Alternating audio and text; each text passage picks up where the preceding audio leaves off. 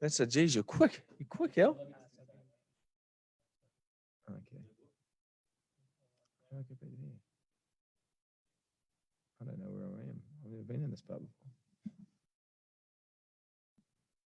Okay. We're back live. Well done, Alan. Social Alan. Record like a tyre change in a Formula One Grand Prix race. Switched us from one Facebook live stream to another. So the next one will have to be 8 o'clock in the morning, Al, will it? Okay. Yeah. We're doing well. So we're welcome. We're doing well. Are we? I'm just talking. Yeah, we're just. Look, I don't know if we're doing well, but we had fun. That was it's been some interesting stuff. What's that? Okay, name 5 highlights. 5 highlights. Highlight for me. Well, number one highlight was when you got roasted by Sarah Walker for being sexist. Oh yeah, I felt so bad about that. I know that you were over-explaining, but then while you're over-explaining, see what happened if you just joined us. Ben was referring to the Iron Maiden's We Love to Boogie meat commercial that they do, and they get the Olympic. And I was trying to explain it to Chris Mack, and he's like, I haven't seen the Iron Maiden's commercial. And Sarah Walker, Olympic gold medalist, BMXer, was on the Zoom meeting. So I was like, Chris Mack, you'd like it because they obviously talk about it's the Iron Maidens, like the Iron Maiden, like the band. Yep. And then they've got these female athletes for the maidens, the Iron Maidens. And as I said, Sarah Walker said, well, not just female athletes. They're just not females. They go then listed off, their accomplishments, and she was quite right. And I wasn't meaning that. And then Ben was trying to belittle them in any way, because I was like saying, "Oh, the females for the joke to work, the maidens, the Iron Maidens," and then I over-explained it. I felt awful. We need to replay. I felt so awful. I was like, "Oh no," but I didn't. Like I wasn't. Yeah, I felt awful. I messaged her. I said, "I'm sorry, I didn't." Yeah. Did you apologize? Or what did she say? She was okay about it, I think. You tell her what she said back. She was all right. I said, "Look, I'll find it." Yeah. So because Ben is the opposite of that, and so then for him to she said, "No, it was good content. I didn't take it badly. Perfect opportunity to mention the girls and how amazing they are. It was funny." Oh, there you so go. That's good. So it makes me feel a little better, because I was like, I am so sorry. I did not intend that to be like that. It was a bad wording of a question. My brain isn't functioning. So I apologize profusely. Whatever he's doing, he's apologizing. So that was a moment that I'd like to forget. Yeah. No, Sarah Walker. Another highlight was me and Tim Sheba. We've spoken of it. So oh yeah. His use of his cell phone while zooming, his mouth. We just had a very close-up shot of his dentures the whole time. His lips and his teeth. We basically talked to his lips and his teeth. That was another highlight for me. What about you? I enjoyed talking to Hamish Blake. It was a bit of a surprise guest, Hamish Blake from Hamish and Andy, and his bookshelf. I enjoyed that. His color-coded books. So all the books are arranged with what color they are. So he's got his white level, a sort of a cream level, and it goes up to a red and pink as well. And his wife has organized them in color-coded order, which is very interesting, isn't it? And again, he's like, I haven't read any of those books, and. But he said, well done on us doing our thing. And we said, whenever you're doing your crazy missions, did you ever halfway through go, why are we doing this? And he said, yes, we're all just filling in time. Yeah. And it's true. We're all just here filling in time, aren't we? Filling in time before we die. Another highlight for me was... Way to trail out on that one before we die. Hey, if you are watching this on our Facebook stream, I think we are beaming it around a few other Facebook sites, but go on the Hits Breakfast and message us if you want to jump onto our Zoom and help us through the night, because this is the tricky part. This is the navigating these next. Oh, you should say, look at me now. I reckon these next 6 hours. These are pivotal to our breakfast show. These are going to be the toughest. These are the tough. This is where we're in. They're in the trenches. This is the trenches. This is the 3 a.m.'s trenches. Trenches stuff. We've been here before, and we know what's coming up. It's not easy. It's not easy. No, you go through. Usually, though. If you hit the next morning, that day goes quite quickly, doesn't it? Generally. Once you hit the sort of 7 a.m., you're like, you're away. Yeah, totally. Let's just get to the next few hours. These next few hours, but let's not talk about them. Let's just enjoy them. Hey, it's Blair Dowling. Blair Dowling, how are you, buddy? I haven't seen Blair Dowling in many years. He has not changed or aged one bit. One bit. If anything, he looks younger. How's he? He's like Benjamin Button in it. Miraculous. How are you, Blair? Actually, there is a secret, John, and I'll tell you soon. No, I'm good, bro. How are you? Yeah, good, mate. Good. We're what sort of shed are we in here?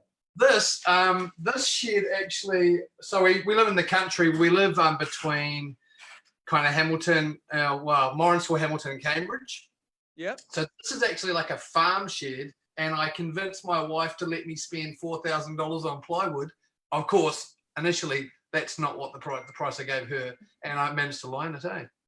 So this is what you got a drum kit there. Is this your music room? Yeah, so my side hustle is I play in the weekends in a band, and so this is just it's great in the country. You can just belt the crap out of everything, and it's kind of like when you age and all the precious things, the things that are precious to you, gather them together and you stick them in one place. One room. So you got a drum kit. You've obviously got something you can play like a PlayStation or an Xbox behind you.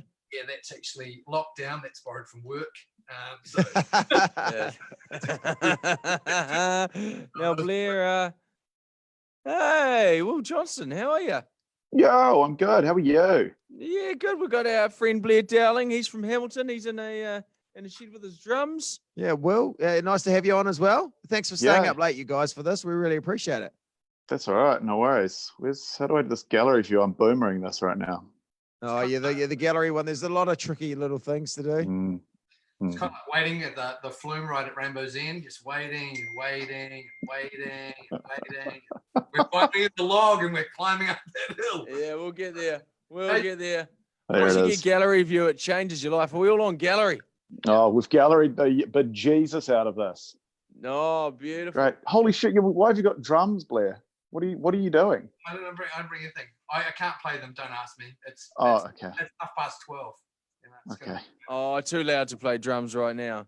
I mean, there's been some good stuff on over the past few hours, though, boys. Oh, jeez, I tell you what, we can't remember much of it. We can just remember a lot of low points, but quite a bit of inappropriate content slipped through. We had nearly a naked lady on about.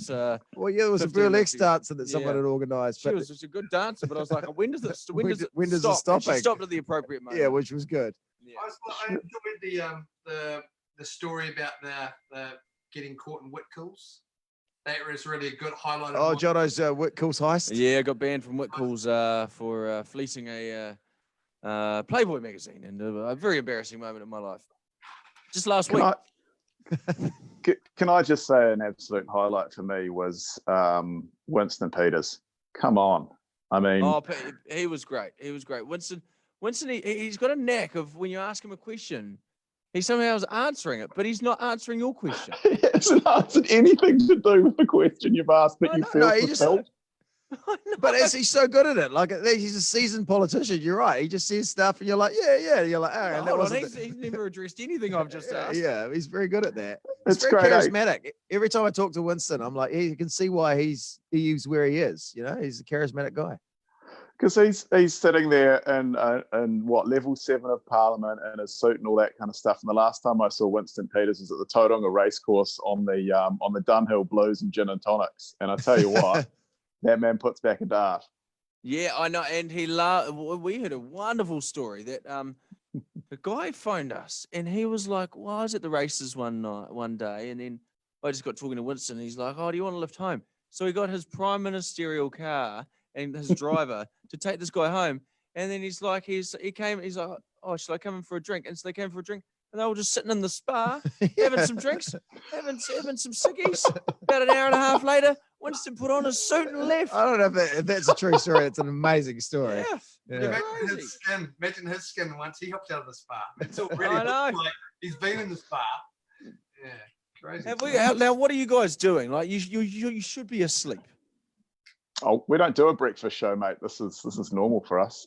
Is this are you night owls, are you? Well, we get to have an extra sleep in because you've kindly decided to do 9 till 10 in the morning for us as well, which is we're just saying you can have that back. Yeah. Well, we'd gladly get that one back, but no, look, you're smashing it. You are smashing it. You just. I feel like we're destroying all the listeners that you guys have built up. So you know. No, we'll have a chat with Toddy, our boss. So what room? Yeah. Where are you right now? Will, what's it? What are you in a lounge? Oh yeah, I'm in a lounge. I have a look at this. We panic bought a cavoodle.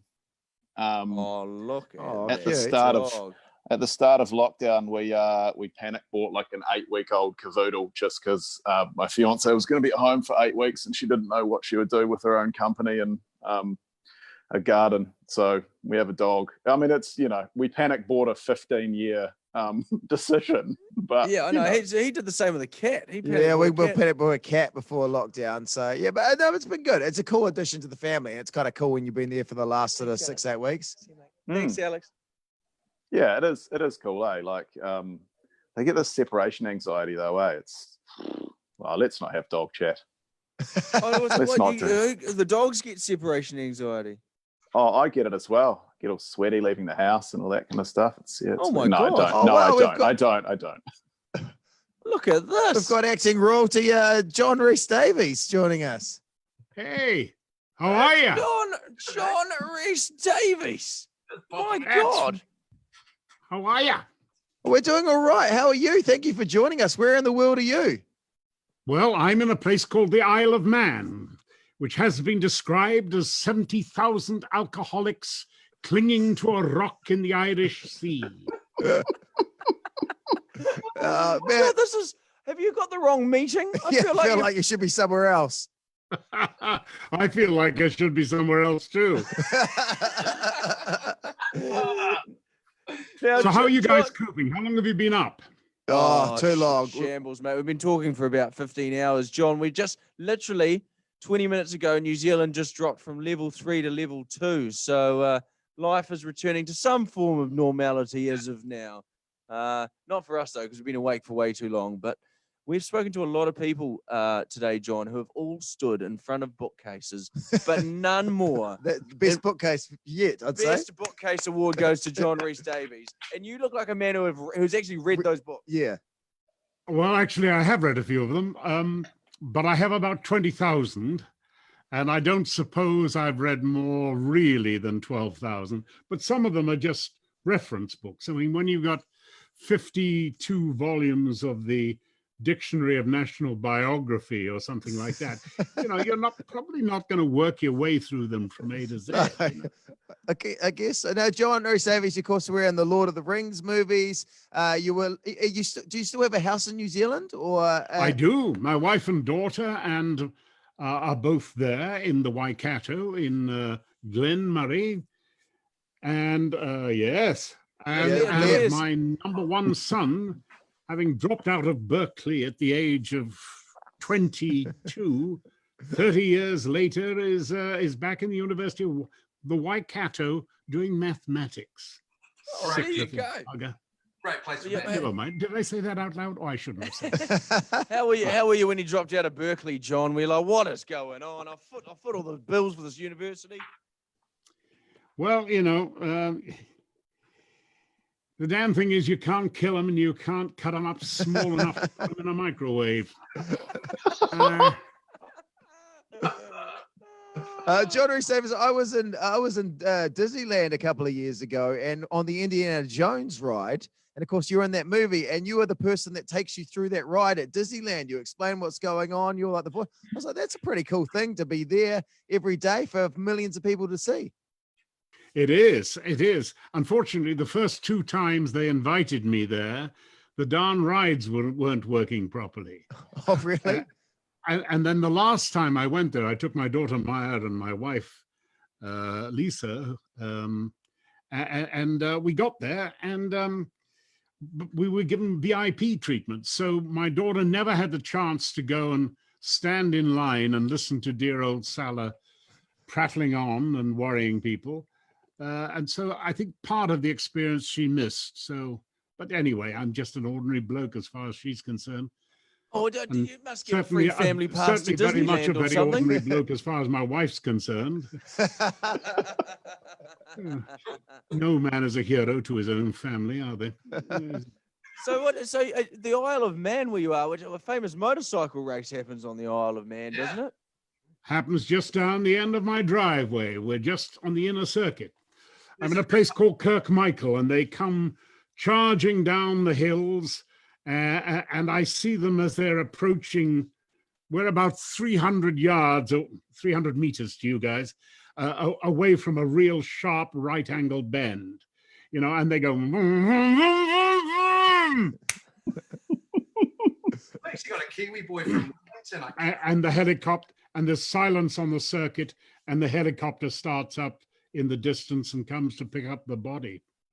Oh, really? Is it quite like that? Is it? Yeah. We get about we get a couple of deaths every year, really. Oh, really? Oh, this is great marketing for the race.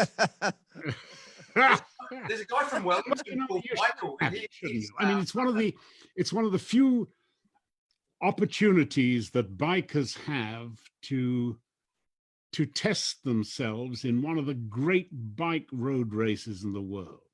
Narrow, winding streets with stone walls on either side, you know, going up over the mountain, sweeping round those wonderful open bends, coming round the corner and finding a flock of wild sheep have just wandered across the circuit.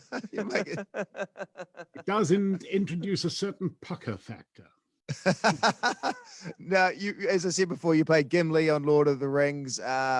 Such a big franchise here in New Zealand. Did you get anything from the movie set? Did you take home? Did you get to keep anything? I got to keep the axe. And the axe. The axe From the famous line. And my axe, you mean? There you go. What do you mean? All Gimli's lines are. One moment, stay there. Don't go away. Don't go away. It's gone off. God, I've offended John Rhys-Davies. Oh, God. Oh, my God. I want to wake up every day to his voice. How good is that? Like, we all do radio here, guys, but I mean, how amazing is his voice? He's still there. Yeah. Yeah, we haven't gone. Oh, shit, he's still there. Right. Okay. Sorry. No. What were we talking about? You were saying a famous line. Let me tell you something, Sonny. Every dwarvish line has a certain je ne sais whatnot to it, because dwarves speak clearly, articulately, and passionately because they believe whatever they believe in, anyway. But anyway, the point is that anything a dwarf says you can rely on as absolutely factual and truthful. See? It's like a one-man play. Oh, I love it. I love it. That's John so Rhys-Davies. good. My only function is to keep you guys awake for another 10 minutes. Then it's somebody else's burden. A great job at that. Do you still keep in touch with Peter Jackson? Do you like, you got a WhatsApp group with all the other cast members or anything like that? Well, no, you know, I don't know whether they do. They would leave me out anyway. Nobody cares for the dwarf anymore. I mean, I think Peter Jackson's had it with dwarves, as he said famously at the opening of the Hobbit. After working with 13 dwarves, he now understood why Walt Disney decided that 7 was enough.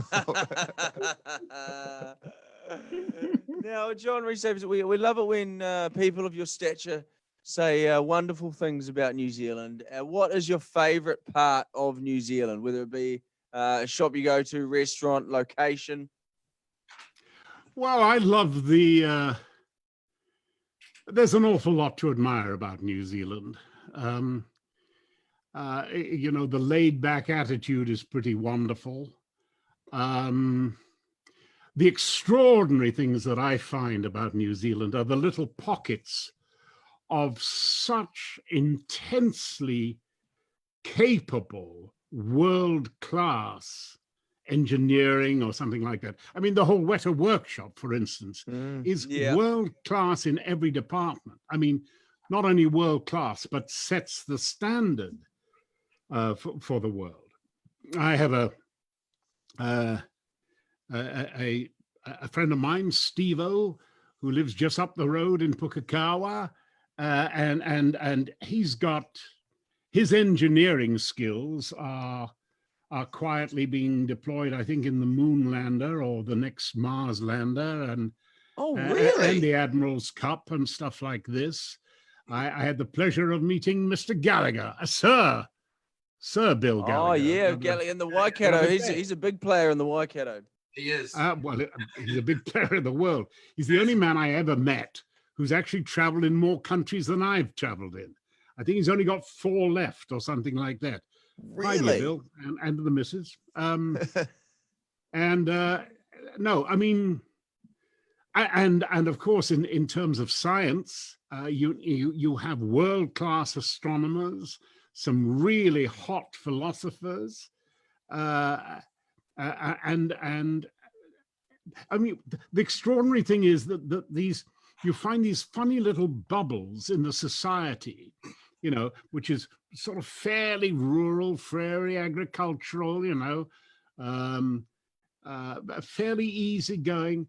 And you suddenly realize that in that man's workshop, there is world-class working going on. And in that guy's sort of classroom, you know, the next generation of Nobel people coming along. New Zealand is glorious. And I mean, the beauty is there. Obviously, we know about the beauty. And and if I could catch fish, the fishing would be good too. But the bastards don't jump for me, you know. It's not paranoia when you stick the hook and the bait in the water and you can hear the fishes laughing at you. That's not paranoia. I feel like John could say anything and it's just so captivating. I know. I could listen to John Rhys-Davies talk for the next 9 hours. I wish I could. I don't know if you've got 9 hours spare, John. Probably not. You look like far too important to even be on this call in the first place. Well, I'm glad you like the books anyway. The books are great. Now, what else can I show you? Just show me. Oh, look, I took this out of the cover because I was talking to somebody else about it. Look at that. I wonder whether you can see that. Oh, yeah, I can see. Yeah. Can you see the writing? Egyptian mummy cloth. Ancient Egyptian mummy cloth. Yes. So from... taken from Thebes. Excavations at Thebes by Professor Flinders Petrie. Flinders Petrie is one of the great Egyptologists. I think he was actually a general as well. But that's something I found in a junk shop in East Finchley about 40 years ago. Well, that'd be worth it. But you could sell that on Trade Me, John. Hang on get a hot price. Oh, here we go. He's got something else here again. He's off.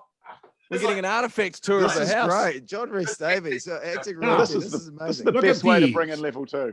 It is.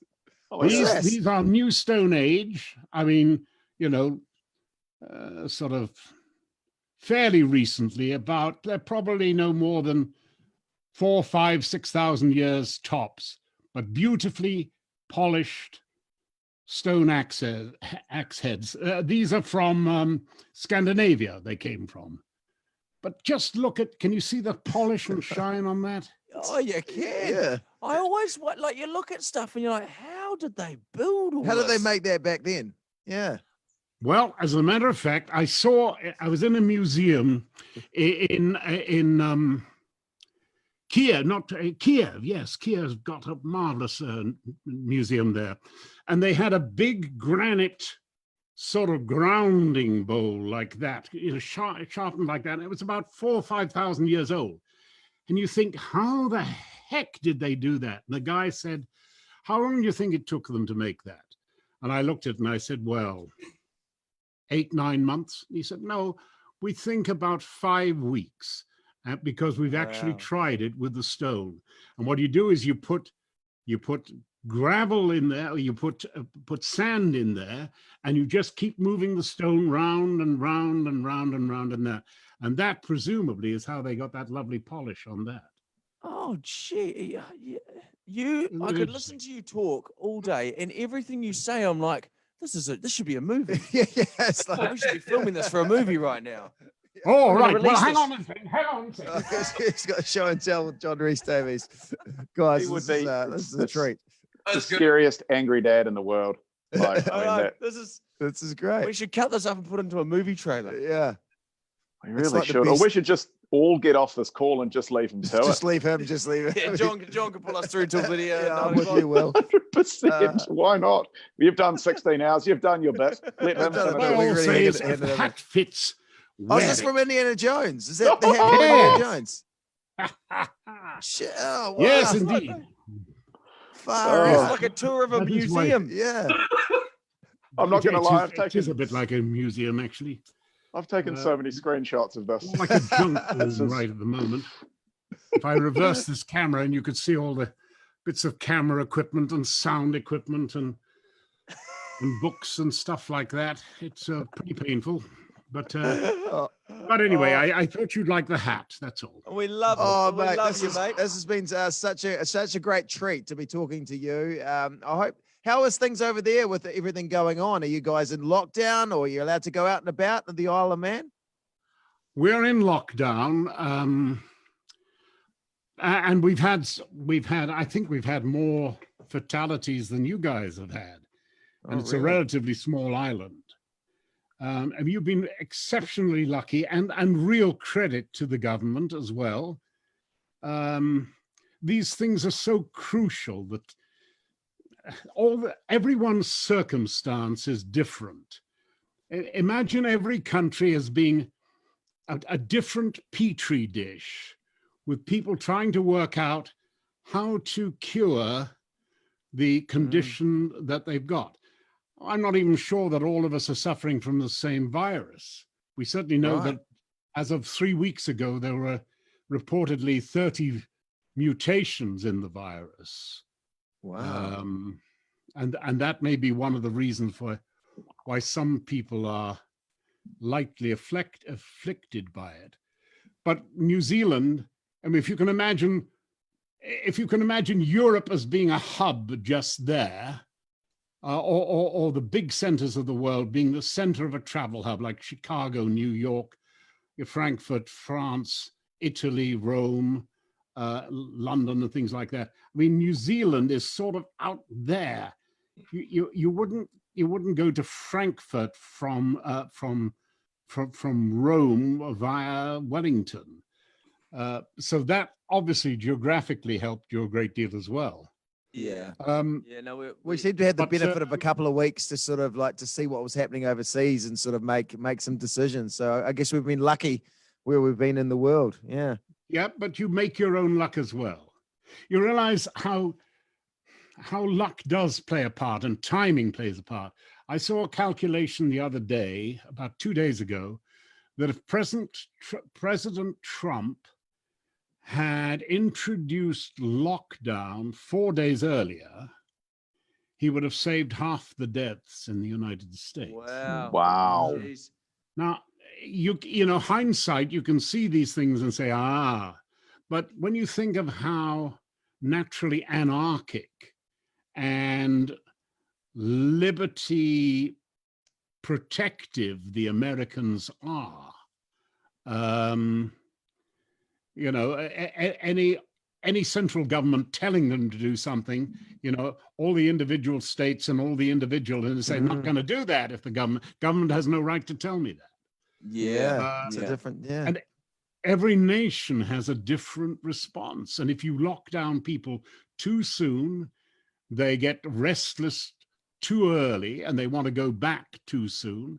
And now we see, for instance, places like Germany are beginning to have to reimpose lockdowns again because, you know, R is getting above 1 again. Yeah, well, that's I mean, the worst thing would be to have to hop back into lockdown for the economy as well. That whole luck thing's interesting though, because the Lord of the Rings movies were so successful that it brought tourists to Matamata, and that was one of our biggest clusters. So if the movie had been a flop, if the movie had been a flop, we wouldn't have had a cluster in Matamata. I was not guilty of this. I was only following orders. I swear to you. I swear to you. I blame Peter Jackson for putting New Zealand on the map of the world. It is him to blame. I think he should be have that knighthood removed immediately. Yes, Peter. Should be punished, perhaps with smacks on the body. John Rhys-Davies, listen, we've taken way too much of your time. You go and look after yourself. Keep safe in lockdown. And honestly, thank you very much for being part of our shambles Zoomathon, whatever it is. Yeah. Well, my love to all my friends in New Zealand, and my love to some of the. Actually, I was going to send my love to some of my fellow actors and actresses. but Claire and Danielle and any number of other people there that I've worked with. But it's too late now, I think. But anyway, thank you for doing this, and thank you all in New Zealand for setting extraordinary standards. And you'll be delighted to know the British government has been studying you very carefully and is looking at the way you end lockdown and things like that very carefully. So be wise, good citizens of New Zealand. Don't overcrowd. Don't go partying on the viaduct too soon.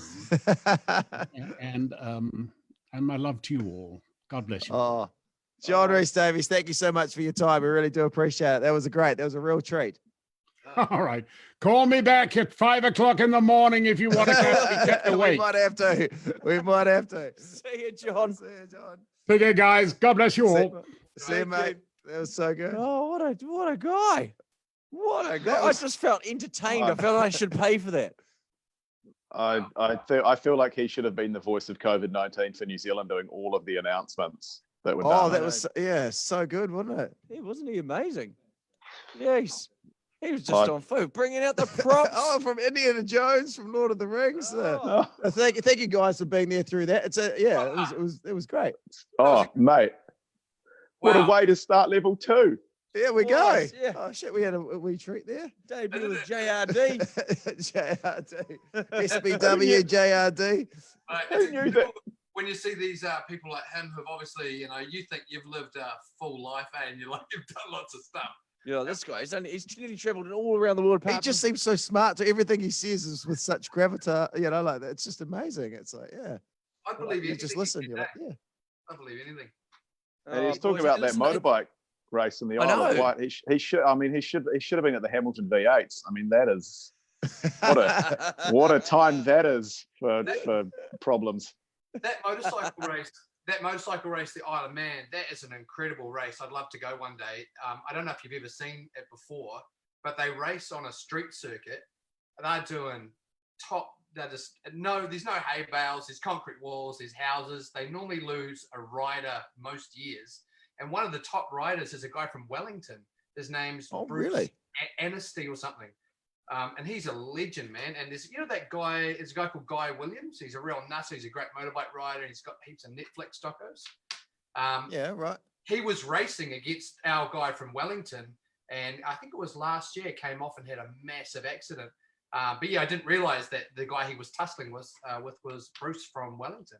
So Bruce from Wellington. Yeah, man. Isn't that crazy? So like the dude was saying, in New Zealand, you got all these guys that we don't even know how big they are doing their thing. Yeah. It's crazy. I know, yeah. It's a lot of the Kiwi actors too, overseas. You look at someone like bloody Martin Henderson. Yeah. You look at him. Yeah, look at him, Ben. He's done all right. Google him. I don't know who he is. Look at him He's a good-looking immediately. guy. I can Google if you want. What is he doing? What's he doing? Look right at him. He's in everything. He pops up in bloody everything. And Cliffy Curtis pops up in everything. Oh, Vodafone ads. He's all over Vodafone ads. Yeah. Hey, boys, I think you've done too much here. Thank you so much for hanging around. Go to bed. Have a good sleep. Think of us, and when you get up in the morning, we'll probably still be here. And you think of us again. If I wake up in the morning and Gimley's doing the rest of the thing, I mean that is what an outcome. Yeah, we need to send some scripts through and learn some lines and do a little performance. I'll see if we can host the show this morning. It was so good. What's the That was boys? amazing. Righto. All right, boys. Hey, thank you, Will. See Thank you, soon, Blair. Appreciate your time, guys. Good luck, See See you boys. guys. See you soon. Bye. We've got Bye. some hot ears. That was entertaining. Yeah, it was entertaining. All right, 20-1. Woo! Going all right? Yeah, no, how are you feeling? Going, well, go for waves. Yeah, but I really enjoyed John Rhys-Davies there because he did a lot of heavy lifting for ages. Like he pulled props out from blockbuster movies, and everything he said was just incredible. Even a speech at the end. Oh, Like, no. let's record that and put that on. It did TV. feel like you were in a movie. Like Everything. I was like, put that on TV. It was like he was a professor in the movie talking to us about, look, how do you get a voice like that? I don't know. Anyway, we're on radio. We don't have voices like that. But anyway, we're here now. We should write a movie trailer. Cut up all his bits. Oh, yeah. was very good. Very good. Rhys-Davies stars in the Zoomathon. Yeah. It was great stuff. Great stuff, guys. Good. All positive stuff. Yes, this is a Kiwi in Argentina, I think. Is that right? A lot of meat in Argentina. You'd like to meet? And No, they have a lot of it, they do like. They love their meat. Yeah, well, we can ask Jamie about that. Hey, Jamie! Hey, Jamie! Hey, Tim. How you doing? Hey, how's it going? Thank you very much for chatting to us. Oh, no, thank you for taking the time out of your lovely day to have a wee yarn with me. How are you lads doing? You're looking pretty knackered already. Yeah, mate. We're like it's 20 to 1 in the morning. We've been talking lots of words. But anyway, it's great to see you. You're in Argentina at the moment, is that right? Yeah, brother. I'm in Buenos Aires at the moment, which is what are you doing over definitely there, Jamie? Oh, mate, who knows what I'm doing? I've currently been unemployed for 5 months, so that's half of a laugh. And I think I'm losing more here than you, Jono. Oh, no, I'm winning that race. You're winning that race? So whereabouts? What's out your window there? Can we see some Argentina? Yeah, come on, mate. Let's go for a wee Let's have a walk. look out of the apartment here. So what brought you to My missus is Argentina? currently hiding. What am I doing in Argentina? I'm going to be an English teacher here, pal. Oh, awesome. That's great. So you were in the UK. Here we go. Here's a wee view of where I am. Oh, wow, a lot of apartments. Is this like Yes, the indeed, central mate. city? I was working in radio in the UK, so I was there for 2 years. And in the process, I picked myself up a missus. And now I'm in Buenos Aires. Oh, awesome. So how long have you been in Argentina before sort of lockdown and COVID? Oh, mate, I have been here since January 20th. And so basically, I was here for only 2 months, and then we went straight into lockdown, which is all good fun. And what is lockdown like over there? Are you allowed out at all, or is it pretty strict, or what sort of, because every country seems to be different? Yeah, it's a bit of a weird one, mate. So here it's not like anywhere else in the world, I guess. We're pretty strict, kind of like what New Zealand did in terms of like the top level. But still at the moment, we're in pretty severe lockdown. So what happens is you're only allowed to go out to the supermarket, pharmacy, all that sort of carry on. And you're allowed to walk your pet for an hour. You're not even allowed to go and do exercise. So I've basically been staring at the walls for the last 3 months, which is all good fun, mate. 42 million people in Argentina. Is it really? There is a hell of a lot of people, mate. That's a big country. No wonder there's so many apartments there. Are you in the city there, are you? In Buenos Aires? Yeah, mate. Oh, you're bang on. So I'm in the central city at the moment, and I've been living here for quite a wee while. It's good. It's good fun, mate. So have you got a job like teaching over there yet, or was it too hard to get that because obviously you arrived in January and everything went into lockdown? Well, that's a funny thing, mate. For some bizarre reason, someone trusted me teaching kids, which that's all right, mate. I'll take that. So I'm meant to be. My job was meant to start the day that lockdown happened. So I was meant to be going on an English teaching camp. So I was meant to take kids around the country, teaching them English and also taking them on field trips, activities, all that sort of carry on. And literally the day that lockdown happened, I was told, yeah, that's not happening anymore, mate. So it was good fun. And so have you still got the job when this finishes or not? Oh, I bloody hope so. I've been doing a few classes, which has been good fun, but it's not the same doing it over Zoom. And I'm assuming it's the same for you guys. Doing a show over Zoom's a bit of a funny one. Well, yeah, I mean, the good thing is you can get a lot of people. That's the great thing we've found is you just... Because it's easy for people, I guess. Just fire through an email. I mean, Ben Boyce has been gathering a lot of celebrity email harassing people all over the world, much like yourself. Whose email do you want? We'll give it to you now. We'll see that. Okay, all right. Can you get Cindy on the line? Can you get Jacinda on the line? Come on, mate. Yeah. Jacinda.ardern@thebeehive.govt.nz. It's probably one of those public lists. Yeah, I don't actually have it. You could do me a real solid. Do you know who I'd love to see on your show? Have you got Mark Sainsbury yet? Oh no, he's a bloody legend in the. We haven't got Sainsbury. Geez, we've talked to a lot of people though, Jamie. What time is it over there? It is 9:45, mate. It's it's just hit 1:15 here in the morning. And today, wow, we've covered with Tim Shadbolt, had bloody Lucy Lawless, Briscoe's lady. We've had Danielle Cormack, actor. Just spoke to John Rhys-Davies from Lord of the Rings. You know the guy from Lord of the Rings? That was amazing, mate. I was watching and it was beautiful. Oh, did you see that? He was great, wasn't he? Sultry dulcet tones, mate. I know. Oh, we were just saying we need to chop it up into a movie trailer or something. Everything was like a scene from a film. It was remarkable. So where's home for you, quick Jamie, note in for New you Zealand? guys, what do you find difficult? Like, we're doing this because it's a long call you guys are doing. Oh, we've just been saying stuff. Sometimes we make sense, sometimes we don't. It's been fun sometimes, and other times you dip in and out of it, don't you? Like someone like John Rhys-Davies comes on, you're like, great, I can just sit back and watch. entertain. He was like, hey, I'm going to entertain for 10 minutes, which is great. Where in New Zealand are you from originally? I'm from Christchurch, mate. Oh, yeah. So you got family in Christchurch at the moment, or? Yeah, do indeed. So all my family are born and bred from Christchurch. I was the only one that was crazy enough to basically leave the city and go elsewhere. And how long you been away for? Oh, well, in total, I've been away from New Zealand for like 4 years. I went back for a brief break to New Zealand for a couple of months. But yeah, now it is 5 to 6 months that I've been away from New Zealand again. It's Okay. It's okay, mate. I can tell you're knackered. I can tell you're absolutely knackered. I felt like I think the one thing I had to ask. I was going to play Yeah, a go game on. with you. I was going to play a game with you and see how much you know about Argentina. But for Oh, some reason, I God. couldn't get those words out. Oh, that's all right. Yeah. We're here now. Oh, Okay. no. So All the right. official name of Argentina is... Babe, do you know the official name for Argentina?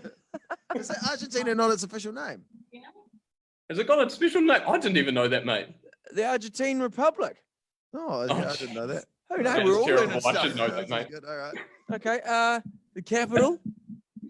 Oh, Buenos Aires, mate. Easy. That's done. where you Next are. question. Lovely. Next question. Next question. Now we've talked the population. This is a memory test. How many million in Argentina? Did you Was say that 40 million? Did you say? 45. Oh, yeah, jeez. My memory's shot, 45 mate. mil. Yeah, 45 mil. Official Honestly, languages. I've been on the pins for too long. How many There's languages? 5 official languages. Really? Yeah. Oh, God. Okay, I'm going to take a book out of New Zealand. I bet one will be Spanish, one will be sign language, another will be Portuguese. No, English, No, you got Spanish, right? Got Italian, Spanish, right? Yes. French. Yes. Oh, German. 2 more to go. Spanish, Italian, French, you've said. Is it German? Yes. Wow. Good work, Jamie. What was the other one? I know it's a European country. What will it be? Is it Dutch? No. It's English is the Ooh. 5th one. Oh, really? English is. Oh, really? I didn't even know that. You did well. You did very well. Okay. The official money, currency of Argentina. Oh, the Arge peso, mate. Argentinian Yeah, peso. peso. Have you got a peso around there? Got any Tips, Argentinian mate. dollars? I've never seen Argentinian. Wait, No. you're Peso. trying, Never been you're trying to get me to Argentina? empty my wallet, Jono. Is this a Yeah, stick up? it's like, mate, yeah. You just wire through your bank details. That'd be great too. Yeah. It's part of our scam, our overnight Hold, scam. just hold your credit card up to the screen. Yeah. Here we go, boys. Here is a lovely Argentine peso. It's So it's 1,000. 1,000. What's that? How much is that? Yeah, how much is that when you equate it to New Zealand dollars? That's can probably find it. £19, so that would be about 30 New Zealand dollars. Oh yeah. I always So, get geez, your money goes a long bamboozled way by- here, mate. Yeah, bamboozled. That'll go a long way, will it? Oh, definitely, pal. Definitely. it That'll good? get you a few beers at the old barrios. It's quite good. I will say Is it that's the a- one thing that's been great about being here. Cheap Is it an beers affordable and country? it's mixed, mate. You know, it's a weird one. If you're trying to buy some new threads or anything like that, if you're wanting to suit up like you have just done there, yeah, that's going to cost you an absolute bomb. I'm telling you now, it's ridiculous. There's weird things that cost an absolute fortune. You can't buy a cell phone here. It's just way too expensive. Cheapest thing here is probably some food, not meat. Rent is pretty expensive, but I shouldn't be advertising this, but cigarettes and booze is ridiculously cheap. Oh, really? Yeah. Why is insanely meat cheap. so expensive? Because we know, I mean, it might be a generalization, but you were saying before, It's a Argentinians, meat country. isn't they it? love their Yeah, it's meats. You go to the non-sustainable. restaurants here. Yeah. Honestly, I thought the same thing because I came here when I was 15 and it was a hell of a lot cheaper. Now it is just ridiculously expensive. Oh, yeah, just because you always see the Argentinians like slicing off hunks of meat on promo videos, tourism videos. hacking up meat. Yeah, Do you true. think there's just meat everywhere? What I want to know is when are you boys making your way over here? Because I know you haven't made your way over to Argentina yet, have you? No, I've never been to Argentina. Well, look, I don't know. I don't know when international travel is going to be on again. When do you think it's going to be right? Because obviously you've travelled a bit. When do you think? Hard to predict. Do you think next year or what? Yeah, that's a bit of a weird one because even here, I don't know if you guys hear much news about it, but basically there's no ingoing or outgoing flights from Argentina until September at the very earliest. Wow. So no planes in or out, regardless of whether they're Argentinians themselves, like nationals, no one's coming in or out of the country. So yeah, I think travel is going to be limited till next year, I think at the very least. So even if you wanted to leave, you couldn't leave No, at mate. the moment, and not at all. Even if you're going home. No, I Jeez. can't leave, mate. So That's you're all right, there I'm till not September complaining. at least. Yeah, which is okay, mate. I don't Yeah. mind it. People here Yeah, are well- lovely. Weather's beautiful. Well, apart from the fact it's freezing as hell, but yeah, it's good. Oh, that's cool. That's cool. So you're not too far from Santiago there? Oh, mate, Santiago's a beautiful city as well. Absolutely love it. My friend Mark's in Santiago. I should bloody WhatsApp him. I should get him. I'll get Yeah, him he'll on. come on. He'll come on. One thing But, I want to know, Ben, we Yeah. went to the same uni, mate. We went to the same school. You went to the Did you New go Zealand broadcasting school in Christchurch? Yeah. Oh, nice. It was good. It was a good course. Now, I want to know what was your most shameful moment at the New Zealand Broadcasting School, mate? I'm sure you had plenty. Oh, geez, I would have had a lot of bloody shameful moments. Did you go to the broadcasting school too, Jamie? Yes, mate, I sure did. No, Don't know if nice. it did me any good, mate, but it was great fun. Well, how did you get? Where did you get your? Did you do an internship off the back of that, or what did you do? Yeah, I did do an internship. I did it at a public access radio station. Then I moved to Wanaka and worked at a local radio station there. And then I thought I'd be a bit mental and go overseas to London and work in radio over there, which was a bit of fun and games, mate. Where I did worked you at a work sports over there, radio bro? station. Where did I work? Yeah. At a station called Love Sport. It was a startup radio station, and I kind of blagged my way into the job because I don't even know anything about sport. I told them that I knew everything to know about rugby and soccer or football, and turned up on the interview day. They asked me all these questions, and I was like, "Yeah, mate, I actually don't know anything." I'm like, well, you had the balls to turn up, so here's the job. That's a guy who can't be bothered re-advertising the position. Yeah, you're good enough. So how long did you work there? Mate? I worked there for almost a year, basically a year. And I think it got to the stage where I was like, you know what, I want to change the scenery. And then I worked at a recording studio for a bit. Oh, that's awesome. That's a bloody good on you. Is it hard to get gigs over there? No, not if you're willing to look, mate. I admit, I spent a lot of time on the old Seek job websites, but I don't know, if you find a nook and cranny to get into, it seems to work in your favour, really. I had lots of people tell me, it's bloody hard to get work over there, but if you just keep looking, something will show up. You just got to stick with it, right? But, mate, what I want to know is, do you moisturise that head? Because, honestly, that luscious bald head is looking primo at the moment, mate. Oh, I'm looking back. I started looking like this at 8 o'clock in the morning. So it's what I've done is I looked like a bag of turds from the get go. But I've consistently looked like that all the way through. It's quite good. You set a very low bar from the beginning, and it stays with us. Every time someone comes on the camera, I can tell they look at us and they're like, "You don't look fine. You don't look all right." So it's the constant talking that gets you. It's the constant talking that gets you, Jamie. Yeah, of course, mate. I can imagine it is. And, mate, I've been in lockdown for almost, what is it now, 3 months? My body looks like a punched lasagna, pal. Like, I'm not doing much better. I've been like pacing like a polar bear in a zoo up and down our apartment because that's all I can really do. So, yeah, I totally feel you, mate. I know your pain. And so, when you're not allowed to go out of the house and do exercise, you can only go to a chemist and a supermarket. That's it. That's it. And then what if you jog on the way to the chemist or supermarket? Is that illegal or? Oh, mate, that's the dumb thing. You have to go to the closest one possible. I shouldn't even be admitting this. I don't know if the Argentinian government's going to be locking in on the Zoom call. Probably not. But every now and then I do a quick old run to a local house to go pick up some Thai takeaways. It's not even a restaurant. It's just some lady's kitchen, and she's just selling it out of her kitchen. So I run 2 blocks down. Yeah, no No joke, mate. No joke. So just go to her place, pick up some takeaways, and then hope I don't get stopped by the cops. Are they being quite hard out over there, the cops? It's weird. It's a mix of yes and no. They're hard out about certain things, but other things not so much. Like I think the funniest thing was, I think within the first 2 weeks of the lockdown, they arrested a 22-year-old guy for playing Pokemon Go instead of going to the chemist. So he was walking to the chemist, but playing Pokemon Go.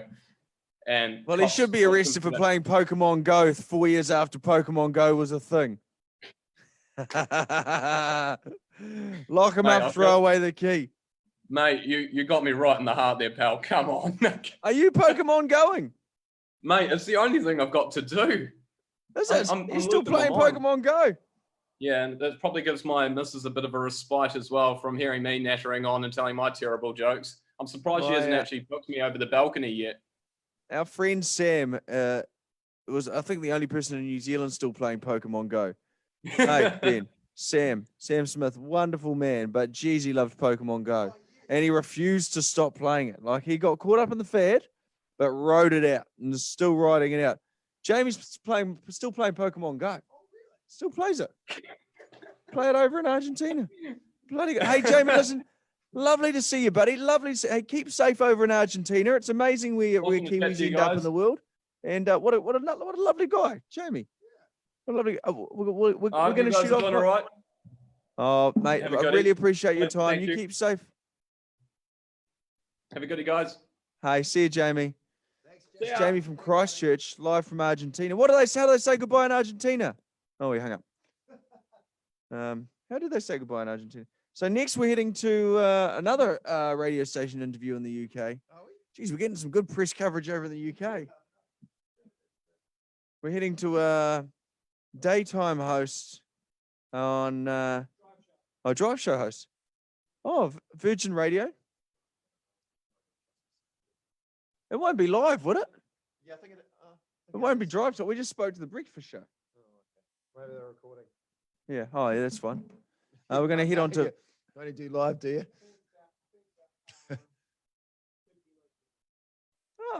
How long ago did we talk to the other guys? That must have been ages ago. 9 their time. Anyway, I'm sure they know the time. I don't know why I'm fussed with the time. Thank you.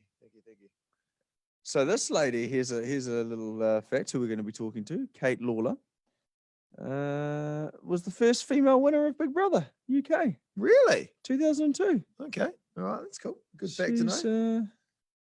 Born in Vicky-Lee. I'm going to go Kate Lawler facts. See what facts come. How much does Kate Lawler earn? We can ask her this. Okay. Ooh. Okay.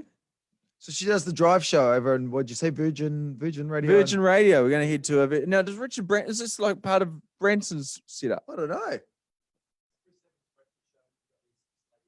Oh wow! Awesome. Right. Gotcha. Hey. Hey. How are you? I'm good. How are you? Good. Nice to talk to you. Yeah, nice to talk to you guys too. How are you coping?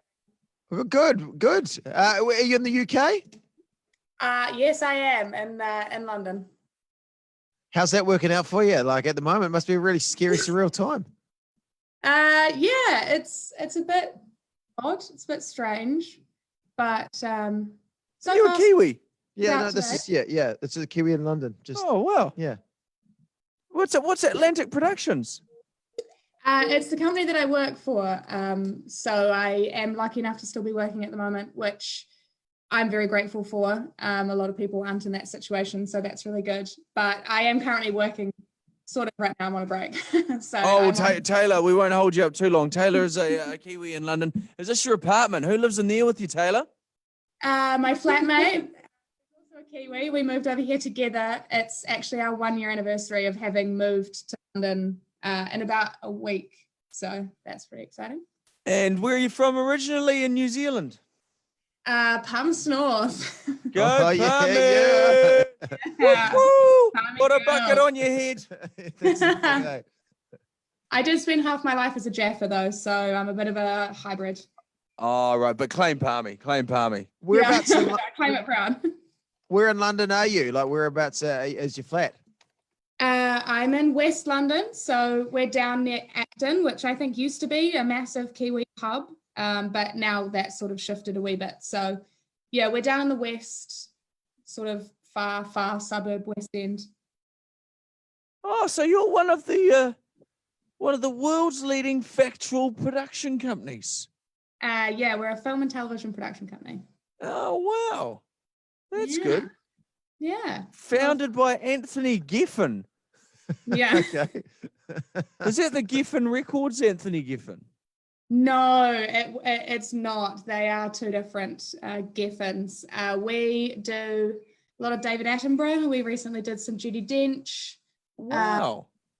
Titanic, lots of submarine diving and natural history or cultural history. What's your role there, Tayla? So what do you have to do? I'm actually a PA, so I PA to Anthony's wife, Claudia, who's the MD for the same company. It's quite a small little place, only about 30. Yeah. Did you get the job before you were in London, or did you? No, I once you were didn't. there?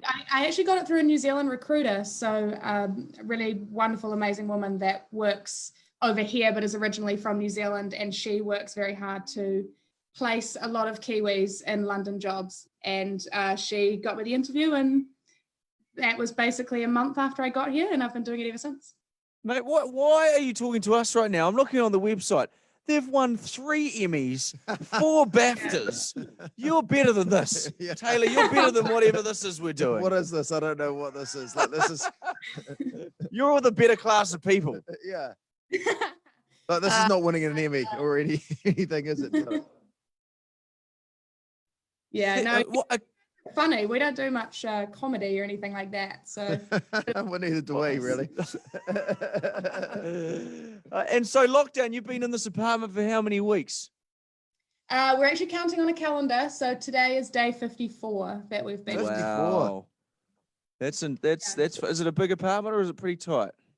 I don't know if big apartments exist in London. Yeah, true. So how far? It's Is that big. the whole apartment behind you? No, not quite. We are lucky with space. It's bigger than what a lot of other people have, but there's no outdoor areas, no balconies, no gardens, anything like that. So it's just the two of us in a little 2-bedroom place. Are you allowed to leave? Like, Yeah. can you go to the shops? Can you go and exercise? Yeah, we can go out once a day for exercise. Or actually today the rules changed. So apparently now you're allowed to exercise for as long as you want, which I'm sure everyone's stoked about. Because as long as I want, it's about 10 minutes. Yeah. Yeah. Yeah, so we are advised not to be doing anything outside of that, but a lot of stuff is starting to shift today, although I don't know if that's a good idea, the numbers. So I don't know how I feel about it reopening, but No, well, we just about an hour ago dropped to level 2. So it's kind of a little bit of freedom for New Zealanders now. Can go back to bars and restaurants and things like that, and within a safe distance. Yeah, you've got to be seated at the bar, at the restaurant. Sorry, you can't go to bars unless you can sit at a table and things like that. Like, I can't go around licking Ben's No. hands yet. No, yeah. Hopefully, once we drop to level We'll 1. wait. We can't wait for that day, can we? So one of my favorite hobbies, just licking his hands. Yeah, and I'm like, "Have you washed them?" He's like, "Nah." And I'm just like, Going "Okay, in there. You know, that's what we do. do." So what about the tube and things like that and public transport in London? Is that still available or? yeah, it's been available the whole time. It's been on a reduced service. So they kept it available for a lot of essential workers, a lot of nurses and doctors and police officers. Of course, right. Had to work. Most of them relied on public transport. So the tube system is operating, but there's just lots of signs that make you feel incredibly guilty if you go anywhere near a train station to board it and you're not an essential worker. Have you got lots of narcs over there? We've got a lot of narcs here in New Zealand, narking on people who are like, if they're all talking in a group, there's more than 5, they get told You got off. loads of and, Karens. Yeah, well, heaps, yeah. Karens. Have you dealt with a lot of narcs in the UK? I don't think so. I think the majority of people here are very against sort of the lockdown stuff. Not as much as the protests, but a lot of people are just kind of like, oh, whatever, it's fine. So like the park across the road is often packed with a lot of people. There seem to be a lot of very nonchalant people around about the whole thing. But I haven't run into any narcs. Well, I don't think I've. Oh, well, you keep us up to date with the There's a narc. lot of narcs back here. It was like 100,000 narcs over the last weekend. Yeah, a lot of narking. A lot of narking going on here. What are you missing about New Zealand? We'll start with food. Are you missing Moro bars? I was never really a massive Moro bar, but Cadbury chocolate over here is crap. No good. I don't It's like different over there, right? Yeah, it's really, really different. It's not as creamy and velvety. It's so much nicer back home. What are they doing better over there in the UK? Sometimes you go overseas and you're like, why aren't we doing this here? I always go to America and I'm like, Big Red chewing gum is woo-wee. Have you tried Big Red? Yeah. That's bloody great. I don't know if there's much in the way of like, I mean, their chip flavors are pretty outrageous. They do pretty good crisps, and I guess price of food is a lot better in most situations. Yeah. Are you going to come back, or what's your situation? Yeah, I am currently on a 2-year visa, so I've been here 1 year, and I will hopefully be back this time next year if the world settles enough again.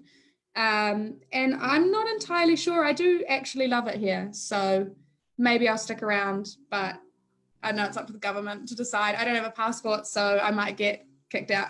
Yeah, no, I'm just filling this thing with questions that you probably can't be bothered answering because you're interrupting your workday. Yeah. And you need to go back to producing Emmy and BAFTA award-winning documentaries.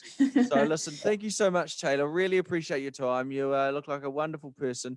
Is there anyone you need us to say hello to in Palmerston North from you? Yeah, we can do it at a better time tomorrow, but you just tell us right now. You just say hi to everyone. I mean, New Zealand's done an incredible job. We're all looking up to you massively from over here, and Kiwis are insanely proud of the amount of effort that you guys have put in, everyone in New Zealand, to get through it. So we've been supporting you from afar. So I say hi to everybody who enjoy level 2. What a lovely message. Oh, yeah, we're a great person. Thank Taylor. you for chatting to us at our very we didn't bring much to the party, but we really appreciate Who was your flatmate who didn't want to be part? I wasn't expecting it. Yeah, no, who was your flatmate that didn't want to be part of our shambles? I think she's still in her pajamas.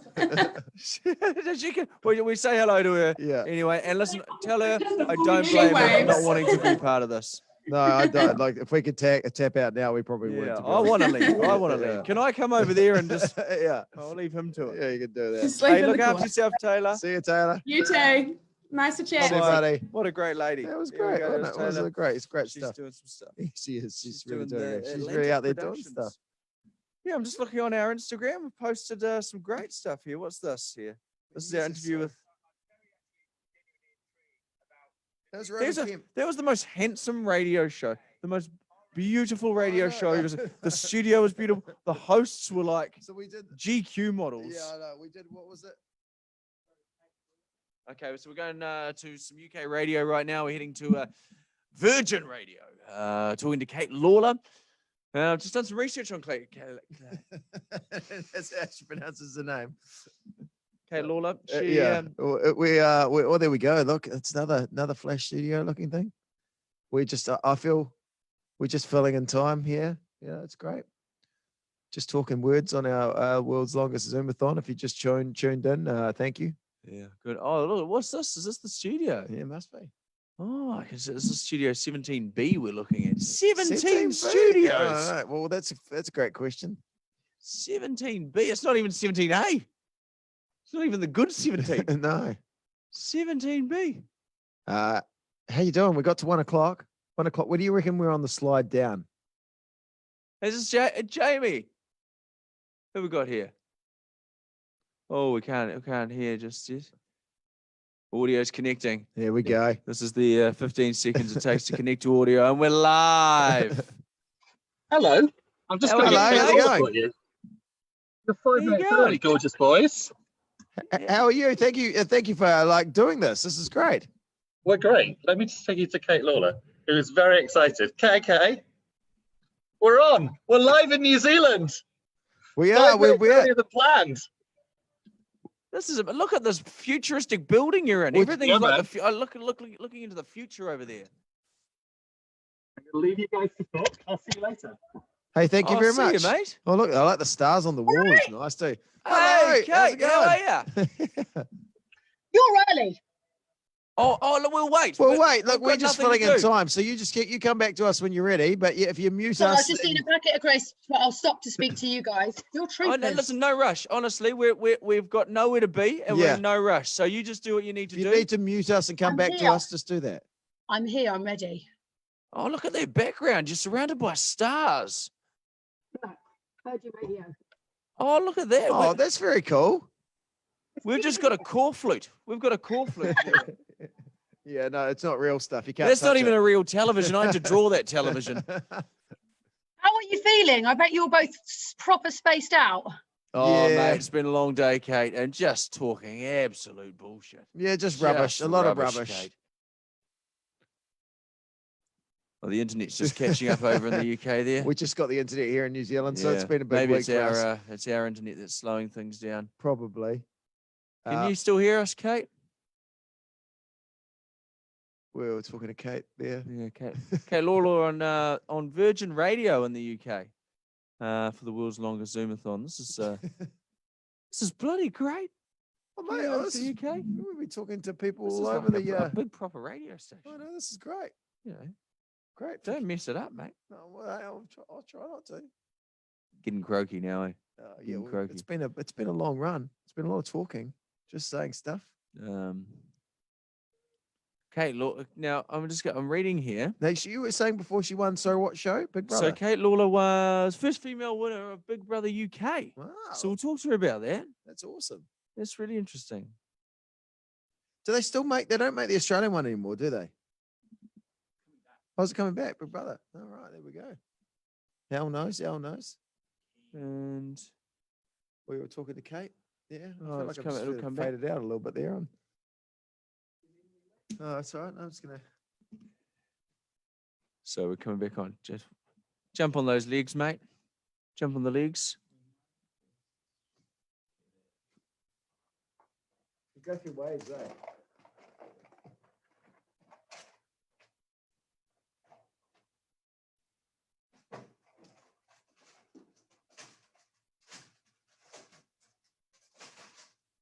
Our internet's fine, so we're good. We're still on Facebook right now, which is good.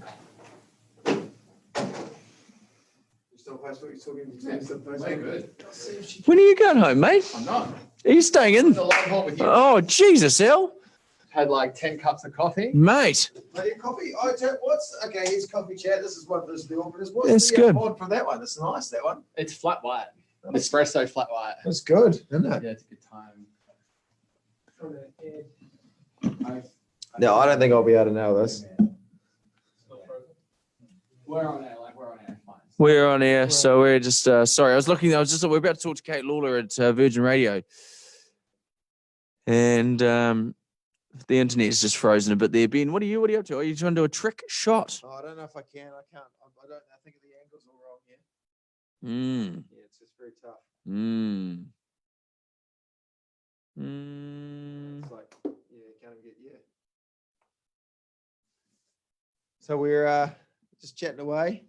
If you want to get onto our Facebook page, you can join us as well, right? Hits Breakfast. It's breakfast. People Sorry, are like- we're in the trenches now. This is the low point, isn't it? This is these hours is the tough ones when you're in the middle of the night.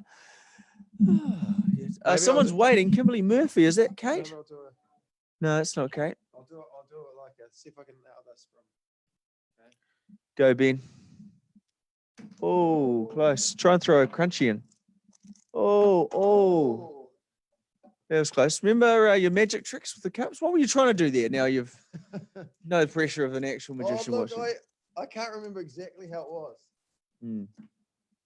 I think it was making a. No, you gotta. Well, welcome back to the Zoomathon. We're live. If you want to get a hold of us, let's have a chat. Let's have a bloody have a chinwag over the midnight to dawn shift. We're crossing to Russia. We just spoke to a wonderful man in Argentina, Jamie. Jamie was nice. He was a really nice guy. It was really good. Hey, how are you? Hello. Hey, checking in with you guys again. Oh, Kimbo, good to see you. How's Southland? Cold. Is it? You're up bloody late. What are you doing up so late? I've been doing uni work, but I got bored. You haven't been watching this shambles, have you? I have since about 11:30. I gave up on uni work. Hey, sorry, Kimbo. Can we put you back in the waiting room? We just got to do a quick thing for the Virgin Radio in the UK, and then we'll come back. Yeah, all good. Okay, we'll be back shortly. She's up late? Yeah, no, she's up late. Yeah. She's up late. She's studying. She's doing some studying. Why were you putting in the hard yards? Hey, Kate. Hey, Kate. How are you? The audio's connecting. Now we've got Kate in surround sound. Yo! How are you, mate? I'm so sorry about that. You just can't get started. Don't apologise at all. We really appreciate you taking the time out of your busy day to talk to us. How can I see you both? Oh, do you go gallery view? Oh, yeah. Otherwise, we can jump on the same. I can come over. Gallery view. Hang on. It might not work on. I'm on an iPad. Oh, yeah. No, he can come over to this one. Here we go. Oh, you're not practicing social distancing then? Oh, well, we're in the same bubble, so you know. Yeah. You don't know what I'm doing to his legs under this desk, Kate. Yeah. How are you both feeling? Did it cut off before you? Mate, we are feeling like, I don't know if you can see us. Well, we right don't. now. Yeah, I can see you both now. You can go back. I can got gallery view. I've got gallery view. Oh, okay. Gallery view. Yeah, thank you, Kate. We don't look good at the best of times, but right now we don't look great. But we're hanging in there. We're saying words. Some of them make sense, some of them don't. But it's Now now, Kate, I was just reading up on you, Kate, on the internet. Oh, okay. Okay. Now they tell me. you just Googled it. The Google.com tells me you were the first female winner of the Big Brother UK series. Of the Big Brother UK series. That's correct. That was 18 years ago. Wow. I'm just saying, wow. Do they still make Big Brother in the UK, or is it? No, happening? it finished a couple of years ago. They decided to stop. They switched channels, and then it was never the same again. Do you have Big Brother in New Zealand? No, we never. Nah. No, we never did Australia. Australia, we have the Australian one that plays over there. It's very popular. Yeah. And then I'm reading something else here. This is from your Twitter. Okay, 2 days ago. I've been wide awake after 4 hours broken sleep. Shirley was licking my face at 3:25. Who's Shirley? And now because she needed to pee. Who is Shirley? Sorry. Shirley's my dog. She's not a human. Okay. Not an elderly relative or anything like that in your house? Okay. Because you didn't explain who Shirley was. I just presume that everyone on Twitter knows who Shirley is. Shirley's one of my dogs who always licks my face when she needs to pee. So not a human. Oh, you've gone deep. You've proper done your research, haven't you? Yeah, well, he's had a lot of time to do research. So yeah, you do the drive show on Virgin. That's a great gig. Yeah, it's great fun. I'm on air in about an hour and 45 from now. It's really good fun. I just mess around and play music. I'm presuming that's what you guys do too. We don't. It's not a problem. No, you're right. It's a lot of fun. Yeah. Are there like levels of workers over there? So are broadcasters considered essential workers? So you get to travel into work every day? Yes, so we have broadcasters have been identified as key workers over here. So although we can't, we're being advised not to use public transport, but the roads are dead. You've got to imagine how busy London is on a regular basis. It is so nice to drive in. There's no traffic, but also equally eerie because there's just no one around. So it's quite strange to be walking across London Bridge, one of the busiest bridges in London, and it being dead. Like you walk past about 2 people. But it is also nice to have some normality. Do you know what I mean? Coming into work every day rather than being at home and having to do the show from home. Yeah, no, I get that. Is there anyone in your building? Is the building empty as well at work? This building normally holds 3,500 people. And right now on this floor, there's about 5 people and you don't see anyone. So it's probably like the only people in here are presenters and journalists and that's it. People who are having to do that. When we first zoomed through before, we saw in the background Studio 17B. I mean, how many studios in that building? 17 means the floor we're on, so we're on the top floor. 17, we're looking. Right. Look, I actually show you might be able to see this. It's such a stunning view over London. You might let me just show you. Look, do you know the Shard? There's the Shard. You know the really cool building? That's how, there's London Bridge train station, and over there is Canary Wharf, which probably doesn't mean anything to you, but that is the view we have, and that's how high up we are. Live from London. Listen, I've never been 17 stories high. We don't have a building that's 17 stories high. No, we just got the internet in New Zealand. Yeah, we just got the internet. We're celebrating by getting the internet for doing the Zoomathon. This is it's a great day here for New Zealand. Who which one of you is nodded off? Because you must have nodded off at some point today. Oh, No, we haven't nodded off, but we've had some very low moments where you just kind of your brain just goes away. And some quite explicit material late night that sort of creeped on through, and I don't know if I don't know how much. Anyway, we're smoke screening that. We now. started talking about a TV show that we could pitch because New Zealand's so small, and now the borders are closed. I chucked out a hypothetical situation. Do we need to relax our moral beliefs on incest? So do we have Incest Island? I don't know. You've been a reality TV star, obviously, on Big Brother. Do you think I didn't think it had any potential? I wasn't keen on it. I think Jono needs to go to bed. I think you finally lost the plot. He's had enough. Sorry, Kate. Jog on, mate. They say in London, jog on. I think you finally lost the plot. I think you have. Are you go on. You go. No, whatever you were going to say would be better than what I was going to say. So I was just filling in time. I was going to say, you finish at 8 a.m., don't you? Yeah, I think we're trying to get through to that. Well, our show finishes at 9 a.m. tomorrow, our breakfast show. So we'll try. I think we're trying to get through to that, and we'll just call it a day. The internet doesn't need this anymore. No, it's too much. We put stuff out here no one needs. Kate, I had a question, and it was in my head, and it'll come back if I keep talking. What was it? Oh, yeah. Zoom. Have you guys been using Zoom over there, or do you use another video calling facility? Or has Zoom just come out of nowhere like it has here? I'd never even heard of Zoom before lockdown. Didn't have a clue what it was. And now Zoom is the app to use for video calling. It was my birthday on Thursday, and I had lots of celebratory birthday Zoom calls with friends and surprise Zoom happy birthdays being sung to me, which, by the way, sounds awful when 20 people are all trying to sing happy birthday to you over Zoom, because everyone's at a different speed and at a different point of the song. So it made my ears bleed. But I also, for my 40th birthday, which was on Thursday, I did a challenge, 40 things to do before I hit 40 that I'd never done before. And one of the ideas we had was to get a photo taken with 40 dogs, because I'm a massive dog lover, but we couldn't do it physically because of social distancing. So I did a Zoom call with 40 dogs, and I had my photo taken by screen grabbing the image, and there was 40 dogs on the Zoom call. It was the best day of my life.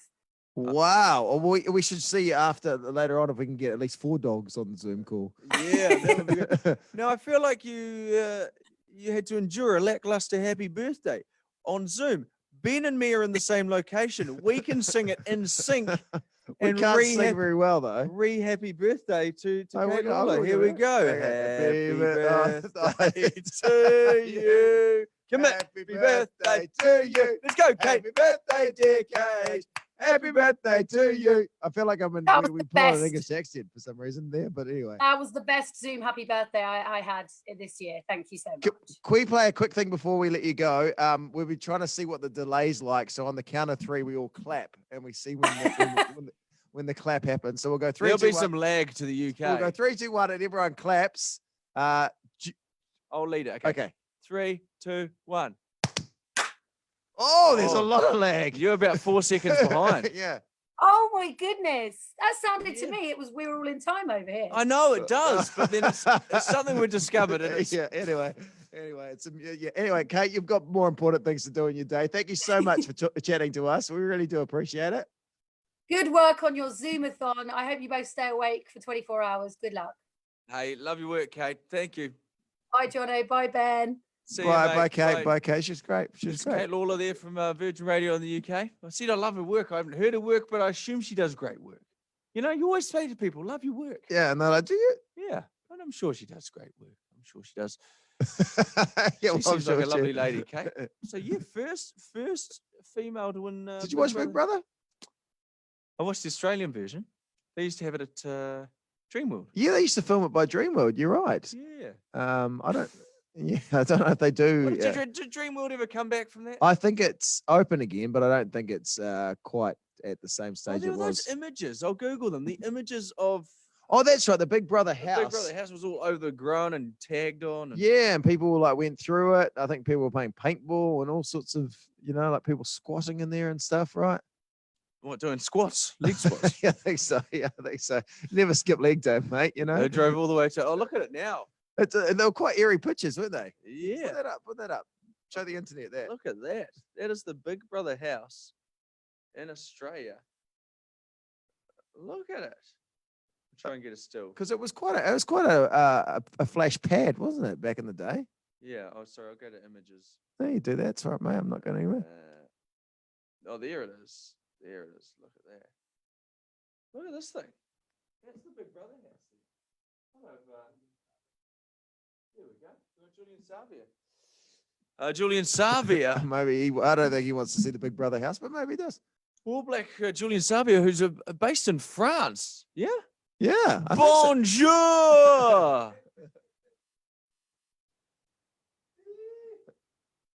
Bonjour. How are you, mate? I'm not sure if he can hear us or we can hear him, but Hey, guy. How are you? Bonjour. Je m'appelle Jono. Le Benjamin. That's about all we know. How are you, mate? I'm good, mate. How are you guys? I'm doing. You got nice shaved head too. When did you shave that? Yeah. Got sick of it during the lockdown, so had to do something. So whereabouts in France are you right now, Julian? In Toulon. So we're still in Toulon at the moment, and we're just chilling. So are you in lockdown as such, or because everywhere we talk to all over the world, they seem to be in different variations of lockdown? Yeah, no. We came out of lockdown on Monday, so we're pretty much free to go around. I think the malls have opened up as well. A lot of restaurants and stuff like that. So it's been a long 8 weeks. 8 weeks. Wow. Yeah, it's been all good. So we're looking to go home soon. So excited about that. Is the season just totally obviously just finished, or are they thinking they might start it back up again, or it's too soon to tell? No, I think it's done. And I think the other teams are just gearing up for next season. So it's because we've just dropped to level 2, just an hour or so ago. Yeah. So we're going out to get lit. We're going out to get lit. I don't think you can go out to get lit just yet. I've never got lit. No, I know you're trying to sound cool in front of. Yeah, I'm trying to impress Julian Savea here, and I don't care. He's like, Julian, you're only 29. Yeah, I'll be 30 soon though, in a few months. 29. That's a bloody still in your 20s. Live it up. Look at me, mate. I look like 80. So how long have you been away overseas now? 2 years now. 2 years. So like I said, I'm coming home soon, so looking forward to it. Yeah. So are you coming home to play footy? Well, I guess that's the plan. At the moment, there's nothing there just because of what's happened and the situation. And at the moment, it's just, for me, it's just to have some downtime, spend time with my family, catch up with my friends and stuff like that, and just sort of settle in, and then look for a contract somewhere. Is there anyone, do you need us to go and talk to anyone for you? We can give someone a Yes, call please. tomorrow. Let's talk to any team. Any team will be Any good. team, okay. I'll call the Blues tomorrow. Yeah, I'm sure they'll take Julian into heart. Yeah. No, so we'll sort it out for you. By the time you get back, the contract will be sorted. Okay. It'll be fine. It'll be watertight. What are you after? A 3-year, 5-year, 7-year? What sort of deal are we looking at here, buddy? Yeah, long term will be good. Okay, Long good. term, Yeah, okay. security. I'll go for a 10-15er. 4 weeks off a year. What do you want? 6 weeks annual leave, 6 days. Yeah, What at least 2 days a week off. Okay, good. No, we can make that happen. It's been. You would have obviously heard the news that New Zealand are doing the Aotearoa Super Rugby Championship, but playing in front of nobody, no crowds. Yeah, no crowds. Yeah. Have you ever played a game of rugby in your professional life in front of no crowd? Yeah, back when I was probably a kid. It will be a weird feeling for you guys, right? Yeah, it would be. It would be. Yeah, it would be. But it'll be cool. The competition sounds great, and it'll be very intense. And I'm excited to see what happens. So, what's been the coolest thing about living in France? Like, have you got into your red wine or anything that you weren't into before you came to that country? Yeah, obviously, yeah, definitely the red wine here. Not really a wine drinker, but now I can say I am. And the patisseries here, like the bakery, the food, the desserts here are next level. Like, wow. Just love them. They do a good steak and cheese pie. I don't know if they do. They don't do pies here, man. That's crazy over here. They don't do pies. They do like a ham and cheese croissant or something. Yeah, they do croissants and the baguettes and stuff, don't they? A lot of croissants, yeah. Well, we did a quick trip to Paris for work, and it was very fleeting. But I found that generally, if you don't speak French, they don't want to give you the time of day. Yeah, I can sort of vouch for that. You're like, come on, help me out here. No, yeah, I mean, it is kind of like that. But just the more you try to speak French, I think they sort of warm up to you. Oh, so if you're making an effort, they'll go, okay, well, this he's giving it a go. He's giving it a go. I'll help him. I'll go get him a ham and cheese croissant.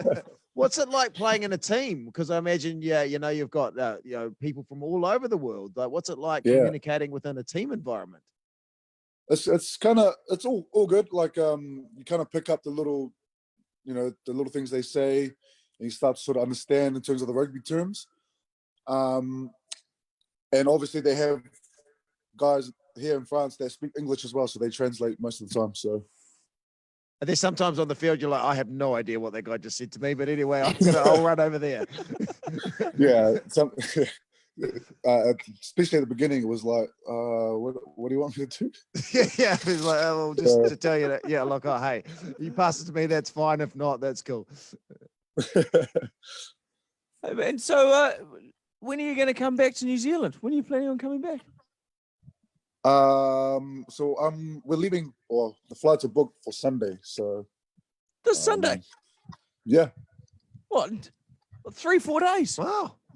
Yeah, exciting. Oh, mate, we're going to have to welcome you home at the airport. Do you need a lift from the airport to your house, or you're right? No, we're all good. We're all good. So, mate, he's not going to get you to We're pick straight him to up. quarantine, so don't worry. Have you packed up? Packing's a Yeah, nightmare. yeah, what I are you imagine doing? moving countries is a nightmare. No, well, luckily it was like most of it's just clothes and shoes and stuff. So we just packed it up in boxes and stuff, and we shipped it already about a week ago. So you don't have to worry about the couch you're sitting on or anything like that. You're not trying to hog that off now for a good price. No. Thankfully, the house that we lived in everything was furnished, so no, we're pretty blessed there. So we just had clothes and stuff to ship over. Where's Toulon in relation to the only thing I know, the Eiffel Tower? Yeah. The south, I guess. I mean, it's a beautiful place here, and Toulon is like always hot. It's on the Mediterranean. Yeah. Oh, Mediterranean. Oh, lovely. That sounds great. Lovely. You've been getting that lovely rig out on the beach there, Julian? Yeah. Swimming through the Mediterranean. Yeah, no, we had a good summer last year, and we traveled to some cool places, and it was pretty cool to be around here. A lot of places are very close, so we can just drive 2 hours, and we're in Monaco. So. Oh yeah, I don't know if you heard the news. Sam Cane's the new All Black captain. Yeah, I saw that. No, I did see that.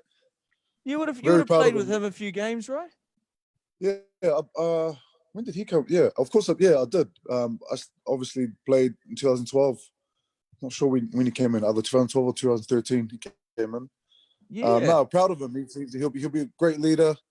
And I think a lot of the boys respect him as a player and as obviously now the captain. Will New it make it Zealand. So difficult for your brother? Because obviously he plays a flanker position as well, or is he versatile enough to play at 6 or 8 or 6? We'll get into rugby chat here, but anyway. I mean, yeah, it might make it difficult, and obviously he has played 8 and 6 before, so maybe that's a positional change for the All Blacks for Artie. I don't know, to be honest. Okay, Julian, what I'm going to do is I'm going to Google your name, and then we're going to check on Google the most asked things about Julian Savea. Okay, the first one is Julian Savea Toulon. Are you enjoying Toulon? Yeah. Have you enjoyed Toulon? Yes, we've enjoyed our time here, and like I said, the place is beautiful. The people are great, and the one thing that sort of I'll take away is the fans over here. Like, no matter how you're doing in terms of winning or losing, they're just there. 100% giving everything they got to the team. Oh, not like an All Black crowd who just politely claps even when you've just thrashed Australia. Yeah, and it's like, you should have won. No, we expected that. Next one, Julian Savea Instagram. Are you on Instagram? How's it going for you? Yes, I'm on Great Instagram, and yeah, I mean, it's going good. You got some hot fire content there, mate. Sorry, we're very delirious, Julian. We've Okay, here's another one. Julian Savea TikTok. Are you TikToking? Yes, I am TikToking. Haven't done one in a while though, but try to learn some of the moves the kids do these days. So. No, yeah, Ben was on it. I had to ban Ben from it. He sat me down. He was like, "You're a grown man. You're embarrassing me and the show. You can't be on there because I can't dance." And so I'm taking a break from TikTok. We'll see what happens. I might come back to it one day if I'm allowed, but at the moment, yeah. And then the final thing that's the most searched about Julian Savea on Google just says Julian Savea 2020. So I assume, how's 2020 going for you? Probably the same as your 2020. Yeah, no, not flat. I mean, my 2020 looks like it's going a lot worse than yours. It's a real 2020, isn't it? Yeah. Well, yeah. I mean, for one thing is that I'm excited to get home. So, no, good. So is home in Wellington for you? Is that where you guys are heading? Oh, well, we're gonna head to Auckland. My wife's family is there, so we're just gonna sort of awesome. When we get out of quarantine, we're just gonna base ourselves up there for a bit. I might head down to Wellington to catch up with my family, and do some get in contact with some trainers and do some training. Keep myself ready for whatever's next. So. No, good on you, mate. Good on you. And so when you get back, do you have to stay in like a hotel? Does the government put you up in a hotel for 2 weeks to quarantine, or what are they doing? Yeah, I think so. That's how it works. So. Yeah. Hopefully it's all good, but it's all worth it in terms of just coming home. So.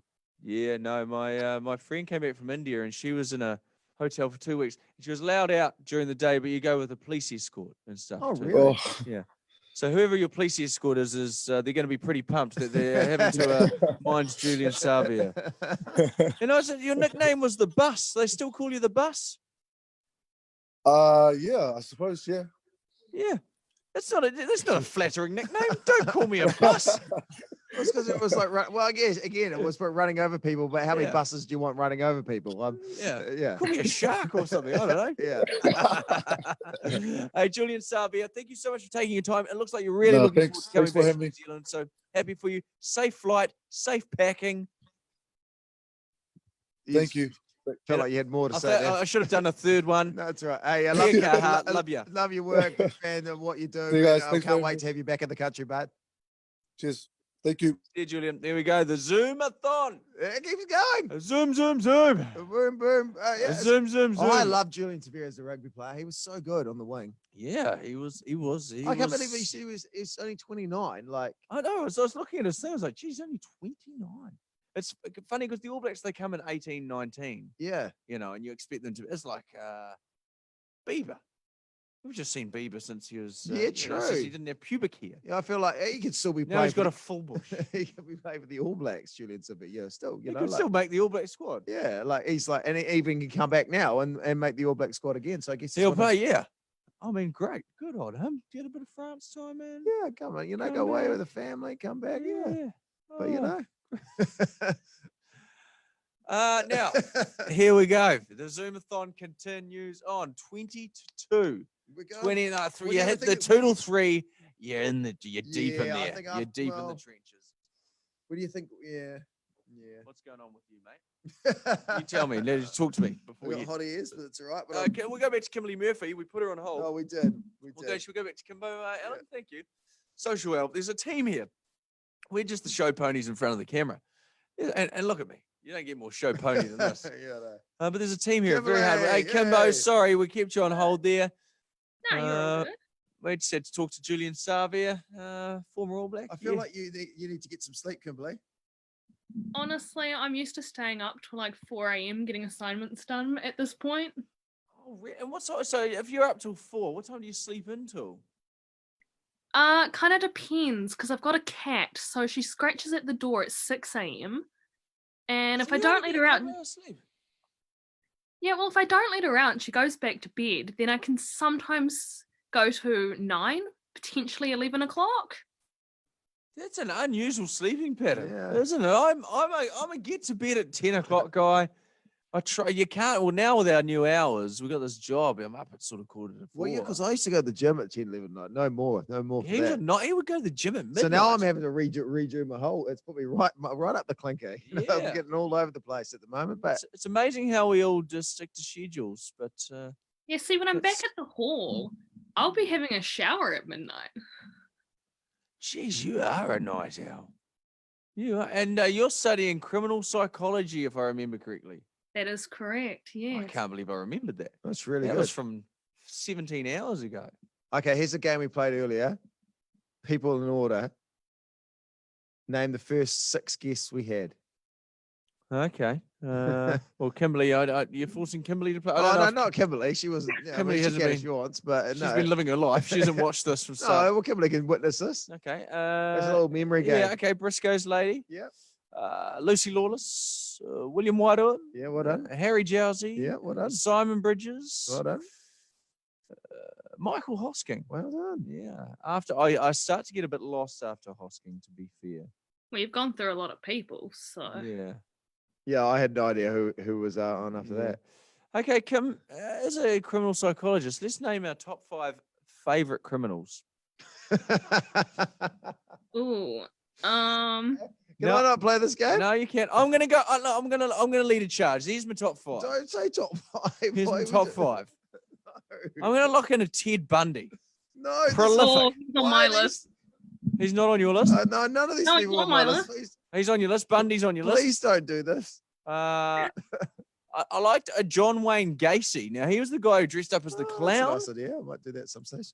John Wayne Gacy. Perhaps now. Well, I'm naming my top 5 criminals. I don't want to leave old mate. Oh, who knows where this is? He doesn't want to leave me on my own. Who else is my...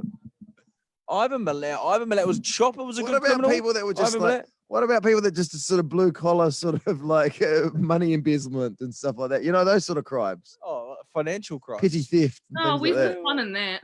Yeah, mate. That's the wholesome stuff. You really. Does Bain make the list? I was gonna say Bain. Bain makes my list. No, he kind of got off, didn't he? He got off. Yeah, wrongful. It was an interesting case. Yeah, now as a criminal psychologist, like Kimberley's really like this is going to tarnish you sometime. Yeah, no, I won't throw you under the bus. He's going to make me rethink my career choices. Yeah. Who else is a good criminal? You're not getting like Martha Stewart for me. What she did there? Yeah, she went to jail. The lady from Dance Moms. Yeah. Oh, Abby-Lee. Abby-Lee. Yeah, these are sort of stuff they did. Look, that money embezzlement. So, the lady from Full House, Laurie Loughlin. Oh, for getting her kids into university. That's the sort of stuff. That's where I'll play. You're not getting many serial murderers nowadays. Social Ellen's just come out with Hitler. Oh, geez. All right. Kimberley, we're going to leave you away. I feel like you can't be involved in this. You've got a career ahead of you. You go on. You save yourself. I'm unfortunately there's an Hitler was a shocking criminal. No, Hitler was a good artist, though.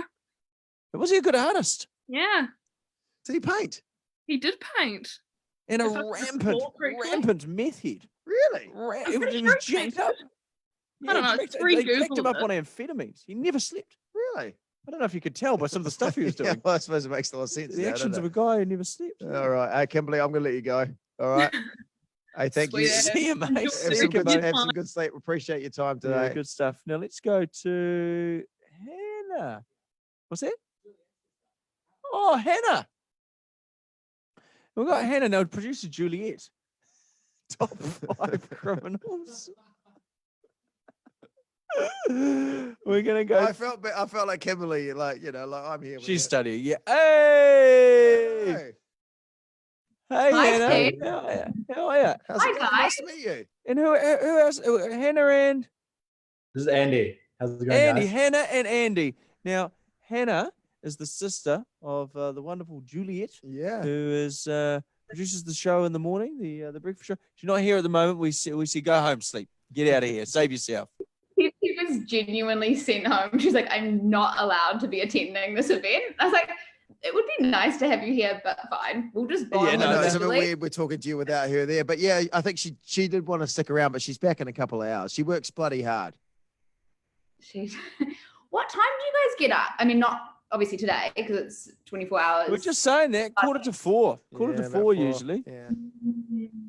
Yeah, So we went up for a while, and we're making not a lot of sense, but it's nice to have you guys. I can guarantee you guys look better than we do right now. What's the time Wait, in the UK? It's 2:45. 2:45 Oh, in the afternoon. It's okay if we have an afternoon beer and wine with you guys. go for Oh, it, beer. mate. Well, yeah, I mean, there's nothing else to do in lockdown, is there?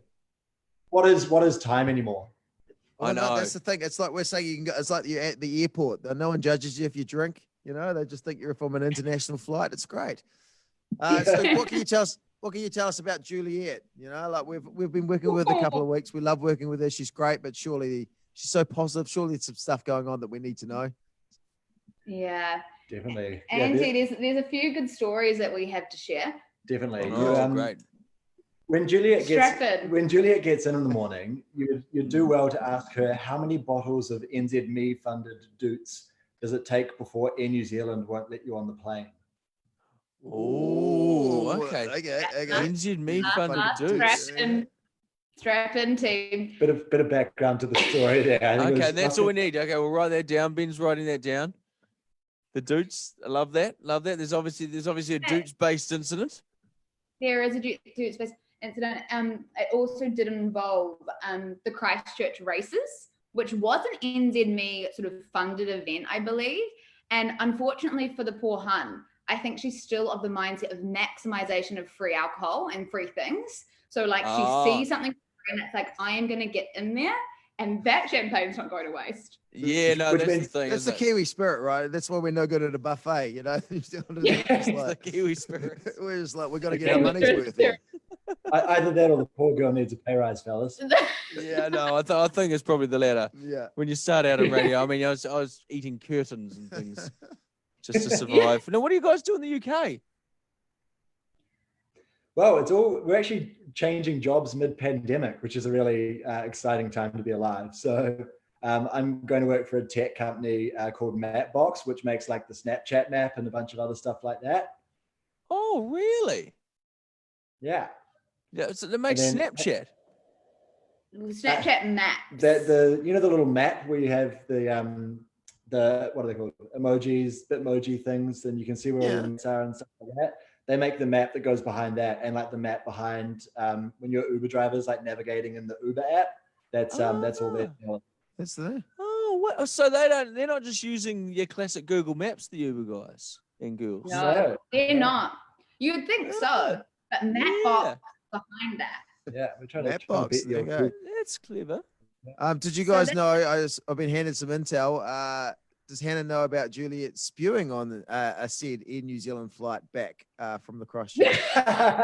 This is the exact one. So I believe there was another NZME employee who was accompanying Juliet on this journey and had to genuinely like sit the air hostess down and be like, she's okay to get on the flight. She really wasn't. I do believe that she vomited aboard the flight. Oh, Also, Did you? family, sorry, you go. Was she using the sick bag on the plane? Do they have those anymore? I don't know. You usually store all the extra lollies you get in them, don't you? I haven't reached for one in a while, so I'm not sure. No. Okay, well, this is great. We'll talk to Juliet about this in the morning, and she'll be pleased that we've got. She'll be pleased that we've thrown her under the bus. This is great. Yeah. You guys And so, do Hannah, what do think- you doing in London, Hannah? So I wear a couple of hats. I work for a little tech company, a little tech startup education-based company, which is actually doing quite well in the old pandemic, because it provides live online learning classes. And look, old Corona came along, and boom, there was an increase. Yeah, An there's increase some industries that have flourished. I mean, Zoom, for example, we're sitting here in front of it. I mean, no one knew of it 6 weeks ago. No. That's been a good one. Tell you all that the hand sanitizer industry, rubbing their sanitized hands together. That's it. Apparently also Uber has done surprisingly well. They didn't think they would, and then just everybody's obviously ordering food. So they're another one. So you're, because we've had all that shut down. We've only just gone to level 2 about 2 hours ago. So we've not been able to get. Well, thank you. Thank you. It's definitely all us. We'll take all the credit. We guided the country through this pandemic. It was tough. Thanks, Johnny. Yeah, we haven't slept, and you guys we have thought, been what a better way to end it. So you guys have been able to get Uber through the whole lockdown. Oh yeah. Yeah. Oh yeah. Wow. Yeah, because we Been were there a lot allowed of to do that. All the restaurants were shut. All the bar, everything was shut. Yeah. The pubs are still shut, which Boris Johnson seems to mention in every address. He's like, obviously we're going to be opening this, and hopefully the pubs soon. All right, yeah, because it's a pretty much a British institution, isn't it? Going to the pubs, so it must be tough for everyone right now. Absolutely, yeah, it's hard work out there. Yeah, no, we're bars and stuff, like nightclubs aren't open for another week, but bars are open today as long as you just go and sit down, have a meal, and you got to be served by the same person. You can't move from your table. That's the rules. Yeah. We've seen a little bit of innovation around our East London bubble. And there's actually been a couple of pubs that is just providing takeout beers, takeout pints, which people are really getting. Can you still drink on the well, obviously not now, but normally can you grab a beer and walk down the street drinking? You used to be able to drink on the tube. Yeah. Oh, that's legal. Yeah. You can't go on the tube to get to work, but you can drink on. Yeah. Well, you're on the tube. Yeah, you used to be able to grab a beer and take it with you and just be like having it while I presume that was legal. I was doing it, but I don't know if it was. Yeah. Yeah. But I tell you what, we're grateful that the Prime Minister is alive, because it was touch and go there a while. I don't know if you guys will follow, but he shouted out to Jenny from Invercargill. So New Zealand nurses. Yeah. Well, we went into meltdown mode. On you, Jenny. Jenny. There was a. I heard someone pitching the other day a bar in New Zealand. Wanted to get you guys' thoughts. So, with dance floor, you're not allowed lots of people on. So they were going to go table by table. Each table got to go up and do a dance, and you could dance for one song, and then you could sit down, and another table would dance. Would you dance in a club if that was the situation? Absolutely. I feel like it's going straight back to like the 50s, where it was like a thing that you had to be able to really rock a dance on a dance floor and kind of show. Yeah, well, I feel like a lot of pressure, eh? Like a lot of pressure to get up there and do something. Okay, now to dance table 63. Like, oh God, it's me. I wouldn't personally, but I don't know if that's going to happen. But that was someone. So there's always going to be the friends of yours that are like, "Come on, let's do it." You're like, oh God. Yeah. Hey guys, we'll let you go. Thank you so much for joining us and sharing your day drinking with us as well. Bloody pleasure. It's our pleasure, yeah. And look, I'm just glad that you're extending the Rhawful family guest list, because I'm just going to do a little throwback, a moment to when you actually called my grandma. It seems like you guys are getting through the Rhawfuls quite quickly. Yeah. There's more to come. Your grandmother is a huge fan. So if you've just joined us on the Zoomathon, what the fuck are you doing with your life? Especially in New Zealand. You're like, why have you joined now? So is it even worth a reset? I'll do a reset. Okay, welcome to it's filling in time. Welcome to the Zoomathon. To be honest, We're here with with with Juliet's sister Hannah. Juliet's the producer of the breakfast show. We've dished some dirt on Juliet, but we're just saying that we phoned your grandmother because she was a huge Jack Tame fan. We had Jack Tame on the phone, and your grandmother was adorable, just adorable.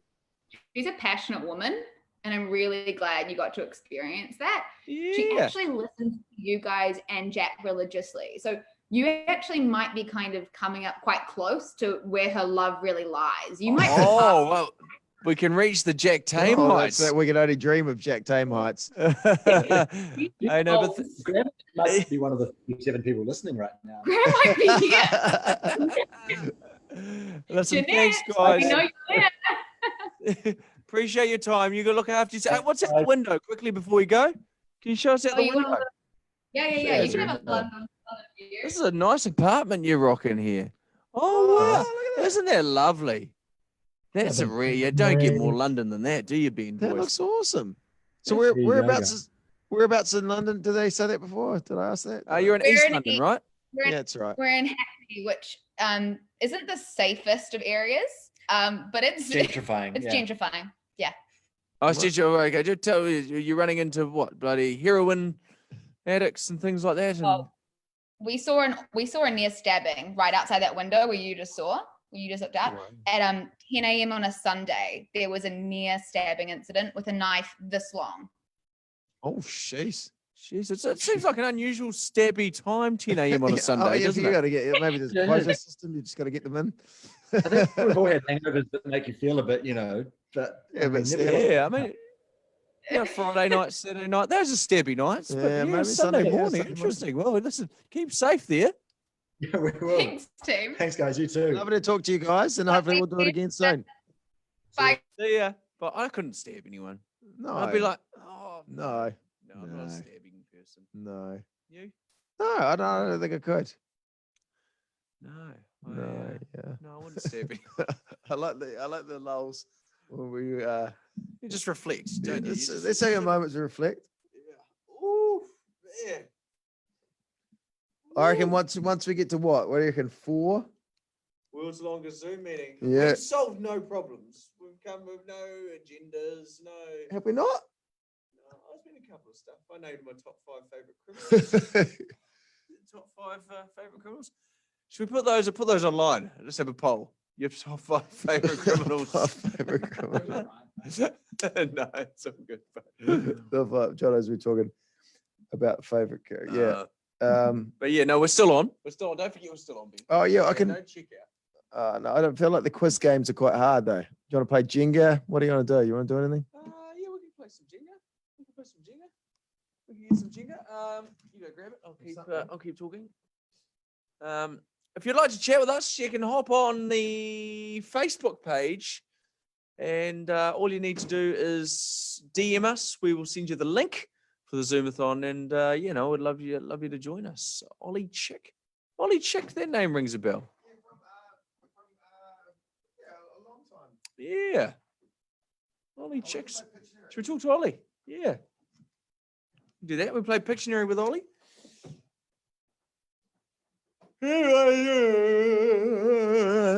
Here's Ollie. Here we go. Ollie's been on hold for a while. How are you, Ollie? Connecting to the audio. Ollie, welcome. How's it going? Good, mate. Sorry, you've been in the waiting room for a little bit. Sorry. That's We've okay. been over in the UK, and you're still awake? What are you doing? Yeah, quarantine things. Yeah, what were you doing? A bit of work on the computer there, mate? Yep.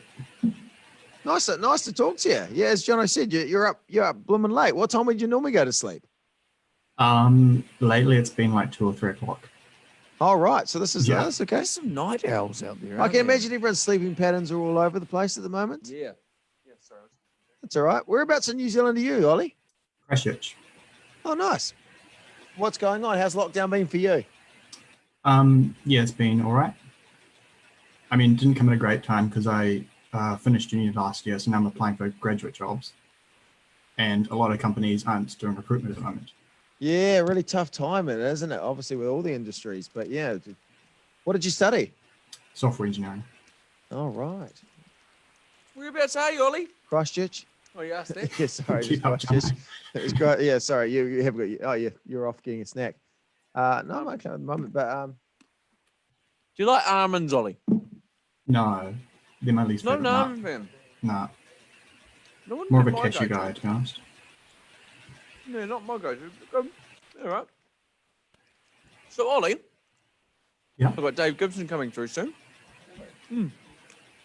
Yeah, he's here. Oh, cool. Oh, you want a picture? I'll draw something for you. So, Ollie, what do you want to say to New Zealand?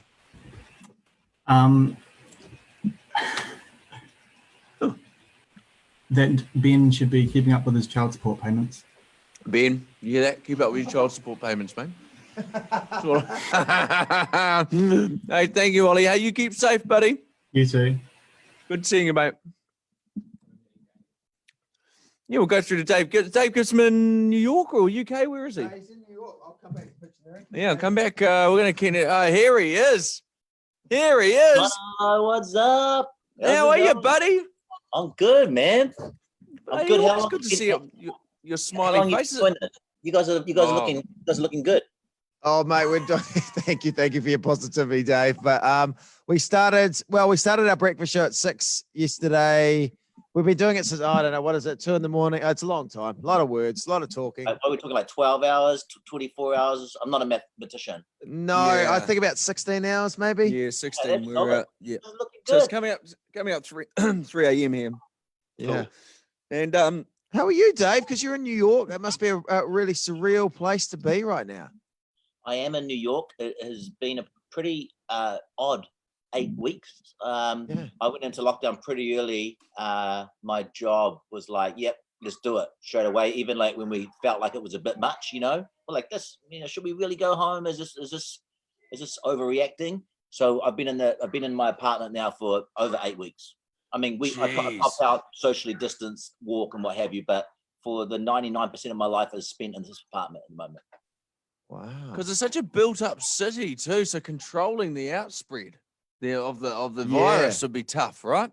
Well, I mean, when it was all going down, like I remember being at the gym, just caught the subway with 1 million people into the city. I was at the gym on a bike and I was going, I don't think this is probably a very good idea with this coronavirus thing taking over. And of course, New York City lives on top of each other. Come here, my boy. This is my son. Oh, look at him. This is Parker Lewis. Hello, mate. This is Jono and Ben. Hello. Adorable. Oh, look at that.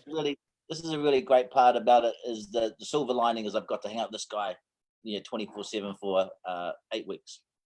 Oh, that's awesome. So what are you doing for work over there? Because I saw you were you working with the Strokes, the band a while ago? Yeah, no, I am. That's what I do. Yeah, so I work in music management. So I work with the management team that looks after the Strokes.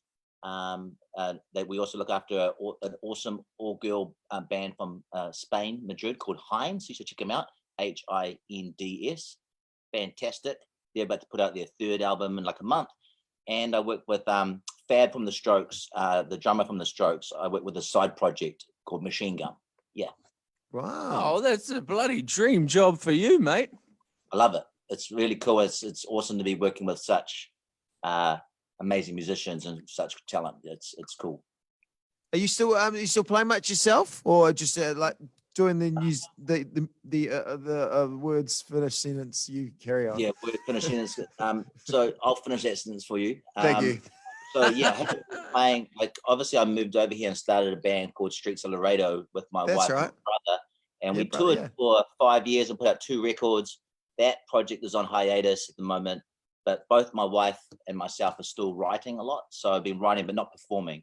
And then I come back to New Zealand when there's not a worldwide pandemic, of course, and play with Elemeno quite regularly. So, that keeps me happy and keeps me creatively fulfilled.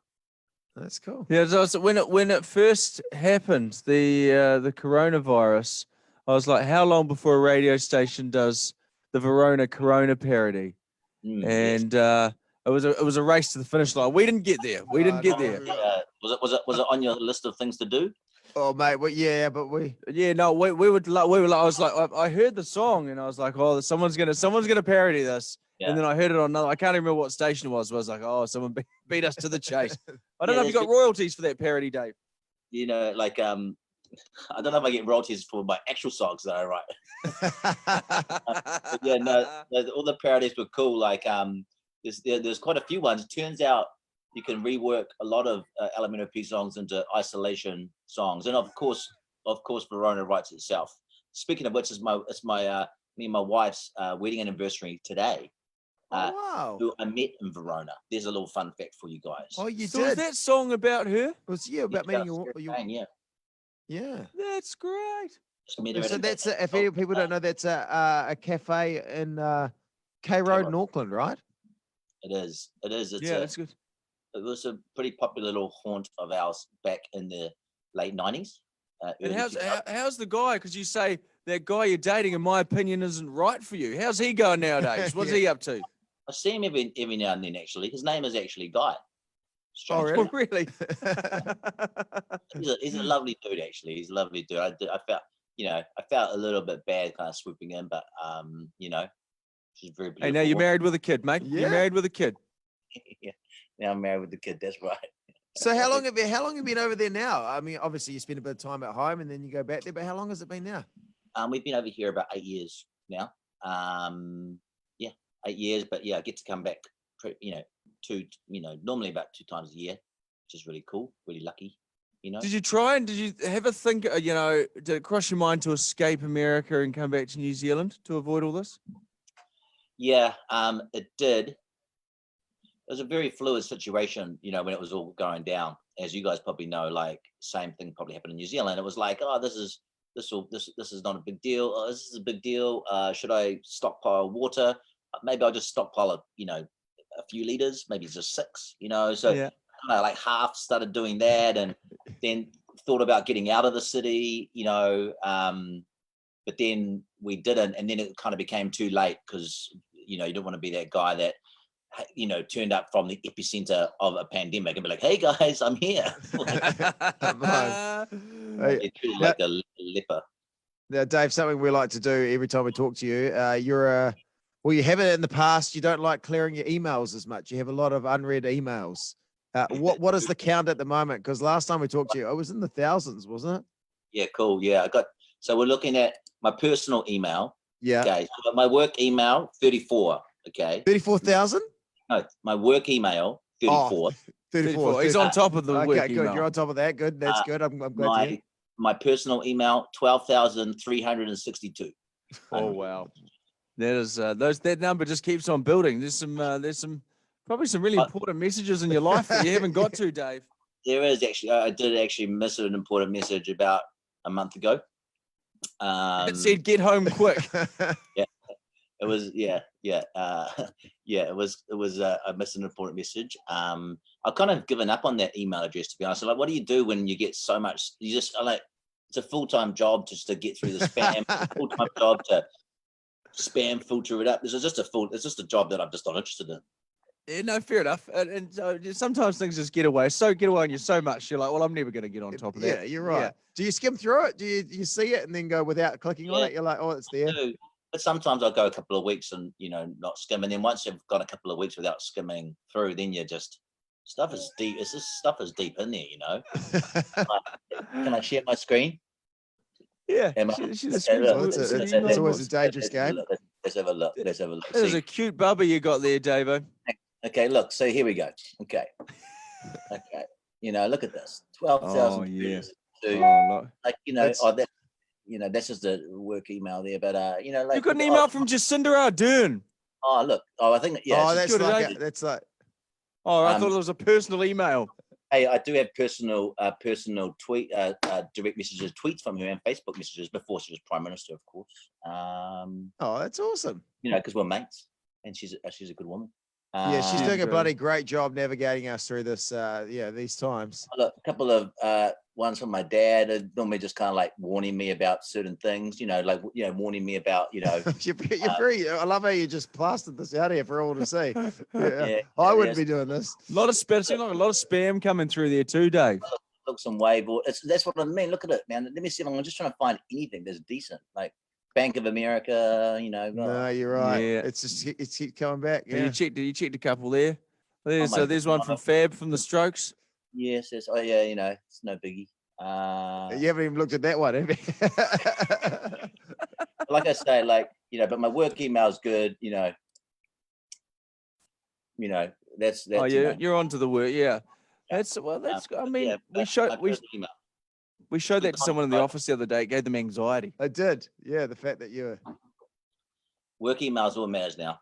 And then Yeah. look. For example, I think Ben got hold of me for this via Instagram message. Sent me a direct message on Instagram. So you got back to me. Yeah, you did. I got back to you. Hey, whereabouts in New York are you? Whereabouts in New York are you, Dave? I live in Brooklyn and Williamsburg, East Williamsburg to be specific. Yeah, right. Whereabouts? So is it? I get confused with. So Manhattan's the main.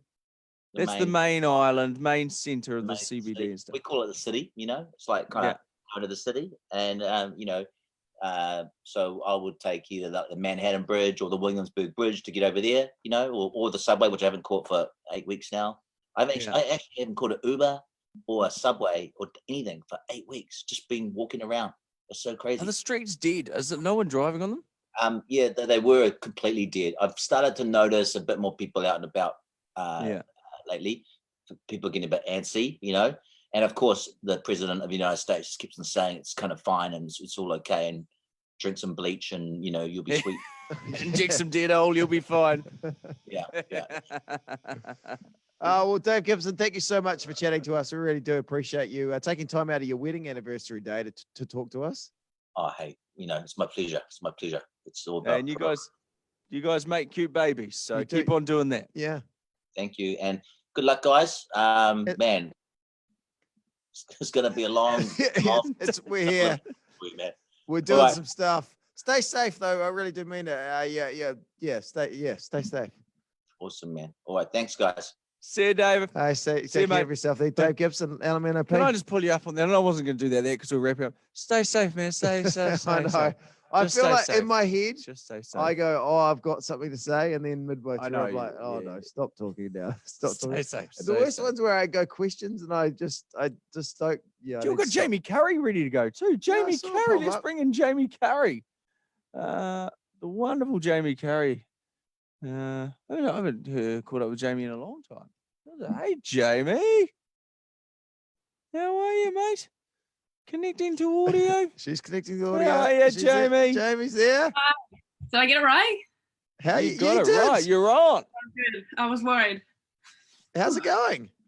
Good, pretty good. How are you guys? It must be what, like 2 a.m. there? Yeah. So whereabouts are you? You in London? I'm in Wales, so I'm in Cardiff. Oh wow. Yeah. How long have you been there? I've been here since mid-Feb. So just What's before. in Wales? What took you to Wales? My girlfriend lives here, so I just. Right.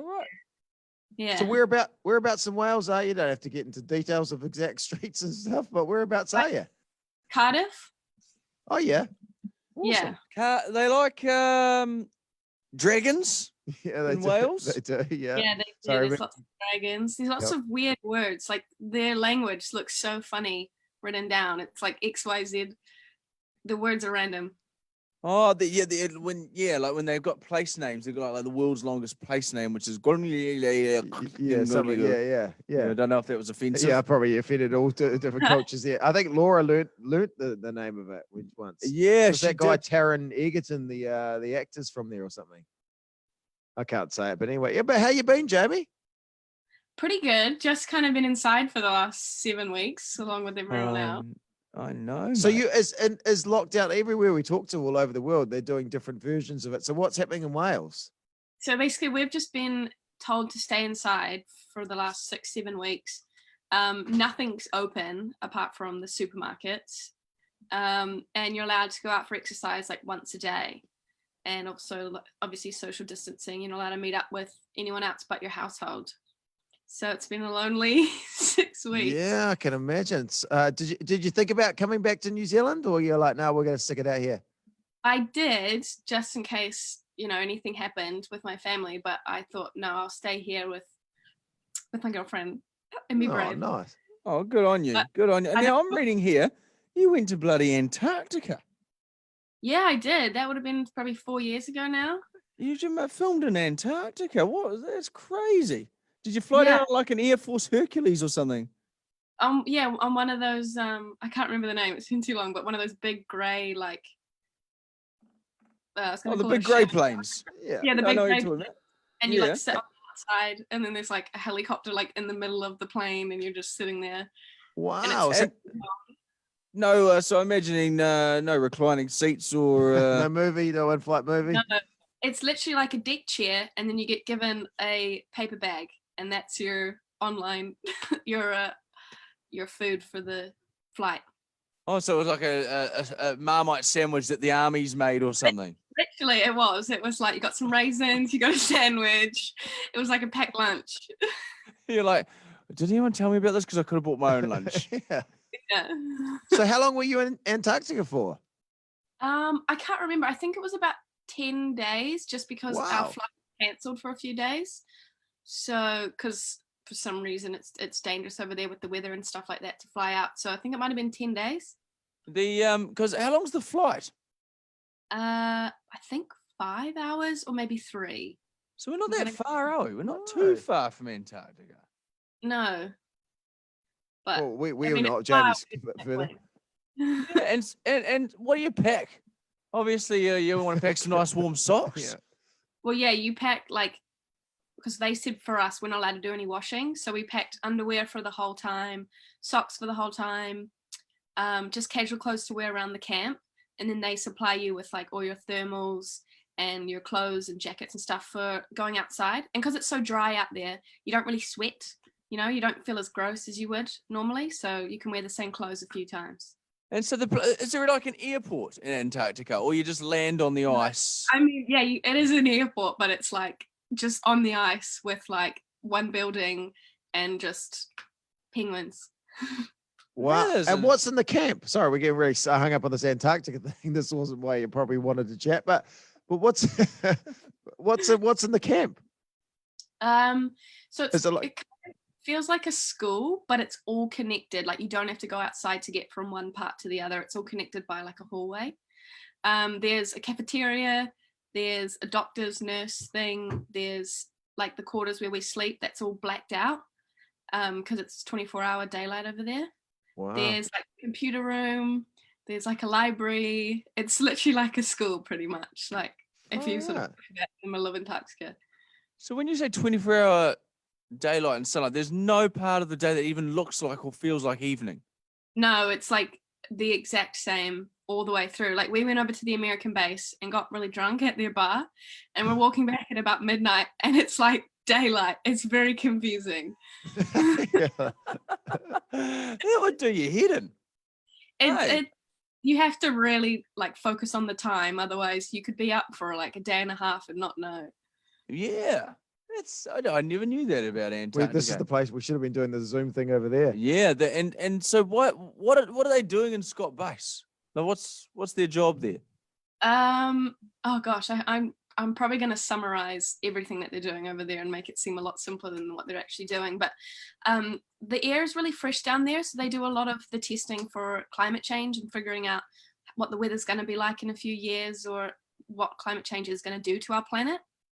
And they take lots of readings, and they're all really smart people down there.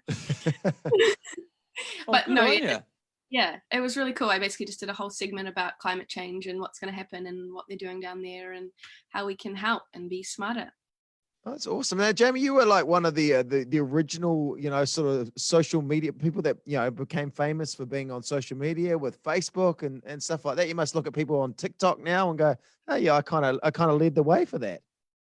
No, I go, gosh, I'm getting old when I see that. I know. It is cool if how far it's come. Yeah, if you can dance, it's good. You can nail it. Now, Ben was on it. He sat me down and said I need to get off it. I'm a grown man. I shouldn't be on TikTok. No, it's fun, but I just would feel a bit silly trying to learn the dances because they're all so cool, and I just feel like an old lady. The thing is, they pull it off effortlessly, don't they? They're like, and then cute little, little tongue things and stuff. I just can't do it. I just can't nail it. So Jamie's world was massive. You had like 8 million or something, or even maybe more of Facebook fans. Yeah, it was 10, and then it's gone down to 8 now. So that's impressive. What are you still doing stuff on it? Like occasionally, but I've sort of weaned off it now. I've kind of lost I've just as I've grown, I haven't really known what to do with it now because I can't do the same kind of videos as like my 15-year-old self would do. So I'm sort of figuring out what to do with it. I post every now and then of updates of my life, but it's not as constant as it used to be. I'm having a look now. That's pretty cool. 8.5 million, still some good insights there, Jamie. Yeah, but I haven't posted in 4 months. Yeah, that's so interesting. So what do you look when you look back at those? Because they were massive worldwide. Those videos you were doing. What do you look when you look back at those videos and what you were doing? There was obviously a time in your life, a pretty cool time. Yeah, it's so weird too, because sort of my experience to any of my other friends who are at uni is just so different than. I don't know. I'm just really lucky to have that in my life because I've traveled the world. I've been to Antarctica. I've done so many cool things. So I don't know if I'll keep doing it in the future. I want to, but it depends if I can continue getting views for a while. But it was cool. I'm really lucky that it happened to me. Well, do you want to know how many people we've got on our Facebook page? We had to start all over again. Okay, I'll tell you. Did you? I'll tell you. Why? Oh yeah, well, because when we used to work we just changed company. We're getting into technical stuff. We changed companies now. We had our Facebook page we built up with Jono and Ben over the years, and then we left it behind. You tell me I keep going on about it all the time. He Jono. doesn't let it go. We didn't have 8 million, but 10 million, but we had 500, 600,000 on there. Yeah. Now it's gone. The page has been deleted. Now we're starting again. Now, do you want to know how many people are watching this live stream, Jamie? How many people? Well, there's multiple platforms it's on though, but you can go on one. 34. Oh wow, that's nice. That's impressive. It's an intimate audience. You're on 2:30 in the morning for 30 people.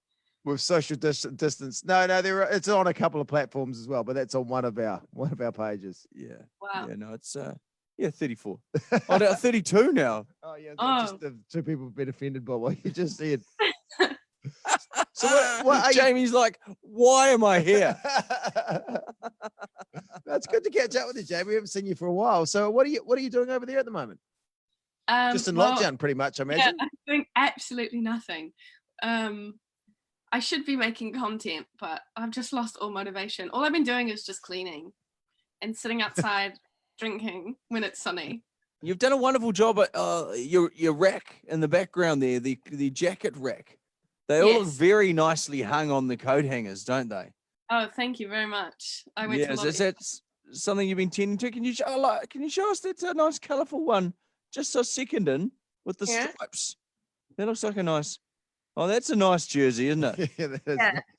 Very nice. Thank you. That looks cozy. It is. What's out the window, Jamie?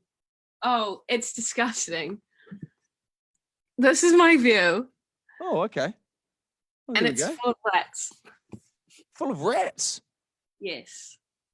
Is this in Wales, in Cardiff? Yeah, so how far from the central city are you? Is it 10-minute walk. Right. Oh, so you're really close. Yeah, we're really close. We're quite in a student-y bit. So all the houses are just kind of student houses, and the backyards are just full of concrete and weeds. I can't deal with rats. Ben was saying he had a rat jumping and hissing at him we had a the big other one day. in the backyard. The dog was barking at it, and the rat was in a corner, and then the rat just started hissing and jumping. It was quite aggressive, and I was quite scared. The dog was scared. We both went inside and just left the rat be.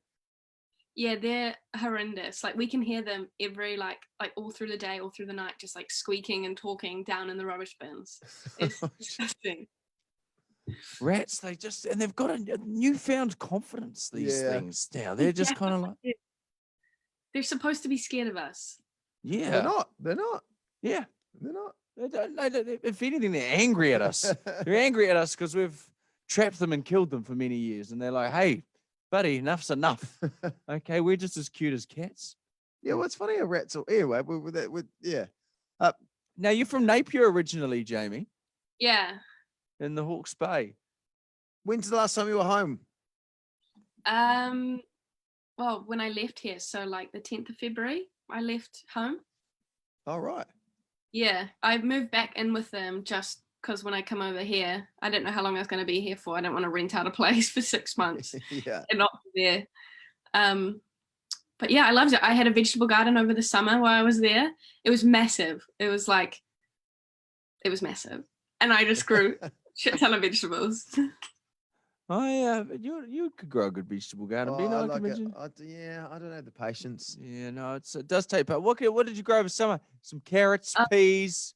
Yeah, I got carrots, corn, capsicum, eggplants, tomatoes, watermelon, radishes, cucumbers, beetroot. Can't remember what else. Damn, you went all in. You got your 5+ a day. I the corn this year, spectacular. Oh, really good. This corn on the cob was just so sweet. Did you ever try some? Yeah, no, I did. Yeah. Was it spectacular? It was good. It was really good. Have you tried corn, Jamie? Yeah, I had a lot of corn grown, so I had lots of corn. Now, I know you're in Wales, so with Jamie Curry right now, and I'm going to read out some Wales facts, and you tell me if any of them are news to you. Okay. Oh, gosh. All right. Wales is actually called something else in Welsh. I did know that because it's all on the signs everywhere. Cymru. Yeah. I'm sure it's pronounced. Okay. Cymru, yeah. Did you know Wales has a population of 3 million people?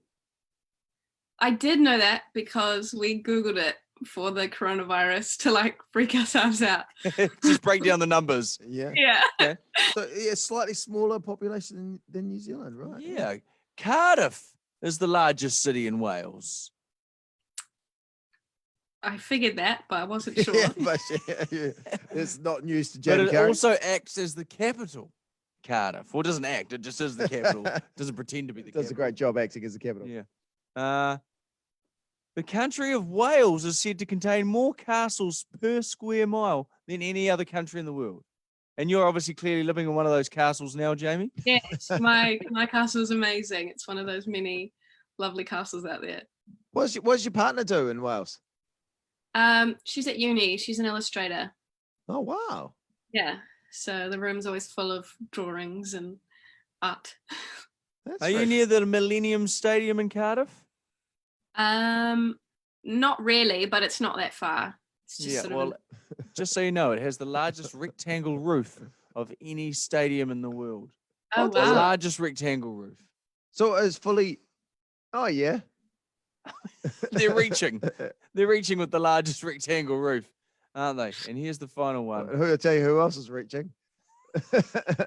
Who, me with my Wales No, this face? is good actually. It's really helpful. It's good. I'm enjoying Hey, it. you just said I'm reaching. No, yeah, reaching, but it's good. I'm enjoying it. Here's 30 wacky facts about Wales. Okay, here we go. Wales. Wales has more castles. I've done the castles. It's not really a wacky fact. Do you know the corgi dog originates from Wales? The Queen's corgis dogs. They're her favourite dogs. They're from Wales. Oh yeah. None of these. Well, none of these are. I'm not that impressed by these. Are you, Jamie? Oh, wacky. It wasn't say it was a wacky. No, fact. they're not wacky, are they? I need to. Ellen's off. Ellen's had enough of the well facts. Do you know what the national sport of Wales is? Oh, is it rugby? Yeah. Okay. Again, not wacky. It's not that wacky. They love their rugby over there, don't they? Yeah, like New Zealand. One more Oh, yeah, fact. it's massive. Oh, here we go. Have you seen Hannibal Lecter? What the And where Anthony Hopkins plays Hannibal Lecter? Yeah. Do you know where he was born? Hannibal Lecter. Hannibal Lecter. Have a guess. Is he a real person, Hannibal Lecter? Yeah. Is he? Well, no, the cat. Oh no. Guess where Anthony Hopkins was born? Wales. Wales. Well done. Well done. You guys are good at this game. Oh, we are good. Hey, Jamie Carey, I feel like we've taken up a lot of your time, and I really appreciate it. It's really, really nice to see you. Yeah, you too. Thanks for having me on. And you might just need to chill out after those wacky facts. 30 wacky facts. Full of knowledge now. No, you'd take that. You'd use that. Jamie Carey, you stay safe in your bubble in Wales, and hopefully we'll see you soon in New Zealand sometime. Thank you very much. Good luck staying awake. Yes. See you, matey. Do you know they end the article with, and if those mind-blowing facts didn't blow your head, I don't know what will. Yeah. Welcome back to the Zoomathon. Good to have you back. Coming up very shortly. Got more. Coming up shortly. We're going to go to Scott Base, aren't we? I don't know. Oh, we're going to do some picture. New picture. I'll do a quick pee. Excuse me, Zoom. I'm just going to loo. Oh, no. It's been half an hour. I'm just going to go to the loo, sorry, guys.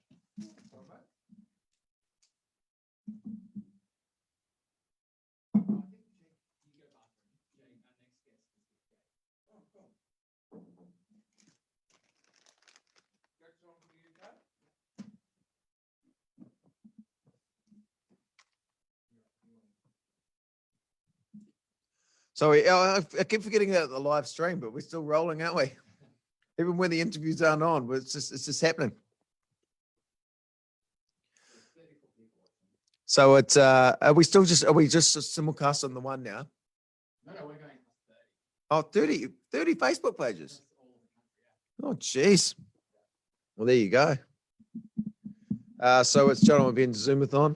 We're here. And we shells of human beings, but we're still hanging in there. Social well. We're just waiting for Jake. It's all right. That's all right. I don't know how you boys do this. You're I'm doing a great struggling. job. You shouldn't be here this late, though. Nah, I'm a team player, you know. No, are you just? You're hanging in there through the whole thing. I've demolished so much coffee. I know that coffee was really that was lovely. That coffee before. So Yeah, I'm not quite a fan of pod coffee, but I'm getting into it. Getting into courtesy of COVID-19. yeah, well, true. That's I went what. the first week without it. Like I started drinking coffee when I was, maybe 22. Right. And I hadn't gone a week without it, like maybe 2 days without it. And then COVID-19 hit, and no coffee shops were open, and I'm a bit of a coffee wanker. Right. I won't have instant. So I'm like, nah. So yeah, after like 4 days, I was dying, and I opened up a drawer in my flat that I've never gone into, and there was this pod coffee machine, and it was like the doors to heaven had opened up, and I was stoked. I legged it the countdown, waited in line for 45 minutes, and I bought I think 40 pods or something. Gone in a week, so worth it. And without it's great. It's a nice little thing to have, isn't it? So, yeah, and it's interesting. I've never really appreciated the small things in life until I got around a coffee pod machine. I'm like, this stuff is good. So Al, you've been in New Zealand for how long now? Coming up in a year and a half, I think. I moved in March last year from Sydney. From Sydney. So yeah, like what brought you here? I don't know. Bree, I think. Oh yeah, because you're good mates with Bree, who's on ZM, right? And yeah. So, yeah. So Bree and I go back to the point where we worked in a market. So that's like a bunch of suburbs over in Oz, in Gosford and the Central Coast, which is maybe 90 minutes north of Sydney. Right. So yeah, she was on breakfast, and I was like an announcer and a producer and a programming assistant and radio, just all the back shit that no one ever knows about and cares about. And then I did a year of study through the Australian Radio School called Afters, and I did like management programming, and then they offered me the job here. Oh, awesome. Yeah, which is Which is great. It's great to have you here. Although we have talked about this on the radio, not a fan of our onion dip. No. When I first moved here, all my Kiwi mates were like, get around it. And I'm like, what is this shit I'm putting in my mouth? It's a waste of carbs. It is a bit unusual at first, but for some reason you just embrace it here in New Zealand. See, I think it's weird cold, but when you make a potato bake with it, I can get around it. What's something in Australia that you would love, but other people would go, I don't know. I've replaced you, Jono. You can good. go home now. Yeah. I'm trying to think. I'm pretty fussy. A lot of people hate me because I just don't eat anything. It's a big like I would kind of say the northern sort of states, they love fish. I just hate fish. Won't Oh, you touch don't it. fish at all? Nah. People like, actually, yeah, this is an unpopular opinion. They've started, because obviously there's like an overpopulation of kangaroos in Oz. They now farm them. And the look on your face says it all. Everyone's like, oh God, you can't kill a kangaroo. Those things are pests. Really? Yeah, God, yeah. They seem so cute. They're the I hate wild one. pigs. I hate a kangaroo. It's quite good meat. Sorry to any Fedjos or vegans listening, but It's at a restaurant. Yeah, well, they serve it there over, right? It's something you eat, yeah.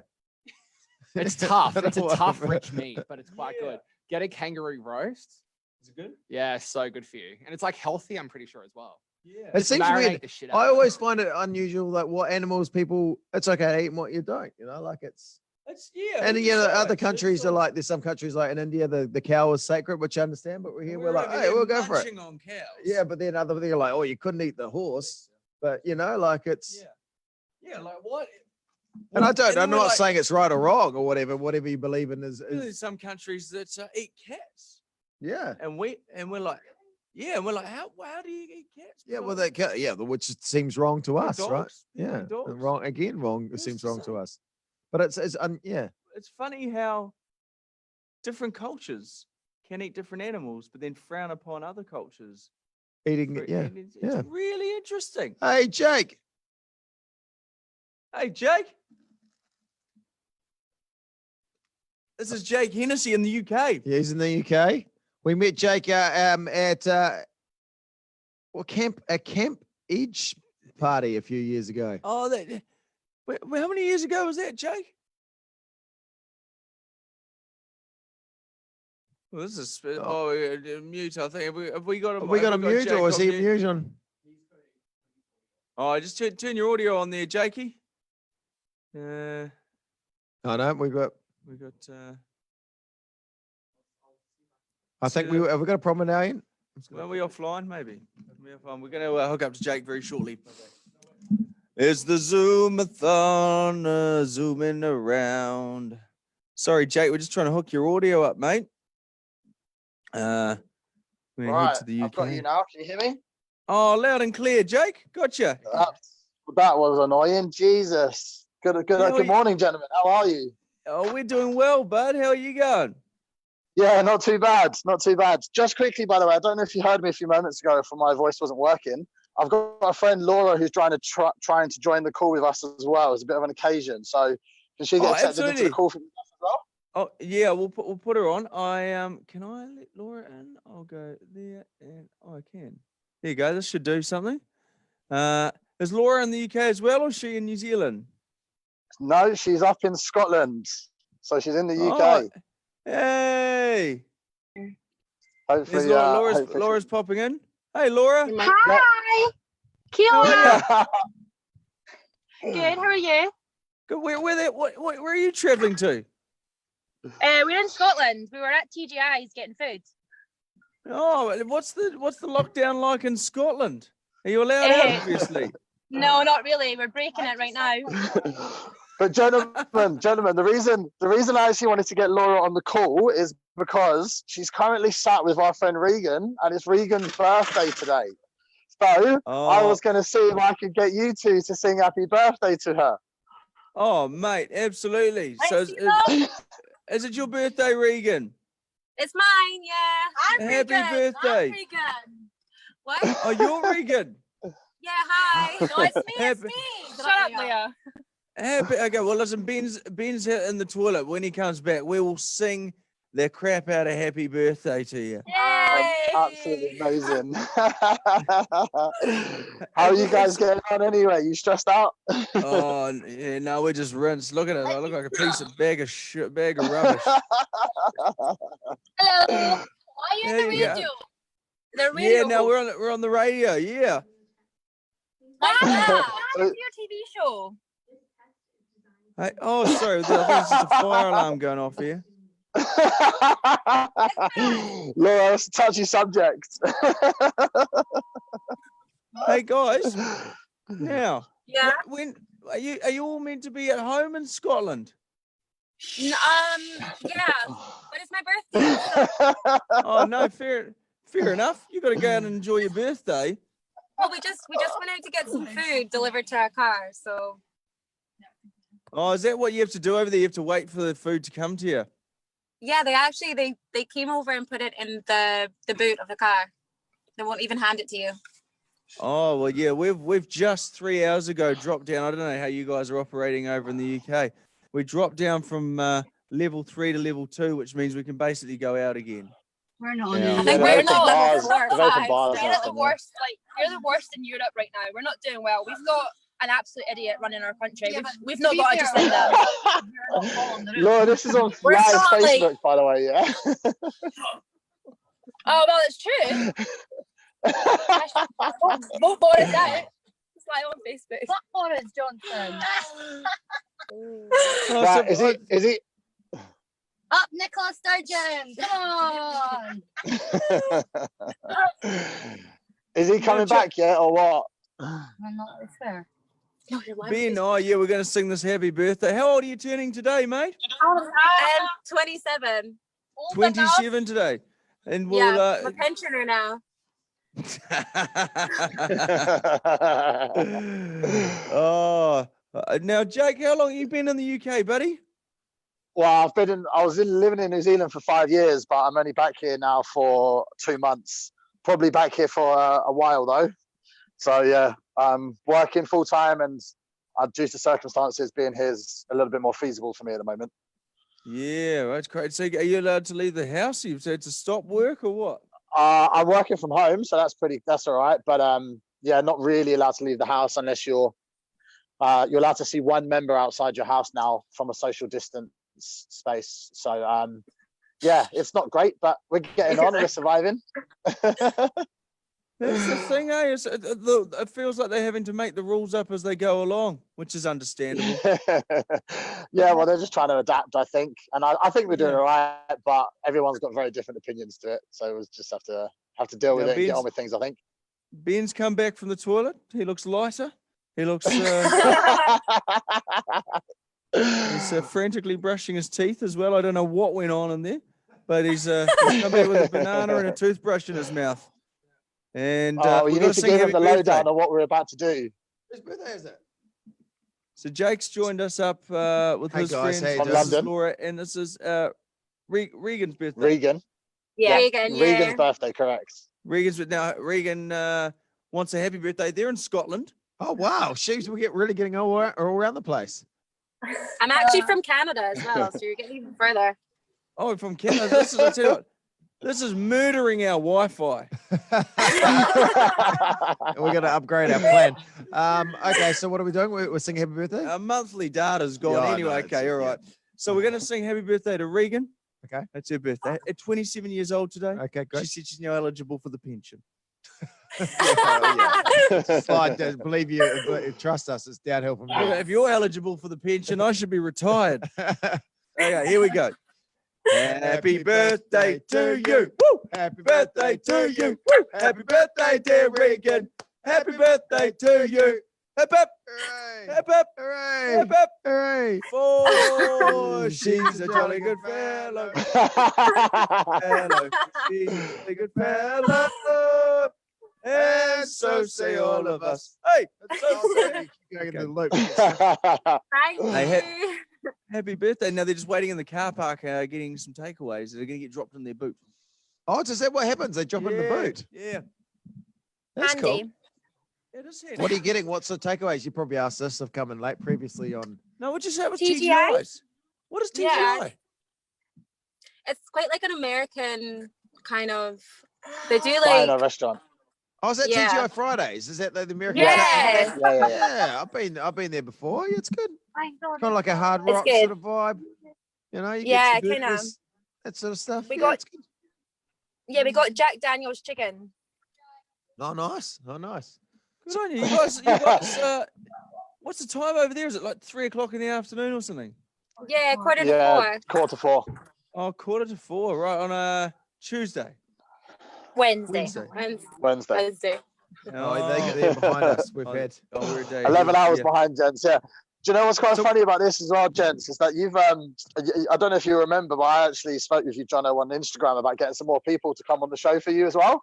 And you've got my friend Holly on straight after this, I think. So it's going to be another funny 10 minutes for you. Yeah, but Ben was yeah, you've been so helpful. Like you put a little Ben, on the Kiwis in London page, and you got some mate, people through.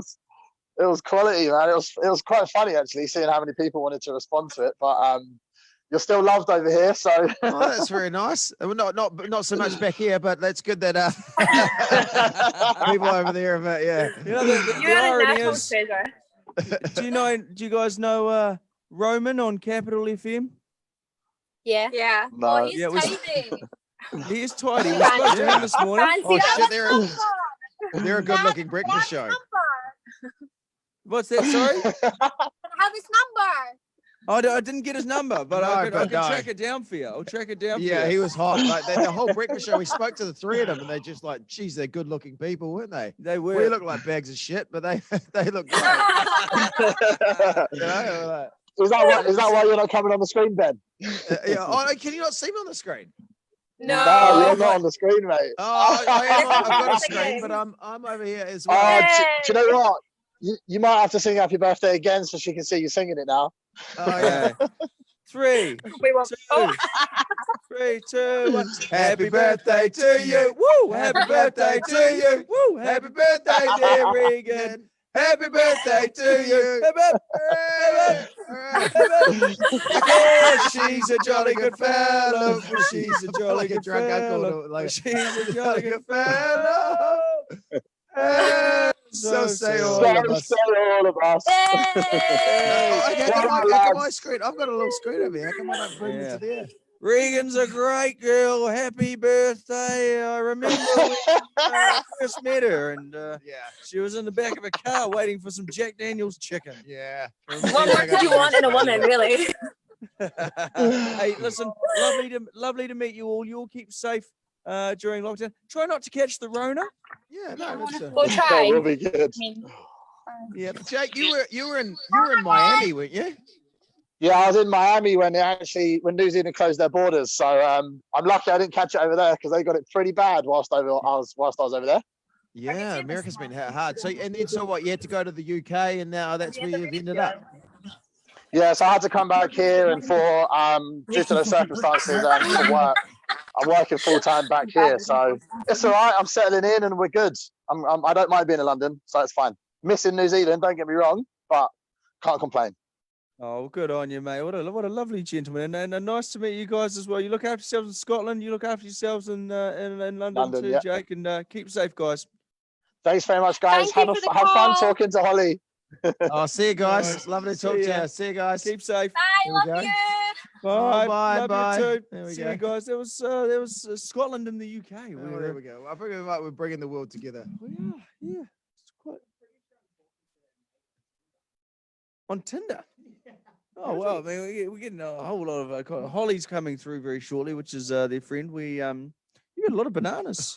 You've eaten probably 4 or 5 bananas. A lot of potassium. I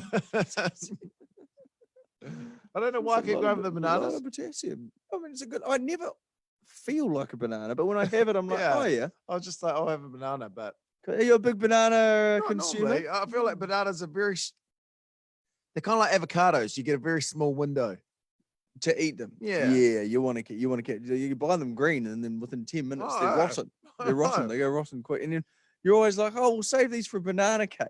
Oh, you put them in the freezer, and that never happens. No, you never get around to it. Maybe in lockdown. Yeah. No, you never get around to it. So you had a good chat there. Sorry, I was talking to Ben out there. Some audio for the show tomorrow. Yeah, no, it's Oh, well, you were talking to Ben out there, were you? Yeah. What's he saying? This is Ben Humphrey, our producer.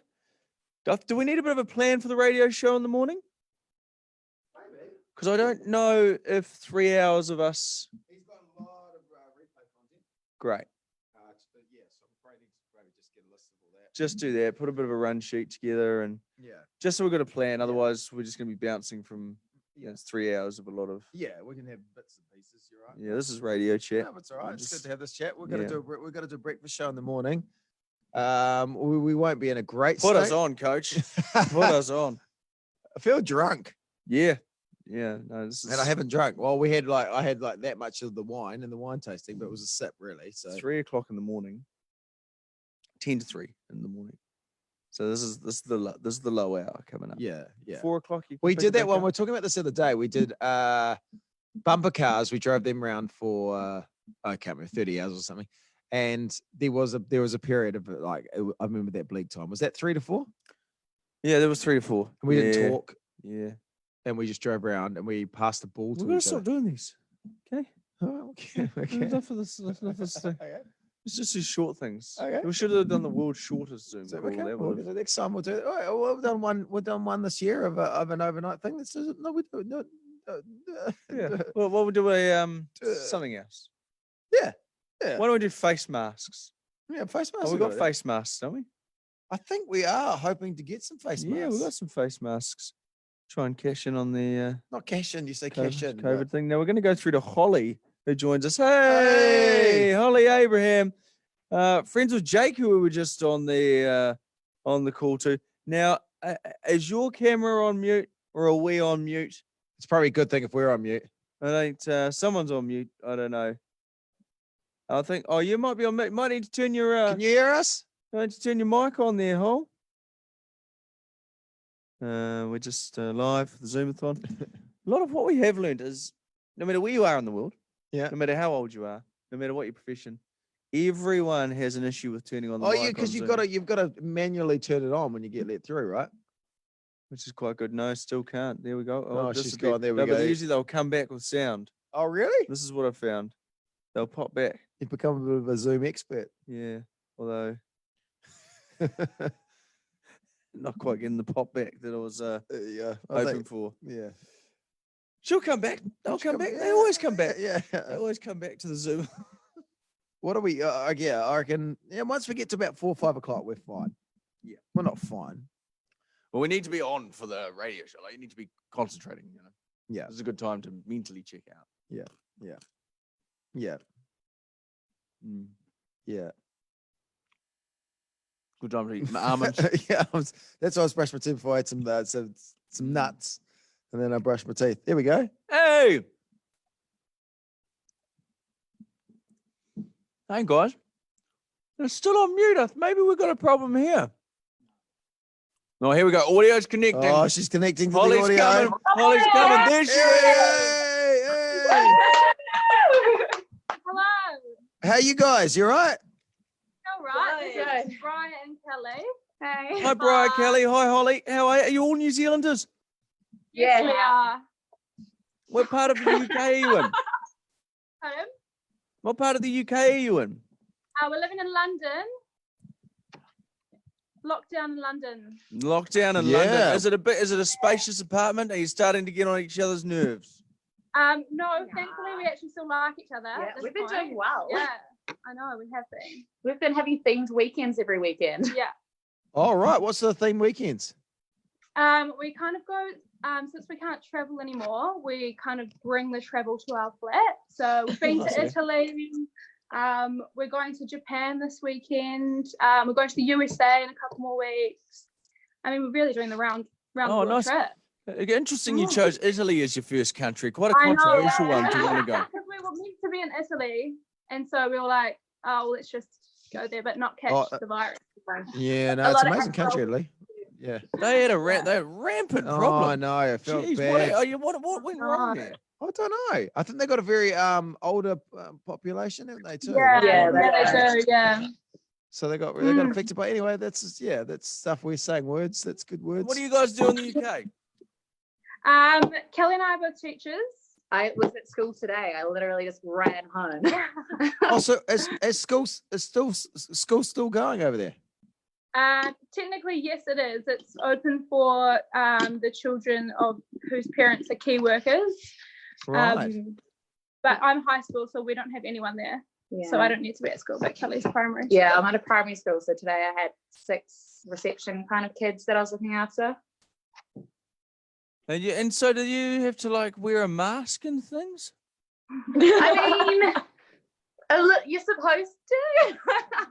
but it just proves to be difficult half the time. And it's like, it's bad enough trying to get the kids to stay 2 meters apart. They're not used to that. They can't do that. Yeah, that's the tough thing. New Zealand kids are going back to school on Monday, and that's the tough thing. It's gonna be hard for kids to social distance, right?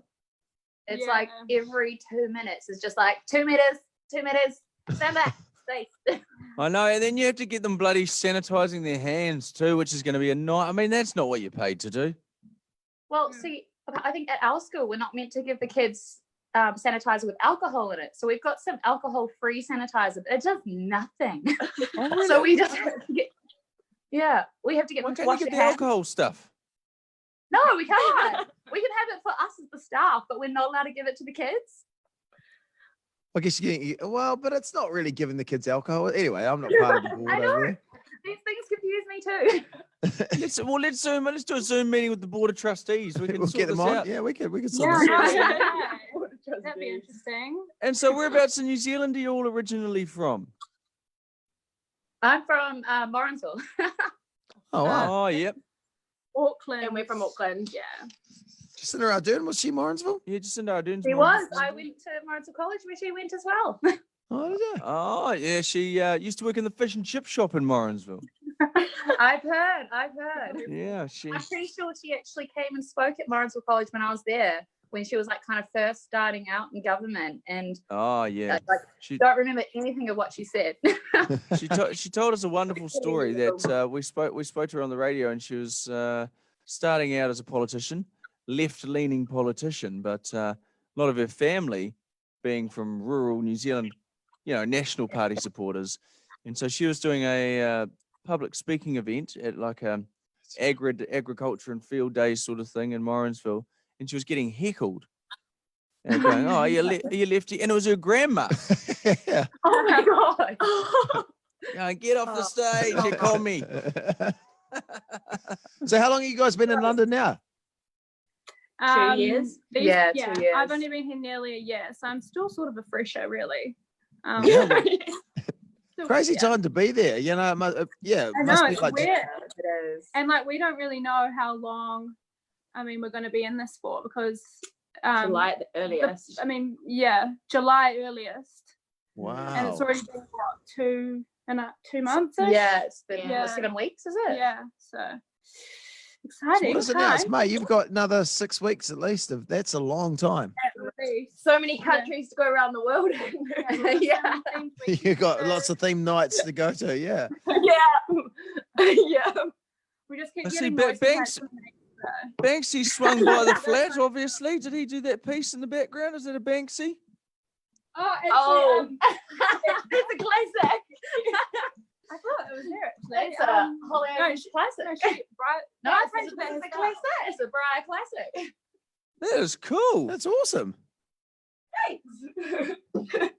Just another one. So creative. That's Actually, very cool. show them the Mona Lisas. You got Mona Lisas as well. Yeah, we do. We're really getting into the archives if we're pulling up Mona Lisas. Oh, mate, we're here. We'd love to see anything. All right, we've got anything. 3. Okay, we'll start with the best one. Oh, what can I say? With the Oh, shaka. yeah. Yeah, do you like the Oh, you're doing a shaka? Yeah, shaka. Mona Lisa Why shaka. not? I always thought the Mona Lisa should do a shaka. And we've got this one. Beautiful piece here. Oh, yeah.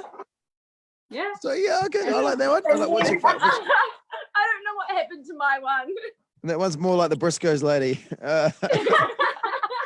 Was she like folding her arms like she's pissed off? Yeah. What's she doing? I didn't want to draw fingers. So did you all draw those? Yeah. That was part of our Italy night when we went to Italy. We did some art as well. Activities. Yeah. Oh, you guys are really getting into that. That's kind of cool. I know, you got to be creative when we don't know how long we're in this for. Exactly. To make it somewhat entertaining. Now, what we're going to do now is talent show. Okay, we're going to do a talent show. God. What are you doing? We're going to try and do. No. We're going to. Someone's got a talent that they're refusing to do. We'll get to that soon. So the talent I'm going to do is I'm going to try and throw this into that cup over there. Can I help you with that? Yeah. Okay, put that on the thing. You guys ready? Yep, we're Go so on. ready. Oh, trying to help you too. Okay. Do you want to do one more? Yeah. Is it? And What then a everyone's got talent. to think of their own talent, and they've got to come in with a talent. Oh God. Oh. Okay, we haven't got a talent. Well, this is a hospital pass for these people. No, they look like talented people. Okay, if you've got a talent, you do, but if you God. don't feel obligated. We showed you our art, which is Yeah, that was that's our was- talent. There we go. Okay, Ben, you do your talent. I don't have. He's good at squats. Do you want to see some squats? I can't do squats. Go on. yeah, go on. Do some squats. Well, I'm not good at squat. There's no. Just do 10 squats. Show us your talent, mate. Don't ever tell it a squat. This is the- Squats, squats, squats, squats, squats. Squat. If you guys want Squats. Everyone wants squats. Yes. Oh, Yeah. You. Nice. Yeah, do the squats. Woo. Deep. Do the squats. Squats. If you guys watch that guy Joe Wicks for the UK, Joe Wicks, he's like, oh, that's savage. Oh, a stitch up. Yeah, he's quite good. He does good squats. He's a handsome guy too, Joe Wicks. Yeah, he is. Here we go. Luscious Oh no. Yes. Are you watching the squats back? Yeah. That was a low point. You're watching the That's last how great they are. They're great squats. Now we're going to play a trivia game with you, okay? We'll ask these cards here, Ben. They're really good. Oh God, okay. These ones here. 5 seconds. So this is a fun game called the 5-second rule. Okay? All right. So I ask you a question. You got 5 seconds to answer it. Name 3 famous rabbits. Peter Rabbit, Easter Bunny, Giant Rabbit. Nice.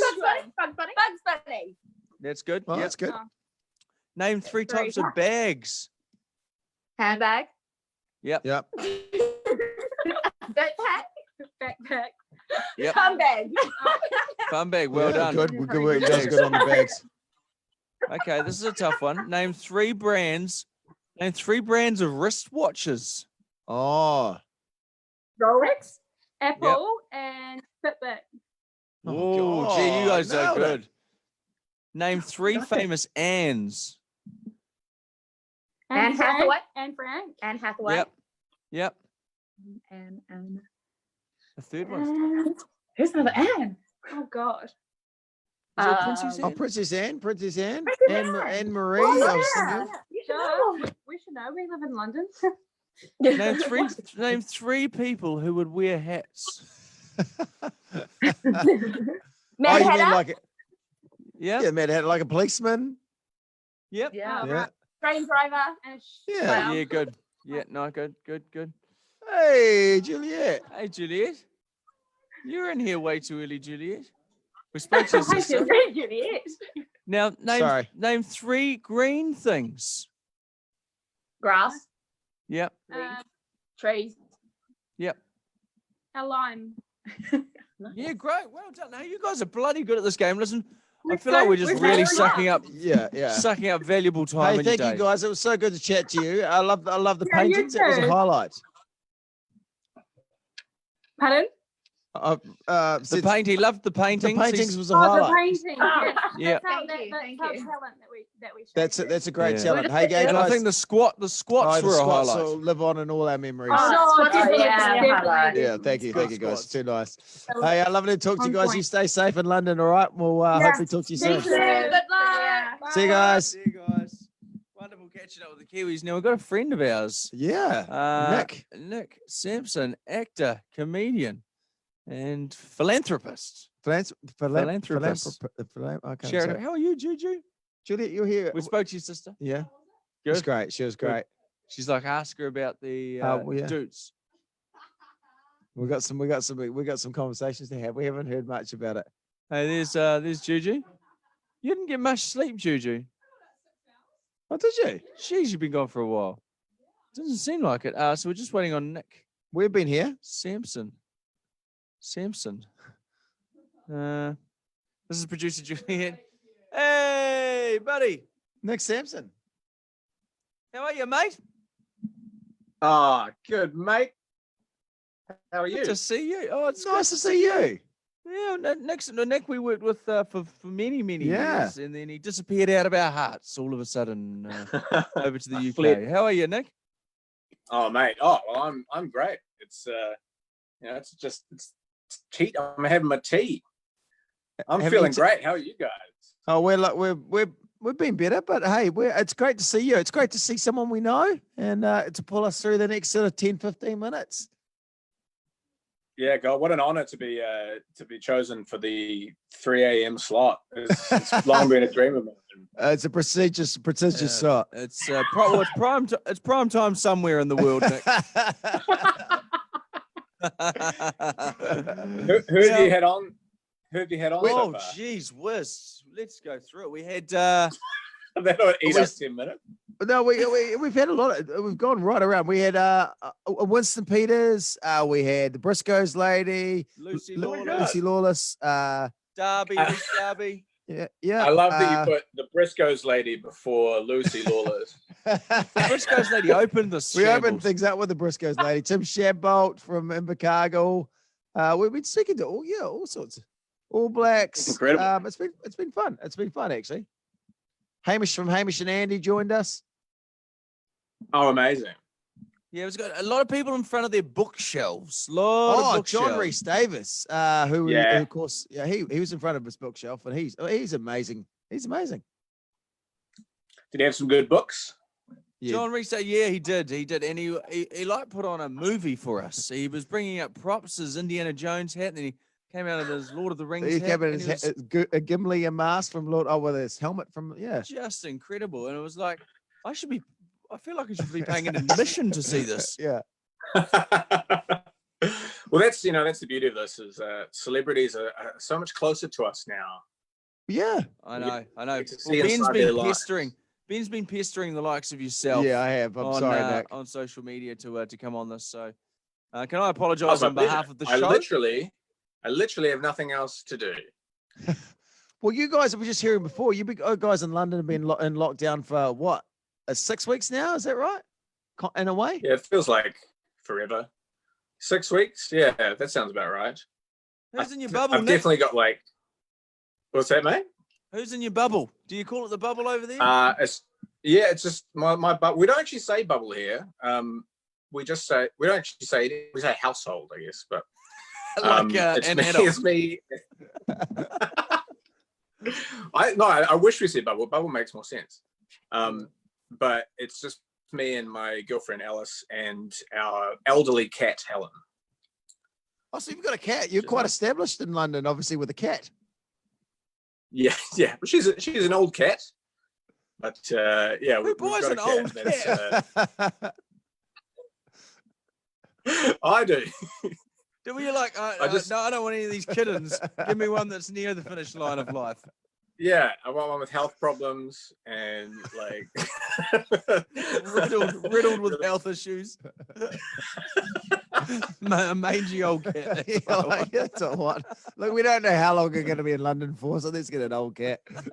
Exactly. So whereabouts in London are you? Like, how far out of the city? I'm in Walthamstow, which is sort of East London. It's on the up. Gentrification is happening all around. We talked to someone in your neighbourhood. Juliet, our producer's sister, Hannah. Oh, yeah. Hannah lives over there in that same neighbourhood. And she was like, 10 a.m. Sunday morning, saw a stabbing. So, yeah, 10 a.m. But then at the same time, there's a lovely market on. So, you know, you get fresh produce and watch a stabbing. I mean, yeah. You can watch the stabbing and get like a pan au chocolat or something. Yeah, the gentrification and still the old school hood are still there. There's a combination of the both, and they're getting along beautiful. So did you guys think of coming back to New Zealand when it all went down, or? Yeah, we did. The problem is we've recently adopted an old cat,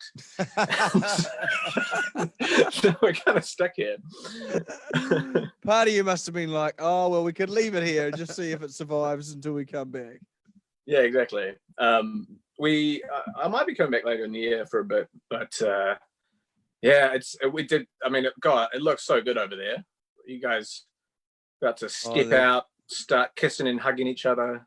Yeah, No, it's well, all- we're done. Well, we're into level 2 now. Just strike a midnight tonight. It's happened. Oh, you guys should get into the same little square there. I know, but then company policy also dictates that it's, You guys, even though we're in the stay away same from- bubble or the same, yeah, we're at a new company now, Nick. We can't be. This is not Mad Dog Media Works, mate. That's a proper company. With Nic Sampson on the Zoomathon. Now I saw a very funny sketch. You were on TV3 last week. He did a funny sketch. Oh, the Taken one. Yeah, the Taken one as Liam Neeson in a lockdown. It was very funny, and I think it started off in that same couch. Yeah, cheers, man. I think it might have done as well. Yeah, you sounded very like my dad then. I saw a very funny sketch that you did on the old Into Into it. And it was quite. And it was like Liam Neeson doing his famous speech. Oh, Nick could probably do it. I like to hear Jono recounts Nick's. Yeah, Nick's I'd like to sketch. hear you do it. Yeah. Yeah, no. So he starts off with his famous, I've got a certain set of skills sort of speech. But then, Liam quickly comes to realize that, maybe it's going to be quite hard to track this person down, and eventually goes, I'm going to be a nightmare for people like you if you're my neighbor, because then you can. Oh, listen, Nick, you did it much better. You did it much better. It's honestly the sign of a good joke is if it's funny in the retelling by someone who is barely awake at 3 a.m. Paraphrasing it as well. And in conclusion, so it must be kind of good to make something in your bubble. It's kind of in your household. Sorry, to put it in your terms. Yeah. It's great to. But I tell you what I don't enjoy is the setting up all the cameras and stuff yourself. I've always thought camera people were worthless, but now I realize that maybe they're not. Yeah, that's true. Such a pain in the ass. At what point in your career you're like, those people are worthless? Because without them, nothing's being shot. No, you're right. Yeah. That's true. Now, I've been do you, getting into I've been getting into origami while I've been over here. Oh wow! It's a little squirrel. It's a squirrel. Yeah, that's awesome. Yeah, it's really good. Thank you. I used to do it as a kid a lot, and now I've got nothing but time. So I've just been making. Oh, a little dinosaur. Okay. That's good origami. It's a raccoon. Oh, sorry, raccoon. How dare you? Can you guess what this one is? These are really good. Alligator. Turtle. Turtle. You answered too quickly before the Zoom point. sort of thing. You're Point like, to Ben. no, okay, it's not a race. Nick spent a lot of time on those. This really this good. one should be easy. Oh, snail. Nice one. Yeah, Nice. good. Very How do you good. get the different? Oh, I guess it's just tucking in the other color of paper. It's folding it under. I think these are like one side of the paper is one color. Ah, This is a good one. seahorse. Ooh, I like that. Seahorse, Where's your yeah. Are you tuning out a piece of origami a day, Nick?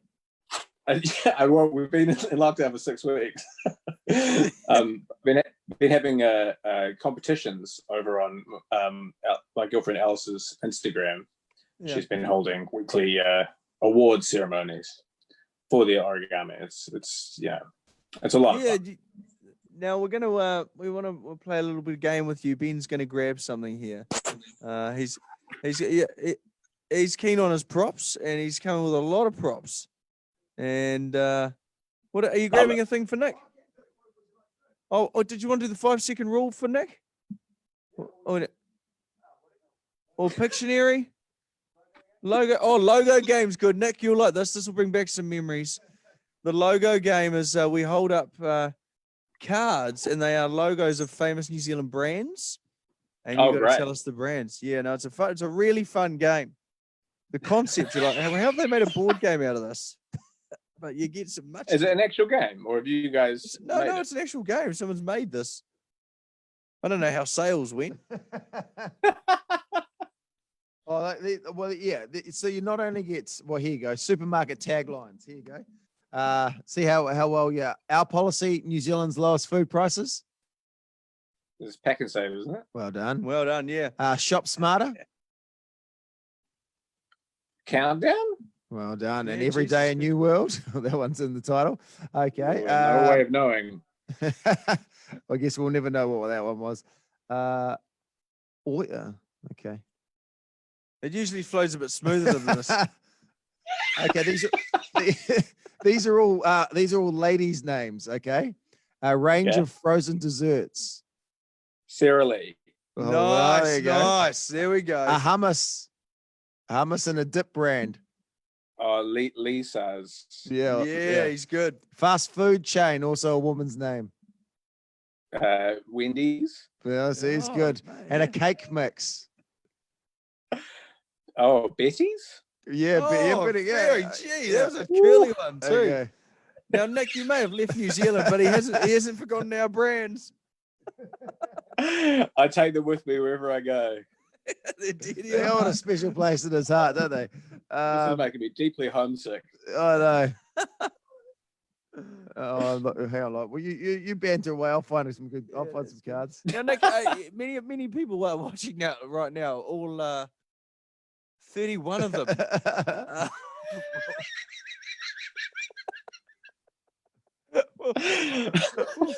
We'll know Nick from the TV drama where you played a detective. That's right. The Brokenwood Mysteries.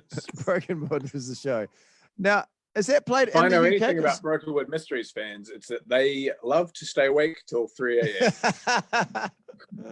I'll tell you what, you were in Power Rangers, and they have some big fans, right? It's pretty obsessive fans about the show. Yeah. I actually went to a Power Rangers convention recently in Florida. Oh, really? Which was crazy. It was like a whole weekend at this resort. I felt like a celebrity. All the fans stay in the resort as well, and you just spend the whole weekend. Everyone there knows your name, and you walk into like. I went into the lobby on the first day, and everyone was like, "Oh my god, it's Nic Sampson," which is like the weirdest experience because I'm not at all famous or anything. But yeah, it was mad.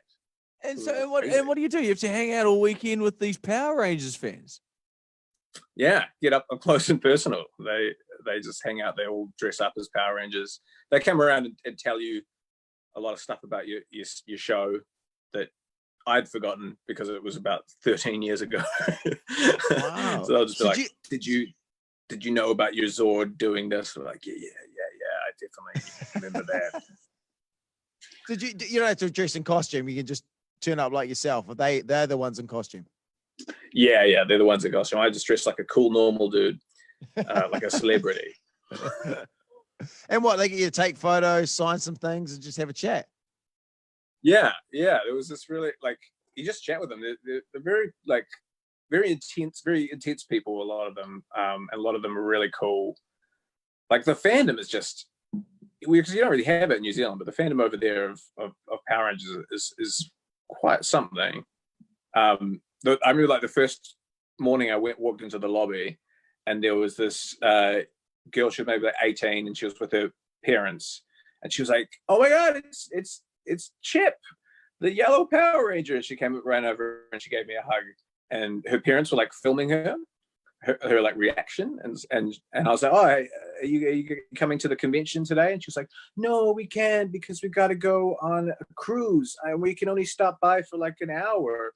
And then her mom was like, "Well, I've got a surprise for you because we're staying the whole weekend." And she was like, "Ah!" And then they like whipped the camera around to me for like my reaction. And I was like, "Oh, great!" I was in on this too. Oh wow, that's a crazy. Look, well, how many countries around the world did it go to? Because it seemed like it was everywhere, right? Yeah, I think it's all over. I still get messages from people. Usually I can tell which country that it's in at the moment because like someone from like Bangladesh will be emailing, like DMing me on Instagram asking for an autograph or something. Wow. It's amazing. It's amazing to know that people, because you are generally under a costume the whole time. Well, we played like the teens who are like normal teens, and then we transform into the Power Rangers. Are you in the costume doing the fighting moves, or do they get other people? Oh no, no, they get No. the ninjas. Yeah, that was like a 40-year-old guy. They had to, I remember they had one scene where I had to lift up my shirt and like show a swirling vortex on my stomach, and I did the shot, and then I heard them talking afterwards. They're like, "Let's get a stunt double in there for this shot." So like, because I didn't have the abs that he did, so like they had like an ab stunt double for me. And when you watch the shot, it's like I pull up my shirt and there's just these rock solid 6-pack on like an 18-year-old, like skinny 18-year-old. Well, you always had the invention of the tummy window, the t-shirt. You never that was a t-shirt with a window to your tummy that guys could wear when they were going around. Yeah. It never took off, did it? It's never taken off. I don't know why. I don't know. But, How hey, many you guys are on wanna- the hits now. This might be the time to start flocking it. We might be able to get the tummy window on out there. Yeah, we'll get there. We'll hock off the tummy window. Now, look.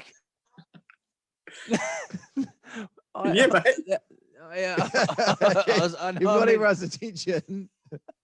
You've really gone in early like you had something, so we're all waiting now. I know there's a moment where usually an interviewer would come up with a question, but I've forgotten it. I won't lie. But, It's fun. Nic, I think we got a couple more people we're gonna grab on. Hey, to thanks now. for your time, Nick. You're a good man. It was really good to catch up with you, buddy. Stay safe. Yeah, genuinely great to chat with you guys. Let's do It was another really good. 24-hour We marathon miss again. hanging out with you, and hopefully we get to see you soon. All right, bye guys. Good luck. Hey, see you, you, mate. Nic. Stay safe. Nic Sampson, great guy. I think we got someone else in the UK now that you used to work with as well. Sam, is Sam there? Samantha Lee? Oh, Samantha Lee. Yeah. Toddy, how are you? Geez, you guys need to get some sleep. Yeah, 30 minutes. Oh, there you go longer. Hey, Hey, Sam. Thank you. How are you, mate? This is the wee period of. Oh, Sam. Hi, Sam. She's a little confused. She looks confused. This is the most confused. Have we? And she's there. Hey, Sam. How are you, mate? Can you hear me? Oh my God, wait, no, Yeah. I'm confused because I've got you on the other one. Oh, yeah, no, you get the delay. You turn off the That's why I'm Facebook, confused. it'll do. Yeah. Yeah, no. It's about 17 seconds behind. How are you, Sam? Hey guys, I'm good. Nice to see you. You guys are looking surprisingly good, actually.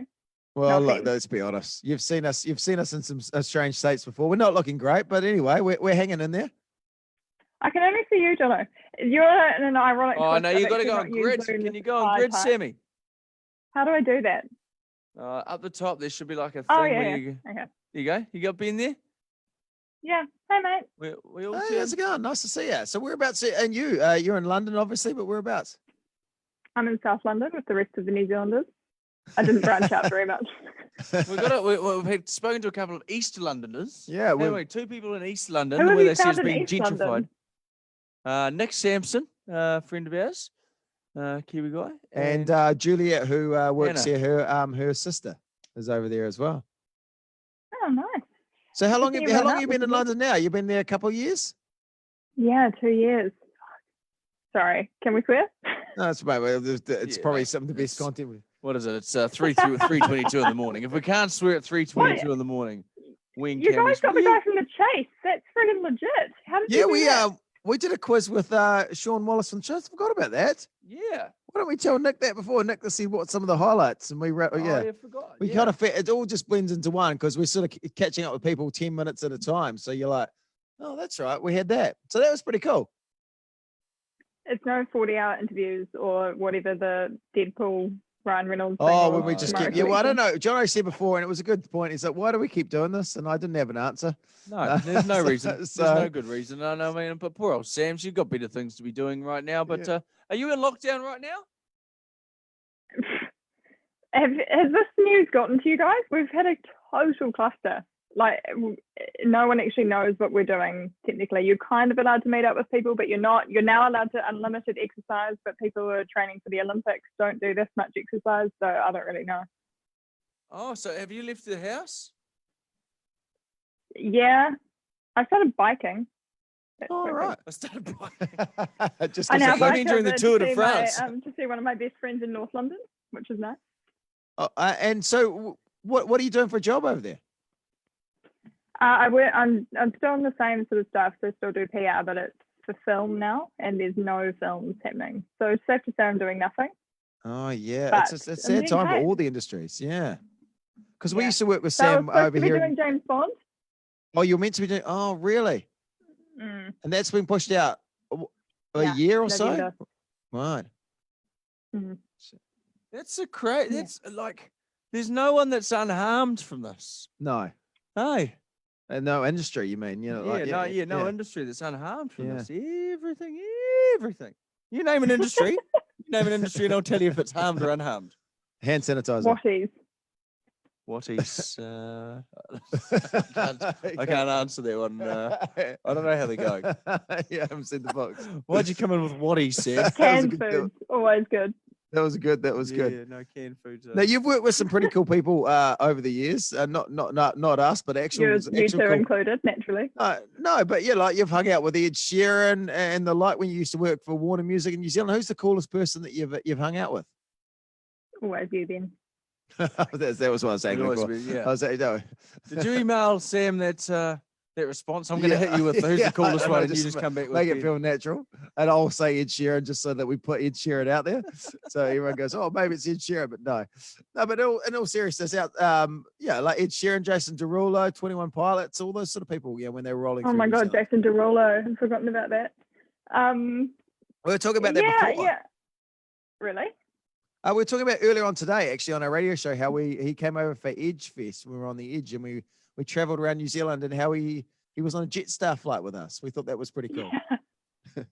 And everyone was super hungover. Was he? I feel like he was really hungover, and at the front, and asked for a tea, and they said that they don't have boiling water on Jetstar flights. No, we can give you lukewarm stuff. Boiling though. Oh, that was bad. Too much. No, yeah. I think Ed or Brendan Urie, just because I loved Panic at the Disco so much when I was younger. Yeah, he seemed like a nice guy, eh? He was so nice. I loved him. Ed Sheeran just, speaking of Ed Sheeran, he just seems like he's just genuinely nice guy on camera, off camera, no matter where he goes. He just seems like the Well, he loveliest loves person. you too. Always. Yeah, for some reason, I think, he does. I don't, yeah. He's in England. Have you bumped into him? No, and I See, wasn't it's- invited to his wedding, which was devastating. Oh, you weren't I invited go to to the his pub wedding? in Soho. Oh, has he Yeah. got a pub? Yeah, in Soho. He's paying people out of his own pocket. He's not getting the government to pay them, which is why everyone's a big fan of his at the moment. Oh, I did read that. And then you were like, oh, yeah, so, Oh, it's like if anyone's going to pay anyone out of their own pockets, yeah, but you'd look at Ed Sheeran, wouldn't you? You'd be like, oh, well, he would do it. But It was a lovely Victoria gesture. Beckham hasn't. And Oh, everyone's really? she's put all of her staff on furlough or like getting the government to pay them here. And she's worth like 20 times what he's worth.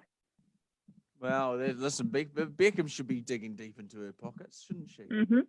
If with her thing. Would you be digging deep into your pockets? If I was Victoria Beckham. Yeah, I'd like to think so. Would you dig deep into your pockets, Sam? To pay my own staff? Yeah, I probably wouldn't pay them as much. No, I'd be like, hey guys, it's a bit of a pay cut. This is coming out of my double O account. You're not going anywhere. You're not having to pay for the tubes or whatever limo. I guess so. I'll sort you out a bit of stuff. I'll tide you over. Yeah. Is it a scary time around London at the moment? I feel like you guys have taken it so much more seriously that everyone is taking it more seriously there. No one's really taking it super seriously here unless you've got a sick parent or something. Oh, really? Yeah. And what Everyone's about still meeting up, still doing and so stuff it's not outside. compulsory to wear masks or anything like that in the streets or anything like that? Everyone's just kind of... Yeah. No, you can just... In my area, it's like exactly as normal. I think more... And if you go through central London, it's weird because everything's closed, obviously. But it must be weird, no, to it's weird. see London where it's normally like crammed with people, so and then just to see it like eerily just quiet. Yeah, it's weird. And it's going to be a really long time before it's back to any sense of normal, I think, which is kind of sad. Someone was saying before July is probably when lockdown's going to be over or something. Yeah, they're saying July is when they're going to start looking at pubs and bars open, which is what anyone who lives here just wants. It seems like that's all that anyone cares about. Boris Johnson's like, and the pubs, they're still not open. Like the pubs. The night before they closed, he made this announcement, was like, oh, okay, pubs and bars are going to close tomorrow. Please don't go out tonight, though, because you could just see everyone was like, right, okay, last night it's going to be last great. night, here we go. Yeah, that's what I worry about New Zealand, because now we've dropped down to level 2. It's like, oh, what's going to happen now? But for the most part, we've been pretty good as a country. Yeah, you guys have been amazing. People have been congratulating me in the streets, being like, oh, so good on how your country's handled it. I'm like, I live here, but thanks. I take it. My country that I live in right now is not handling it well at all. We've been a nation of narcs, though. We've just narked on everyone else, so we've taken it a bit too seriously. But sure, they should, though. What? I don't know. Did I make words? What did he say? Is he making sense, Sam? I just went away for 15 seconds. I come back and Sam's like, what? Like, what are you talking about? I don't know. I'll say you we lunatic. I always say, all right. You know, one of my major concerns, Samantha, who we're talking to live from the UK. Welcome back to the Zoomathon. Thank you, Jono. Great to have everyone back here. And my car's down in the car park here. Oh, it's not in gear. It gets stuck in gear. It's an automatic. And for some reason, it gets stuck in gear and I can't move. So this is weighing on me. Yeah. That after this, whenever this finishes, we can all go down and help. I'm going to go down and start their car. But you're in London, and this concerns you absolutely in no way at all, Sam. I do know that parking building very well, though. Oh, do you? Okay. Oh, do you? Yeah, it's a nice parking building downstairs. It's a great parking building. Congratulations. It's shower Love all the- facilities. Yeah, the shower. Amazing. I didn't know there was a shower. Yeah, I know. It's got it all here, isn't it? You can park your car and shower at the same time. You can It's a little shower bit your different car. to Southern Port. Yeah, Sam, it's so nice to catch up with you. We really do appreciate nice you to giving see us you your guys. time. Nice to see you We haven't guys. seen you Thanks. for a long time. So take care I'll of see you yourself, soon, and I'm hopefully sure. we'll see you soon. All right. Bye, guys. See you, Bye. Samantha. Bye. Lovely. Great dear friend. I think we're going to Anton now. Is Anton there? Anton is in Russia.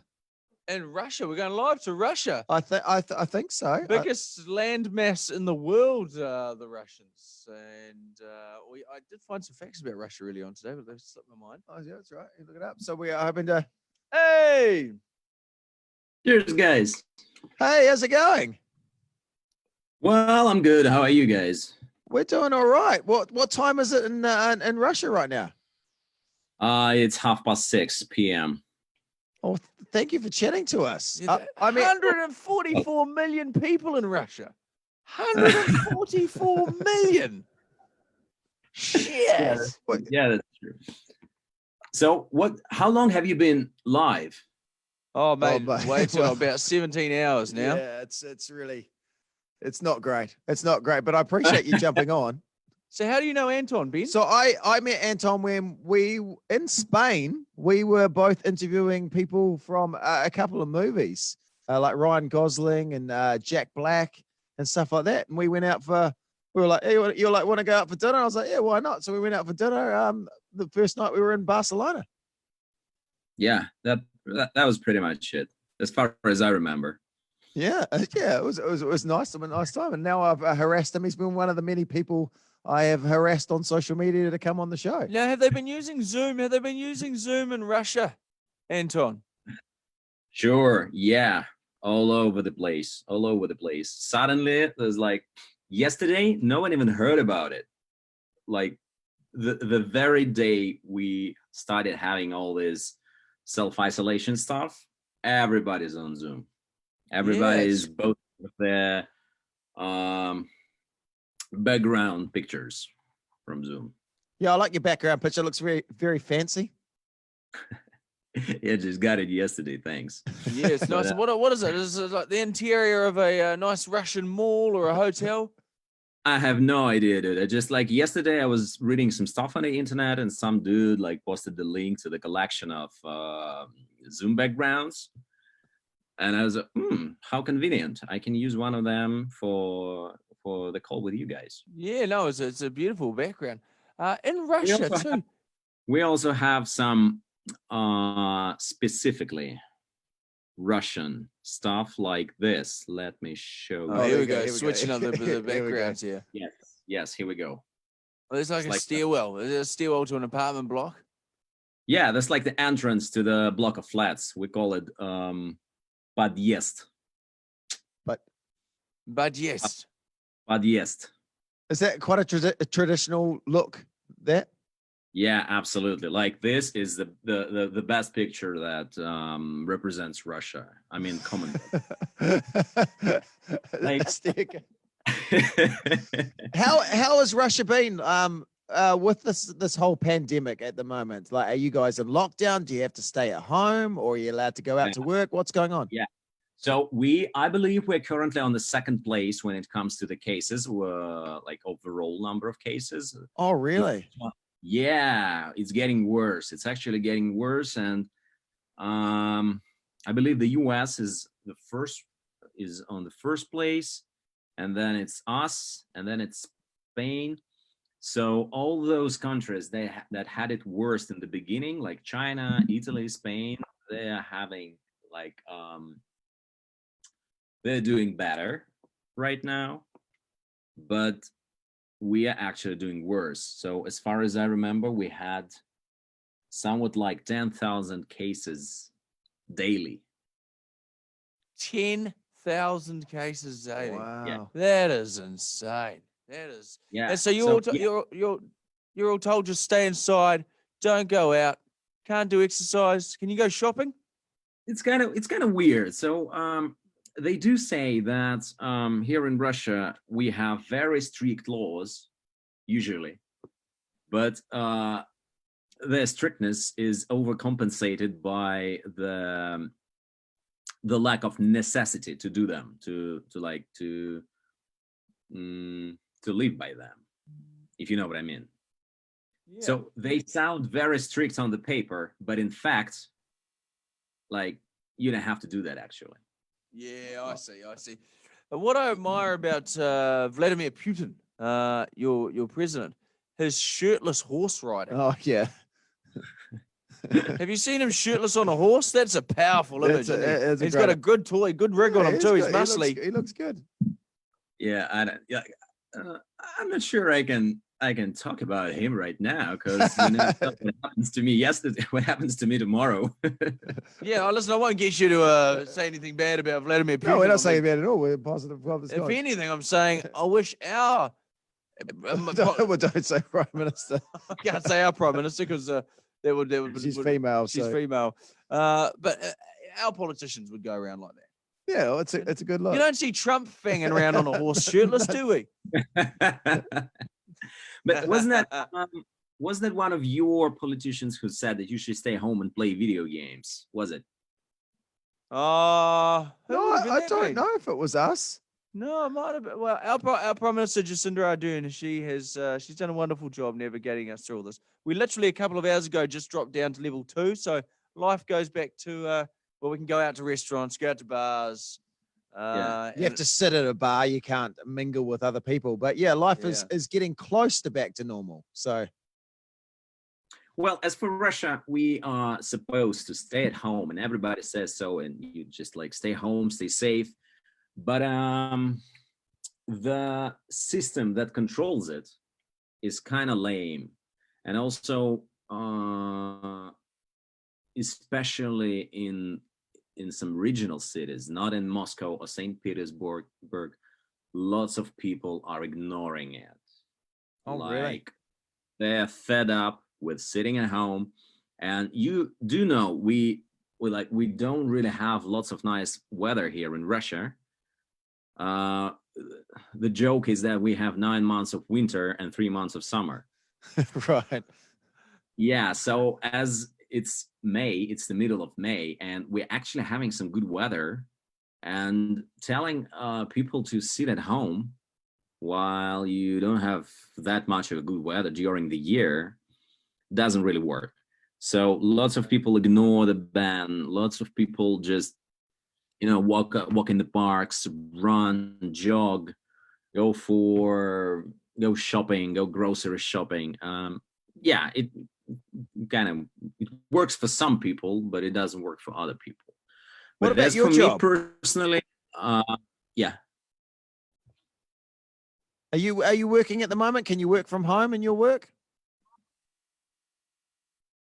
Sorry, guys. Something with the internet. Can you please repeat the question?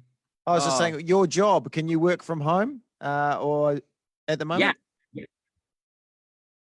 Yeah, sure, absolutely. So as I was saying, me personally, we're sitting at home since the middle of March. It was March 16th.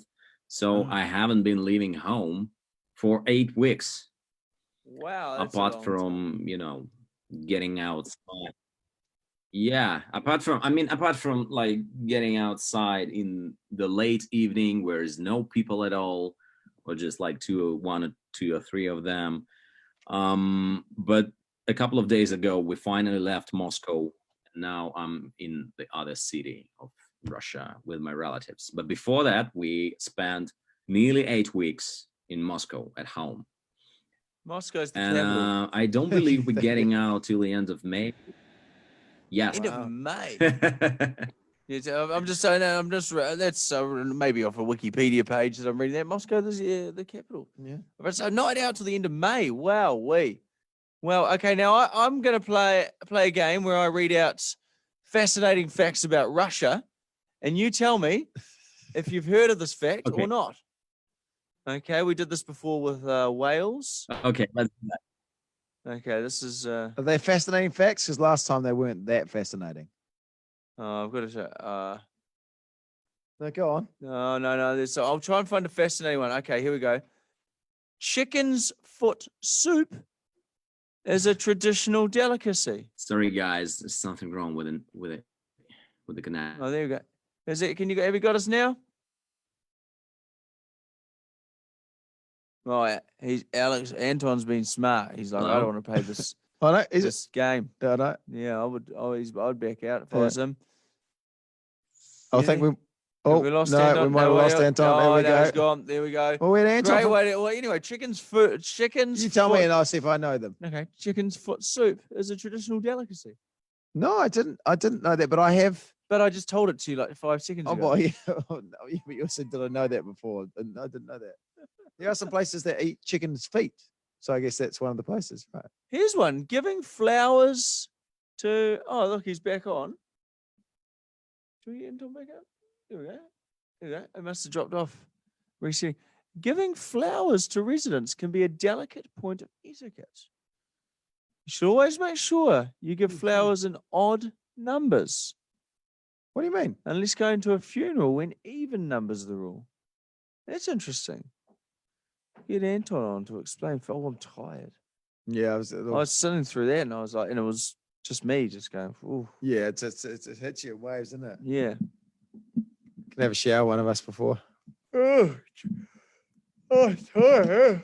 Hey, what? This is. Well, you said the hardest stretch was going to be what? 3 to 4. What are we now? 3:40. We almost there. Yeah. No. Then downward slide. We'll be on the breakfast show before you know it. There'll be people coming. Hosking will be getting to work now. Yeah, Hosking will be in work, won't he? Yeah, he gets to work at 3:30 in the morning. That's an early start to get into work at 3:30. Yeah. And it is. Anyway, I'll go through these Russian flex. Yeah, you tell me. Okay. Yeah, so giving flowers is interesting. Delicate point of etiquette. That you Anton. Oh, Anton. Hey guys. Hey mate. Sorry. Yeah, so it was probably our internet. New Zealand just got it. So we're we'll see ya. Hey, no, so I was reading these facts. Now, these are fascinating facts about Russia. You tell me if you know them or not. Okay. First one.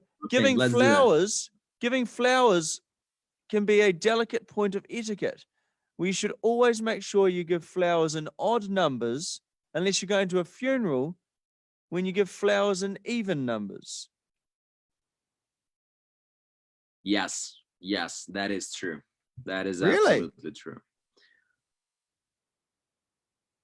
Okay. Yes. So when you get when you're going for a date, it has to be the uneven number, and when you're going for a funeral, it has to be an even number. So whenever it is an even number, it's only for funeral. All right. So if you turned up to a date and you had 2 flowers, like 2, they were like, whoa, this is weird. Yeah. That's true. Okay, that was good. So you guys don't have. No, we don't. No, we don't. All we do is we just buy flowers on the way home from the petrol station to say sorry, to apologize or whatever. Yeah. And they just come Okay. whenever. You're lucky to get a couple of good ones in there, to be honest. The It's rest true. are just rotten. They pickle everything. The Russians pickle everything, including cucumber, beetroot, and Sure. you've pickled a former leader. What? We pickle what? You pickled Lenin. Was Lenin pickled as Yes. That is also true. And apart from Lenin, I mean, pickled cucumbers are amazing. Some of them, especially with vodka and. Is vodka like, it's a stereotype that Russians love vodka, but is it the #1 alcohol drink in Russia? I'm not sure about that, actually. I'm not sure about that. I mean, not all Russians obviously love it, but when it comes to #1, I'm not sure, because lots of people drink beer, and we have it like some kind of craft beer revolution. So lots and lots of people are onto craft beer, and well, whiskey, cocktails also. Yeah, and lots of people are actually pro-healthy. So lots of people are running, not drinking, lots of that stuff. Here's a good one. It's considered wimpy to lower the air flaps on your ushanka. Is that ushanka hat, the fur hat, unless the temperature drops below -20. Minus -20. You can't pull your air flaps down until -20. Well, let's just say that not a lot of people wear ushankas these days, unfortunately. So will you get if it's -20 degrees? Will you go out without a hat on your head? Minus what? -20. -20. Well, obviously, you should put a hat on when it's -20, but it's not the lowest temperature in Russia. Come on, it's like we can easily get to -50 in some places. Really? Oh wow! Absolutely. In Siberia, in winter, it gets way colder. What's the summer like? What does it get to, like 20 or 30 degrees in summertime? Yeah, it's weird. It's like, especially in Siberia. I have some friends in Siberia, and it's kind of weird. I myself was born in Siberia, and it's kind of weird. They get very hot summers. The summers there are even hotter than in the European part of Russia, in Moscow, in, I don't know, St. Petersburg. But also the winters are way colder. So it probably has something to do with the lack of the oceans, because the seas and the oceans are far away, and so this continental climate. I don't know, but it's a fact. And obviously, lots of people wear hats, but it's not ushankas. Okay, all right. They're a stereotype, the ushankas. Right. Here's another one. Russia has more than 11 time zones. More than 11 time zones. Yeah. Did you know that, Anton? Not sure about the number though, but yeah, lots of time zones. So the most western is Kaliningrad, I believe, and the most eastern would be Vladivostok. Yeah. So Vladivostok is where Japan is, and Kaliningrad is.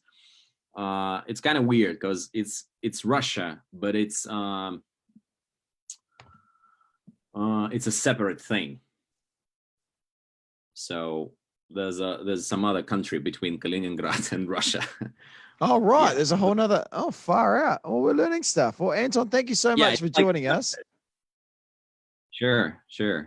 It's been really good to catch up again. And I hope you stay safe. Obviously, a very scary time in Russia right now with, the virus spreading. So I hope you stay safe, and we hope we can chat again soon. Sure, guys. Thank you so much, and stay safe too. Thanks, Anton. See ya, mate. Interesting. Really interesting facts there. And then, I was dozing off in there. My eyes were open, but my brain was falling Brain is- asleep. yeah, it's like the spinning beach ball on the. Yeah, It it kinda is. Like you go, oh, and then you have to. Oh, pull yourself together. Pull yourself together. Pull yourself together. Hello. Hello, kia ora, guys. Say kia ora to you. Listen, sorry, I was just crazily talking to myself saying, pull yourself together. Who's this? I'm Lee. I'm from New Zealand, but I live in France. Oh, bonjour, Lee. Bonjour. Bonjour. What are you doing over in France, Lee? I teach English as a foreign language in a primary school. Oh, there's a lot of people. We've spoken to another guy who was going to teach English In Argentina, wasn't it? Yeah, in Yeah. Argentina. So yeah, he's. What was I going to say? Sorry, Lee. Sorry, you've caught us at A very weak moment. Yeah, it's 10 to 4 in the morning here, and we spent a lot of time talking. And So whereabouts in France? Did you say France? Yeah, France. Yeah. Whereabouts in France are you? So I'm in a smaller town near Toulouse, which is on the south. It's about an hour from Toulouse. Okay, yeah, Toulouse is. And how long have you been there? Since September Wow. last year. What's the name of your town? I'll type it in here. C-A-R, no, C-A-S. Is it D or T-R, C, C? R, Yeah. Yeah.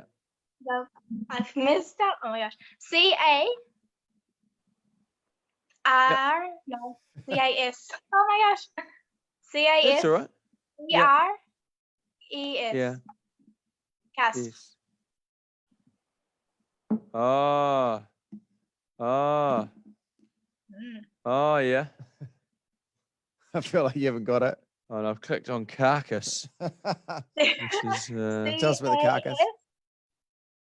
T-R-E-S. Oh, TR. Sorry. C-A-R. S. TR. Cast. Oh, yeah. I feel like you haven't got it yet, have you? Yeah. Oh yeah. C-A-S-T. C-A-S-T. R-E-S. R-E-S. Castris. Ah, yeah. Here we go. Ah. Now. Here Now we you go. got it. 40,000 people in this town. Quite small. Yeah. It's pretty small. It's really nice. I really like it. It reminds How's me of the- my hometown in New Zealand. Where are you from in New Zealand, mate? Napier. Oh, right. Napier. Now this is. Do they got a lot of Art Deco stuff here in this town or not? No, it's more medieval. Oh, it is medieval. It's how's the Argo River? Is that lovely? It's a canal, and yeah, it looks nice in photos, but I wouldn't swim in it. Yeah, canals. They tend to do that, don't they? They tend to lull you in a false sense of wanting to go swimming. You in want to them. go swimming in the canals? Yeah, but you don't want to. You never want to go swimming in a canal, do you, Lee? No, I wouldn't. It's one of the things Lee's always said, right? So Yeah. what? So were you like, oh, is this a full-time job? Is this something you're just wanting to do? What is Yeah, this? so I wanted to teach English as a foreign language for about a year now, or just over a year. So I did some studies, and then I tried to look for a job, and I found one in a small town. So it's great. Oh, good, I really good on enjoy it. you. 172 meters above sea level. 172 meters is there. I bet you didn't know that. I don't. What's Auckland didn't above sea know that, level? no. I wouldn't No. know that either. No, I don't. You never really know where you are. Above So sea you're stuck in lockdown at the moment. Is that what's going on there? Yes, we're in lockdown. They just they did this. My gosh, the rules have been a bit more calmer this week. They've kind of just been like, yeah, you can go out now. Normally we have to have like an attestation, which is like a permission form to leave the house. Oh, really? When we put in, we get a fine. So we've had to have that all the time, and it's been very strict for the past 8 weeks now. All right. So how do you get the permission slip? Is that from your work or was that? From the government, but you can also get an online form, so you just fill it out on your phone. So if you get approached by the police, you just show them your phone. It says what you're going to do, what you're out to do. So whether it's shopping for food or going to help an elderly neighbor or whatever, you sign it, and then it's a proper permission form. Right. No, they've got a wonderful short film festival there every year too. Really? When is that? Oh, listen, I'm telling you. You've gone deep on these facts. Yeah. Hasn't given me a month when the film festival is. But that's really nice. Rugby's their main sport they play in that town. Rugby is huge. I've actually met a New Zealand guy who plays for our rugby team. So we're close friends now. To find somebody who's from the exact same region as you in New Zealand and plays rugby, it's amazing. On the whole other side of the world, it's crazy. Wow, that's cool. So he's from the Hawke's Bay. He's from the Hawke's Bay, this guy. From Hastings. Oh, so. wow. And his wife as well. So yeah. How did you bump into them? So my host family bumped into them at a birthday party, and they were like, "Hey, I have a host from New Zealand," and they're like, "Oh, we're from New Zealand. Whereabouts?" And then they said Hastings, and he was like, "I think our host is from near Hastings or around that area." And they called me, and then we were like, "Yeah, like we're from the same area. We can hang out, we can do things together. It'd be nice to have family away from home. People to speak Kiwi, speak our slang and our accents without people judging us." Isn't that lovely? That's cool. Isn't that great? Yeah. It would be a weird sensation being on the other side of the world in a tiny little town. How far above sea level? 197 meters. Oh, yeah. You were wondering were you wondering, Lee, how high Auckland was above sea level? I was, but yeah. 196. I'm about the same. So you're about the same above sea level as us. So we're both sitting evenly above the sea. That is really good. In some sort of tsunami situation. This is Ben Humphrey, Lee. Yeah. Hi. How you doing? Ben's our producer, does a wonderful job. Yes. Bonjour. You've Yes. really got the hard yards too. Now, do you like croissants? I do. We have them every weekend. Croissants? And do you like Pina coladas and getting caught in the rain? Yeah. Sorry, that was all I That's a have. good song, eh? Let's all sing that. Lee, we're going to play that song. The Pina Colada song. Pina Colada. Rupert Holmes. Is it Rupert Holmes? Yeah. I would never have got that in a million years. I don't know what this is. What is that weird little blue tool? So what time is it over there, Lee? It is 6 o'clock in the evening. Oh, yeah. Yeah. We're joined by Lee in France with Jono and Ben live on the Zoomathon. Is Rupert Holmes. We can't play music. We can't play music on the stream. We don't get the chorus. No. I want to get the chorus. Can I get to do the chorus? One chorus. We're getting worried that Zuckerberg was going to shut this down. He's going to hear this Rupert Holmes. Here we go. Rupert Holmes wants some royalties. Oh, no, that's the second verse. Oh, there we go. Oh, that's good. Here we go. Sing along, Lee. If you like pina coladas, woo, get caught in the rain. I don't know the rest of the words, actually. No. If you like going after me. Oh, yeah. If you like going after midnight. So we'll pause that before. That was a fun little dance. Lee, that woke me up. Oh, that's good. That's good. It's great. It's really good. So how long are you planning to be over there? So I've contracted for another year at my school, so until at least June next year. So do you speak French? I do, not fluent, but very close, very, very close. Yeah, you would have to. Yeah, you would have to. Yes. I don't know much French. Ben, you? I know bonjour, je No, m'appelle. you learned some, didn't you? Au revoir. Oui, oui. Croissant. Croissant. I learned a bit of stuff there. That's it. That's it. Did you not do French at school? No, I didn't do French at school. So I can speak a little bit more than that. Yeah, I could. Okay. I would hope so. Yep. And so show us outside your window. Let's have a look at this town. Can we see out? Sure. I'm Oh, on this the is live. first story. Live to France. With France, okay. Yeah, no, we're still here. Yeah, no, we got you. We got you. Oh wow! Isn't that look, lovely? We've seen some houses around the world. Now we're seeing south of France. Look at that. That's cool. Beautiful day there too. Doesn't the sky look wonderful? Is the ocean nearby? No, but they are above sea level. Yeah, 197 meters. Hey, thanks, Benny. Oh, yeah. Yeah, that's really that's awesome. What a beautiful view. Oh, a lovely view. The buildings are just, stunning. They're amazing. You realise yeah. how young New Zealand is? Yeah. You know, when you look at countries like that, and they've probably been around for hundreds and hundreds of years, thousands of years, if not. Anyway. Hey, Lee. Yeah? Thank you so much for hanging out with us, mate. Yeah, thanks for calling. Hey, You're it was doing really great, nice, guys. nice to talk to you. Sorry, we're a to bit meet you. delirious, but lovely to talk to you. No worries. Hey, see you, Lee. You look after yourself. Yes, you too. See ya.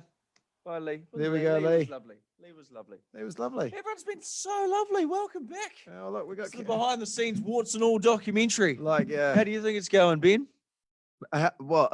Now I'm in a lull. Yeah, I'm too. I'm in a funk now too. I think I was asleep with my eyes open just then. Yeah, I was Is saying that possible? I was saying before, I feel like there's spinning beach ball just a Just little on both bit. of your eyes, yeah. Just a little bit. But your song actually was good, but then old Fun Police over there was like, no, I can't play that. But I was quite enjoying it a little Yeah, it bit. did wake you up. Yeah. Did you? So yeah, we'll just sit here in silence. So we've been going. I don't know how long we've been going for. Oh, add it up. Add up the time. That'll keep us awake. Okay, what I'm going to do, I'm going to go through the spreadsheet. Let's wake up. Let's wake up. Yep. Pump a V. Pump a V. That's all right, Ben. Yeah, thanks, Ben. Pump a V. Now I'm going to go through all the guests, and I want you to name something from the interview with them. Okay. All right. We're back.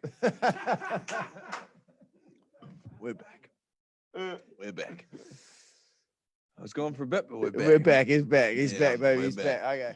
Okay. Okay, go. I'll run through the list, and you tell me something that happened in the interview. This is Hey, it's Andy Rowe's joining us. Hey, Andy. No, he's got the How are you, mate? Hello there. How are we, boys? Hey, how's it going? Good to see you, How Andy. tired are you? How tired are you? Oh, look, we're having a little bit of a lull at the moment. Yeah, we're sort of we're plateauing. So it's nice to see you.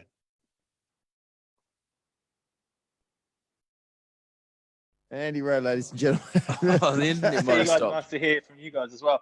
Oh, here he is. yeah, Let's go back. Yeah, sorry, I was on the Wi-Fi here, and the Wi-Fi is a bit dodgy, so I thought I'd just switch to the. I can't even see you guys. Oh, there we go. I don't know. No, I don't know what's going on. It's technology. You'd think I'd have the hang of Zoom by now, wouldn't you? Oh, been it's in a tough lockdown one to for get. about- Oh no, every single person that we've had on this thing's had trouble turning mics on, and videos on. Not one. I think you've got to click across it though. I don't think yeah. So how you been? I'm good. I'm good. Just in about our 8th week of lockdown now. So it's getting pretty tiresome. The old Zoom chats, isn't it? Like I can see where you guys are going with this. You guys, I think every time I speak to you guys, you're on a different radio station. Where are we Yeah, now? I What's know. going on? Yeah, no, we're on the hits now. We're on the hits now. We just radio whores. Yeah, there you go. Getting around. And what are you doing in the UK now, mate? Right, I'm podcasting in the UK. So we've got a rugby podcast that we do over here. I do it with a couple of old hacks. A guy that used to play first five for England, Andy Rowe. Don't know, you probably wouldn't have heard of him. Fat bloke with a bald head that played professional rugby for way too long. Yeah. And then another guy, Jim Hamilton, who is an Englishman that wasn't good enough to play for England, that went and played for Scotland. So yeah, the podcast is going well. It's good fun, bit of banter, but again, it's all done by Zoom these days, isn't it? It's we can't meet each other to have a chat. Can't even be in the same room. So it's all a little bit odd, but it's almost becoming the norm. Yeah, I know. It is. So, well, we've just, I keep saying this to everyone in the UK that we speak to, just gone to level 2 now. At midnight, we switched down to level 2. Because we had a couple of days with 0 cases in New Zealand. That's awesome. That's such great news. And does that mean that you two can hug and embrace now, or what? Well, the NZME policy. Well, I guess says not to. Yes, on a workplace thing, but I think technically, I guess if we're away from work, we could. We're in the same bubble. Well, no, the bubbles, you can burst your I bubble. can gently caress his thigh. I can gently caress the thigh. They have allowed that, and I've allowed that too. And that's been good. As long as you're wearing a glove. Yeah. Now, Andy, what do you do in the UK, bud? You are obviously doing a podcast. Yeah. So rugby. Yeah, how tired are you guys? I mean, you just asked me that question, didn't you? Great follow-up question on what is he doing with what is he doing? Is the podcast a full-time job? Yeah, pretty much. Yeah, so I do the podcast is the main job. Yeah, and I do a bit of recruitment as well. But it's the biggest rugby podcast in the world at the moment. So it goes pretty well. Congratulations! Listen, I was like, he's talking about his podcast. There we go. But then it was a full-time job. Yeah, no, it's full time. It's good. It keeps me busy anyway. But and it forces me to watch UK rugby, which is about, well, I don't know. It's not entertaining at all. It's about as entertaining as talking to an old mate in the UK at 5 o'clock in the morning, 4 o'clock in the morning, or whatever time it is for you guys. So what did you talk about rugby just in Europe, or do you talk about what's happening in Super Rugby here in New Zealand, for example? Mate, the English are not interested in Super Rugby whatsoever. They don't care? Not interested. They look down on it. They call it Super Touch. They genuinely don't care for it. So, which is weird because they love poaching the players and taking them up there, but no interest in it. We don't hardly even talk about the Rugby Championship when it's on. It's all about Premiership Rugby over here, and all of our listenership is all UK based. Like because podcasting is quite a big industry, or it's the second biggest industry in podcasting in the UK in the world, I think. And so the bulk of our listeners are in the UK, and that's where our sponsorship money and stuff comes from as well. But and so do you just, is it like your own business? You own and operate it, and I don't own it. I get I'm employed to go on it. Yeah. So the guys that started it. So I when I first went on it, I didn't get paid or anything for the first couple of years, and then as it built up and as we got sponsors on board, then it became more of a full-time thing. But it's the guys that own it. Like one guy lives in Singapore, one guy is Irish, and then there's investors as well that invested in the start so we could get studio time. But now we've got our own studio in Holborn in the middle of London that we record out of, and we don't record out of it at the moment. It's just sitting there doing nothing, but we're recording out of our own individual houses, and then joining our audio at one spot. So we're sending it all to a producer who puts it all together. Wow, that's pretty cool. So we also people would know you from the Red Chair on Graham Norton. You told a great story that happened to one of our mates and made it your own, which was great. And you got through the Red Chair on Graham Norton. Yeah, it comes up every now and then. Like it's funny how it just keeps resurfacing, and that's actually what got me into the podcast as well. They saw that and they wanted a Kiwi that to host the show with these other guys, obviously to give it a bit of credibility. Of course, they didn't anticipate that I wasn't going to watch any UK rugby, but someone saw the story on the Red Chair, and then another person put me in touch through that with the guys that were starting the podcast, and that's how it all sort of came about and how it all got to where it is now. So actually, like one sort of little afternoon of just going on the Red Chair on a whim, and then it's kind of spiraled into something bigger. What because we did the Red Chair as well. Well, it's quite interesting to see how you kind of jammed back behind the set, and it's quite cramped back there. I thought it'd be quite a spacious back room. Yeah, that's what I thought as well. It's kind of like you thought there'd be I didn't think there'd be glitz and glam, but I thought it would be a little bit more than what it was, wasn't it? Like you literally get crammed in behind a curtain, and then the red chairs are sitting there on this like wooden plank, and then when you're looking into the camera, it's just like literally like you're looking at a cameraman, and behind him is a massive warehouse that could be, you know, in the middle of South Auckland. Like there's nothing glamorous about it. And everyone always asks, did I get to meet Graham Norton? Did I get to meet In the Stars? And no, I wasn't fortunate enough to, actually. But didn't you guys get to meet Coldplay or someone when you were there? We got to meet Graham Norton actually at the end, but that was only just through organising it through the TV show. So that was pretty. Oh, actually, it was before the. Who was there? Bloody Tom Cruise or something? Well, yeah, the night we went along, we didn't meet any of those. But there was Tom Cruise, Seth MacFarlane, Coldplay, Charlize Theron, I think, as well. Emma Blunt. There was it was a massive, like that lineup was huge. Right. Tom Cruise converted me to Scientology. Oh yeah, that was great. Lovely guy. Andy, what's out your window, mate? Where's your window? That's actually a mirror, but I can show you out my window if you want. Let's have a look at you. We'll look down at some wonderful windows. We'll just look at about Lee's window in France. Wonderful. Oh wow, mate! This is not gonna be off the top France whatsoever. This is literally just a street in London, just a tree. There's a tree. There's a car. There's a car coming around the corner. There's probably that's probably an Uber driver behind him. Yeah, that's not a safe social distance between them. Yeah, so that's that car's a bit close as well. Oh, there's another bike. And so where's this in relation to the city? Mate, I'm in Chiswick, so I'm about it probably takes about half an hour in the tube to get there. It's probably about 5k from the city.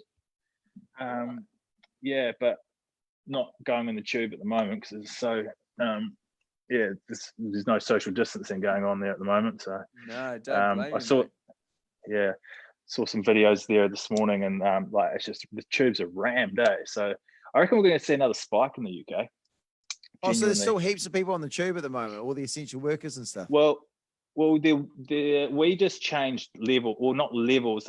We've got a different system. We've got 5 levels, 5 being the worst, and then obviously 1 being back to normal. And at the moment, we're on level 4, and to get down to level 3, there's a number of steps. It's not like you don't just go from level 4 to level 3. It's staggered to level 3. And one of the things that Boris Johnson said the other day was now starting from Wednesday, we can, if you can't work from home, go to work. So there's a whole heap of people that are going to work and just ramming the tubes full. So it's just, and the tubes are on a reduced service as well. So because they're trying to limit people going on there. So not as many people can get on, it's getting rammed.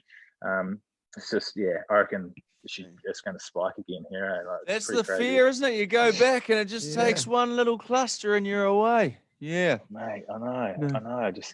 I mean, it's and we've been so slow to react to it in Britain. And the one of the things that's come out of that is I had a stag do booked for July, which Spain's now saying they're not going to let Brits in. So there goes my stag do to Ibiza.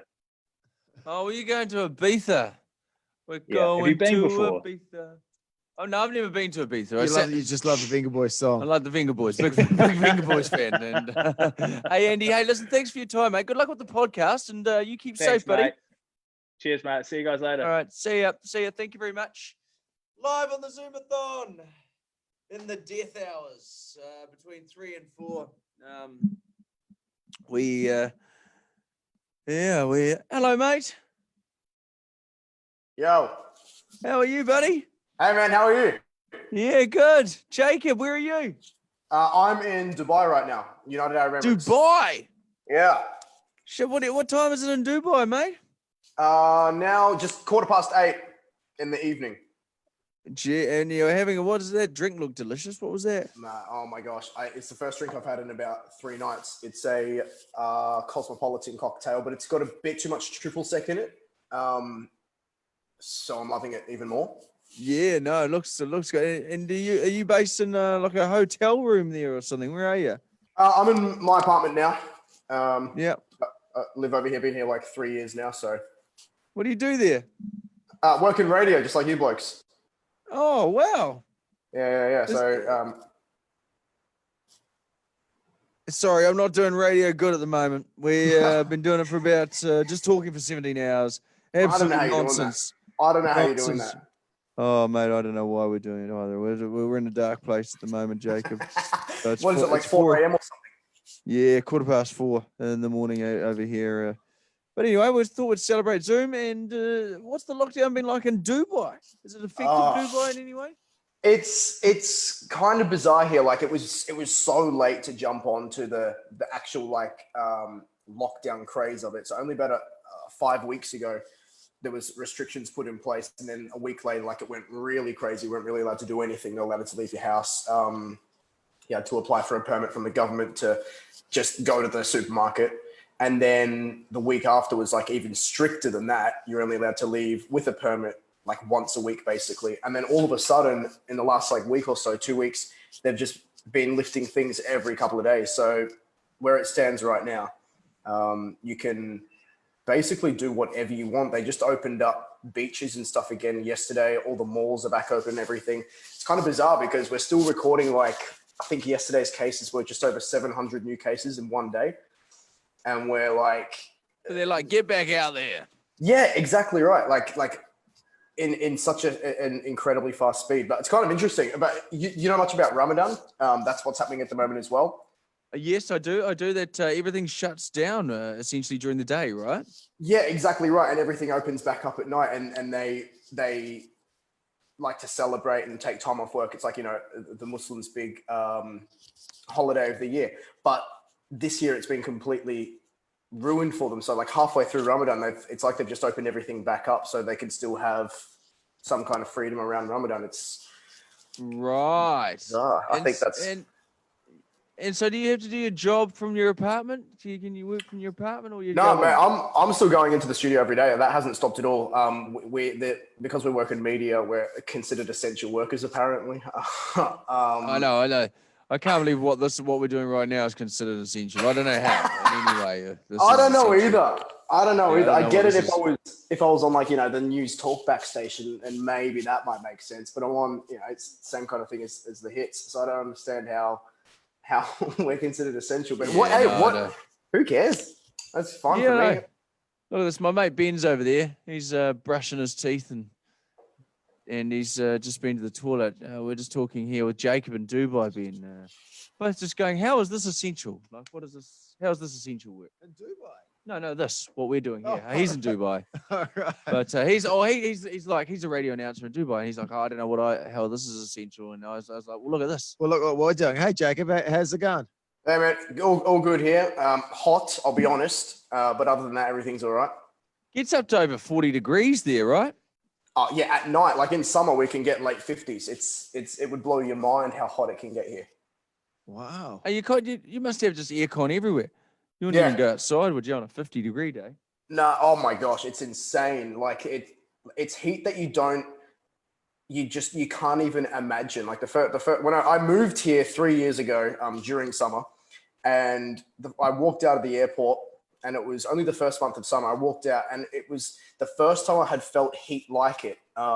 And the best way to describe it is, you know, when you open up an oven and you're cooking like a cake or something, and there's that woof of hot, moist, horrible air that just comes. That's seriously what it's like walking out of an air-conditioned building into the heat during summer. It's bizarre. Like, yeah, as I said, up in summer, it's not uncommon for it to hit 50 degrees, mid 50s. Wow. And in the peak of summer, you'll be out at like 2-3 o'clock in the morning, and it's still reaching 38, 39, 40 degrees. So what, you probably covered it? Have you covered the lockdown situation there? Yeah, we've talked lockdown. Okay, yeah, that was the first port of call, wasn't it, Jacob? We've covered lockdown from all over the world. We had a guy from Russia, lovely lady in France. We've been to London a couple of times, and everyone is in the same position, looking bleak in their apartments. Yeah. I know. I can imagine.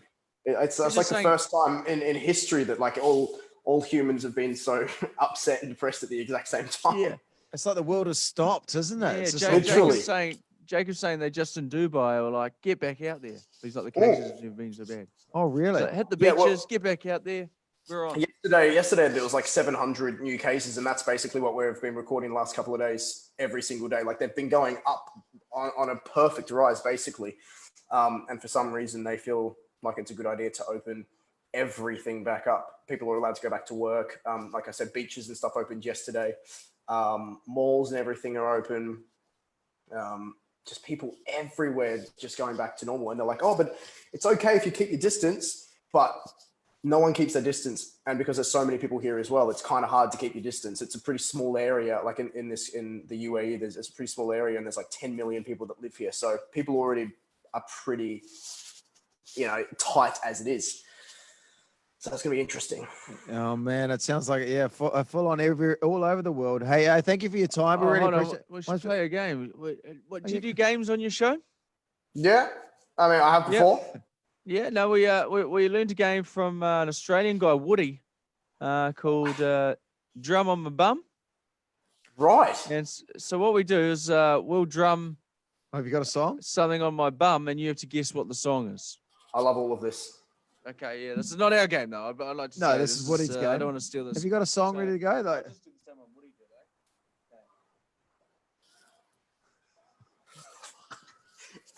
You're going to get me kicked out of Dubai for nudity on my laptop, by the way. I'm joking. It's the first skin I've seen in 3 years. Continue. It's the first skin I've seen in 3 years. You got to pay extra for the boxes there.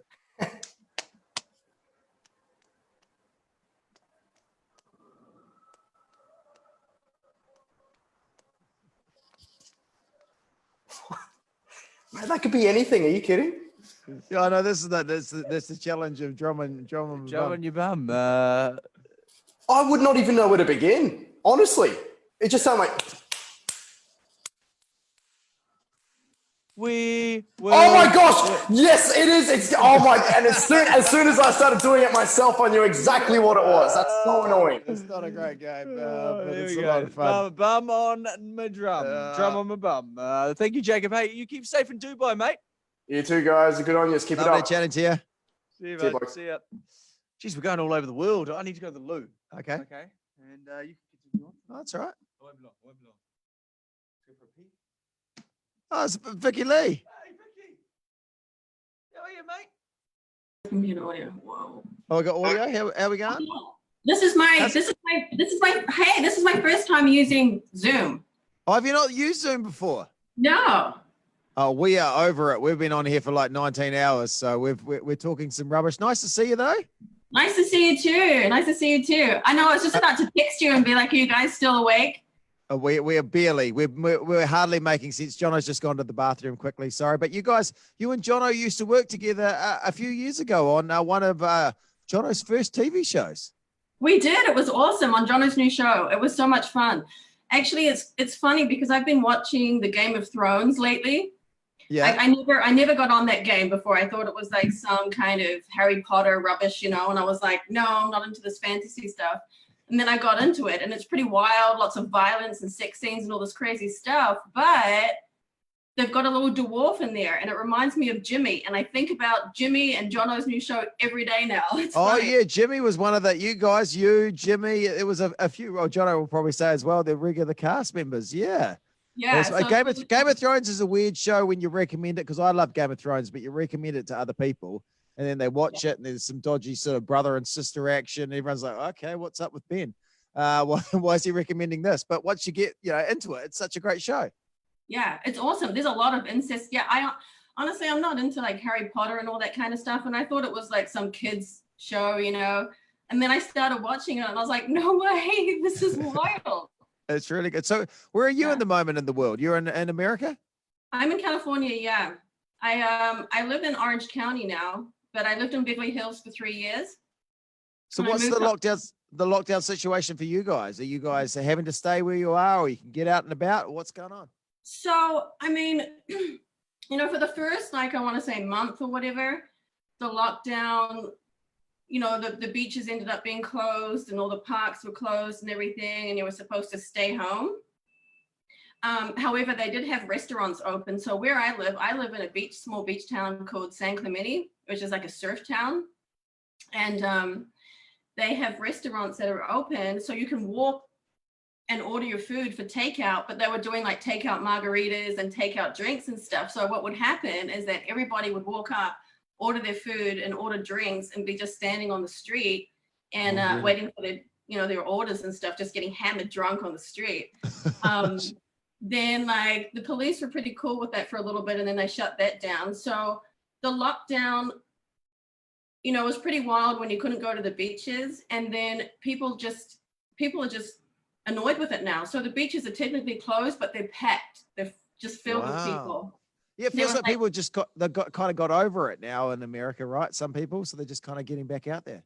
Yeah, they've got over it. And you know what? A lot of people are losing everything and stuff. And there's like, protesting and all that kind of jazz going on, and they want to reopen everything and stuff like that. So yeah, people just don't care anymore. People are just like, it's done. You know what? When we started going to the beach at this, earlier, there was social distancing going on and everything, but now no one cares. They're just over it, I think. Do you have to wear a face mask out and about, like in California? Some areas I hear you have to, or it doesn't matter where you are in Orange County? Not where I am in Orange County, but I did go to Texas. I went to a place called Galveston during the coronavirus time. And, to go into a CVS, which is like a Priceline store, you had to have a mask. But if you didn't have a mask, like you would just go and tie like your t-shirt or a pair of shorts around your face and then walk back in. You just had to have something covering your face. Wow. But so how long have you been in America now? Like you've been there a few years now, right? Yeah, I have. I moved here really in 2017 and I was here for 3 years. So this is my 4th year. Wow. And you like it, obviously, you staying there? Yeah, it has its pros and cons like everywhere else. And I don't know, it's like when you move to a bigger country, you learn so much more about just life in general, And, America is not the best place, honestly. Like I lived in Beverly Hills, and whilst I'm not ungrateful because I lived in a beautiful place, it's just shit, just what the people are not great. It's not. I used to come down and surf down here every weekend just to stay sane.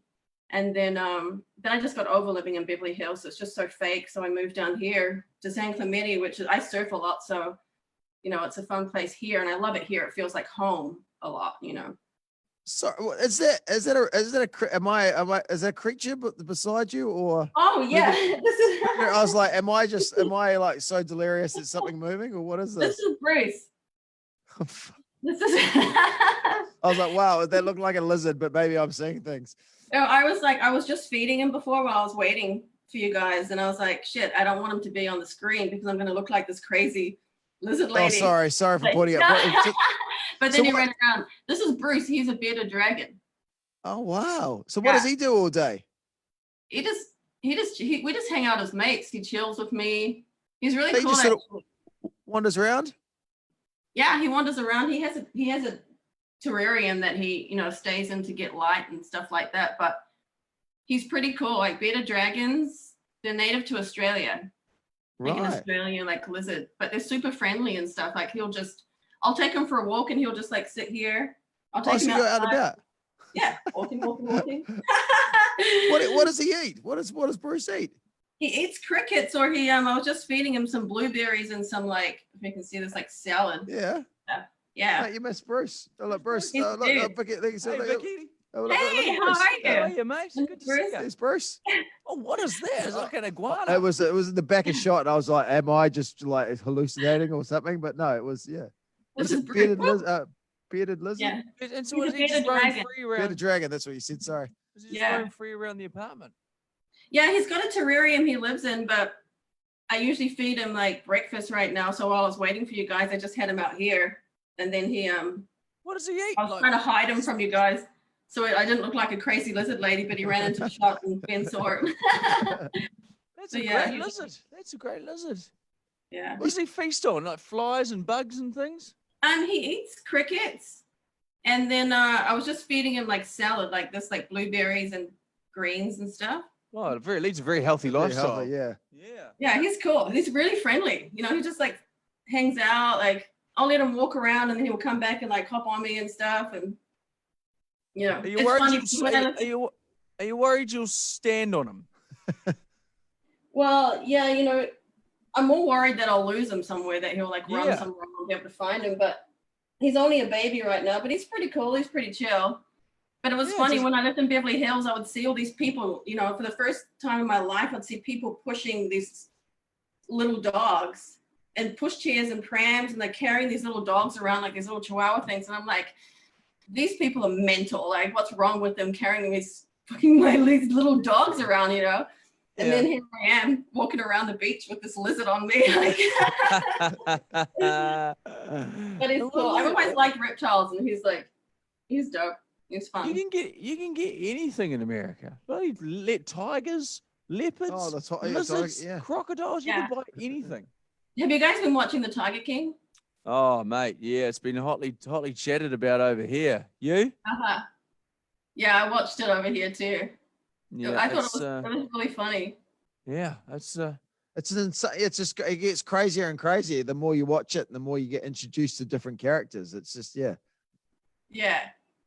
It's a blow by blow documentary on how Donald Trump got to the White House. Right. So what are you doing over there, Vicky? What have you been up to? So I've been here for like 3 years now. Just filming bits and pieces, and then just before the coronavirus, actually, I was in talks of doing daytime TV, and I try to stay away from that. But yeah, so hopefully that's going to work out when all this stuff. Oh, that's good. What are you doing on the daytime TV? Nothing yet, but we're talking about the role on daytime. Yeah, so that'll be fun. That's kind of like bread and butter, you know. Yeah, that's good. Yeah, but I mean, I haven't been in New Zealand actually since 2009. I was living in Australia, then I lived in Mexico, and then Canada, and then I came here in 2017. What was Mexico like? Mexico was awesome. Yeah, I lived Mexico, in Puerto Vallarta. I lived in Puerto Vallarta for 7 months. It was pretty cool. But then I got bitten by a brown recluse spider. I almost died. That wasn't very cool. Oh, did you have to go to hospital in Mexico? No, I didn't. You know what? Lucky for me, the spider bite expert in that part of the world lived in Puerto Vallarta, like down the street from me. And he basically saved my life, and he would come to my apartment, and like I'd have IVs and all this kind of stuff. Because the brown recluse kills your red blood cells. So it leaves it starts necrosis on you, you know, on your body part. So, but then it starts killing your red blood cells. So you don't really know what's going on. You just feel like you just don't have any, like you can't breathe, like there's no oxygen in your body and stuff. But survive that. It's all good. So how did you know this? How did you know the spider had bit you? Did you see the spider bite you, or did you just So I didn't. So there are these things called palapas, you know, like those wooden kind of palm tree looking things on the beach, and the spiders crawl up in there. And I was like sitting by one of those, and I felt a bite on my hand, but I never saw it. And so over the next 24 hours, it became this big, like, it kind of looked like a burn, like this huge circle that was like on my hand. It was all puffy and stuff. And I started feeling really unwell. And I just thought I had been bitten by an insect or something. So I went to like a local clinic where, you know, a lot of travelers go to, and they just said that I had been bitten by an insect. And then 10 days later, I almost kind of like died, and I was dating this like Mexican guy at the time, and luckily he took me to like one of their family doctors, and he saved my life. Yeah, it's pretty wild. What a crazy story! And look, there's old mate there popping it out from under the globe. Oh yeah. And New Zealand's on this little globe too. Hey Vicky, thank you for joining our Zoomathon. You're welcome. Sorry, how are you feeling? You've caught us at a very broken moment. It's 4:32 a.m. here, and I gotta say, you look pretty tired. You look pretty tired. Yeah, we've been doing a lot of talking, Vicky-Lee. A lot of not talking. good talking either, Vicky. Just talking. Just I know, and I'm like, it's like 9:30 here, and I'm like, well, like ready to talk to you guys. You guys are like, yeah, so like, what do you like? Yeah, I feel a lot more chilled out than we normally are. Like, we're like a relaxed surfing vibe. You're like, oh god, do we have to talk to her? Fuck. No, it was fun. What's out your window? I like looking outside people's windows. Have you got a window behind you? Yeah. Let's have a look. This is. Wow! Look at that. That's awesome. This is a really good surf spot out here. But Orange County. Orange Yeah. County, that's Like beautiful. I can show you outside here later on. It's a wonderful So it's- apartment. Oh my gosh, look at That's that. amazing. But we've seen some great Yeah. views, haven't we? We've seen France, we've seen Russia. This is a wonderful apartment you got there, Vicky. Thank you. Yeah, I was like looking at your one of your feeds. I was listening to you guys talking to the girl that was in France. Yeah, she That's cool. stuck her phone out, and you're like, oh wow. Yeah, it's kind of cool. It's what a world we live in, right? You know, where you can just be sitting here in a bleak boardroom in the city of the central Auckland, and you can be looking at France, looking at Orange County, looking at Russia. Yeah. Look at this. Look at Look this. at the lizards. What time are you guys going till? Well, no, we've got to try to get to the end of our radio show at 9 o'clock this morning, and That's it. at least. Yeah. So yeah, I think Oh, I'm okay. I'm tapping out at 9 o'clock. Yeah, we'll try and get to 9. Yeah. At this stage, just 9's a long way away. I was talking to that lovely lady in France Leigh, and I Yeah, swear I was okay. asleep, but my eyes were open. Really? I don't even know if that's a possibility. How are you staying awake? You guys drinking coffee? You drinking alcohol? Yeah, no, we've anything? had Like, any- V's, we've had V's and coffees, and yeah, no, you just keep going, don't you? What's the longest you've stayed awake, Vicky? Unassisted. You know what? I fall asleep at like midnight. Yeah, I'm not. I'm Like not at the usually one very who can go latest, long. like I can't stay awake.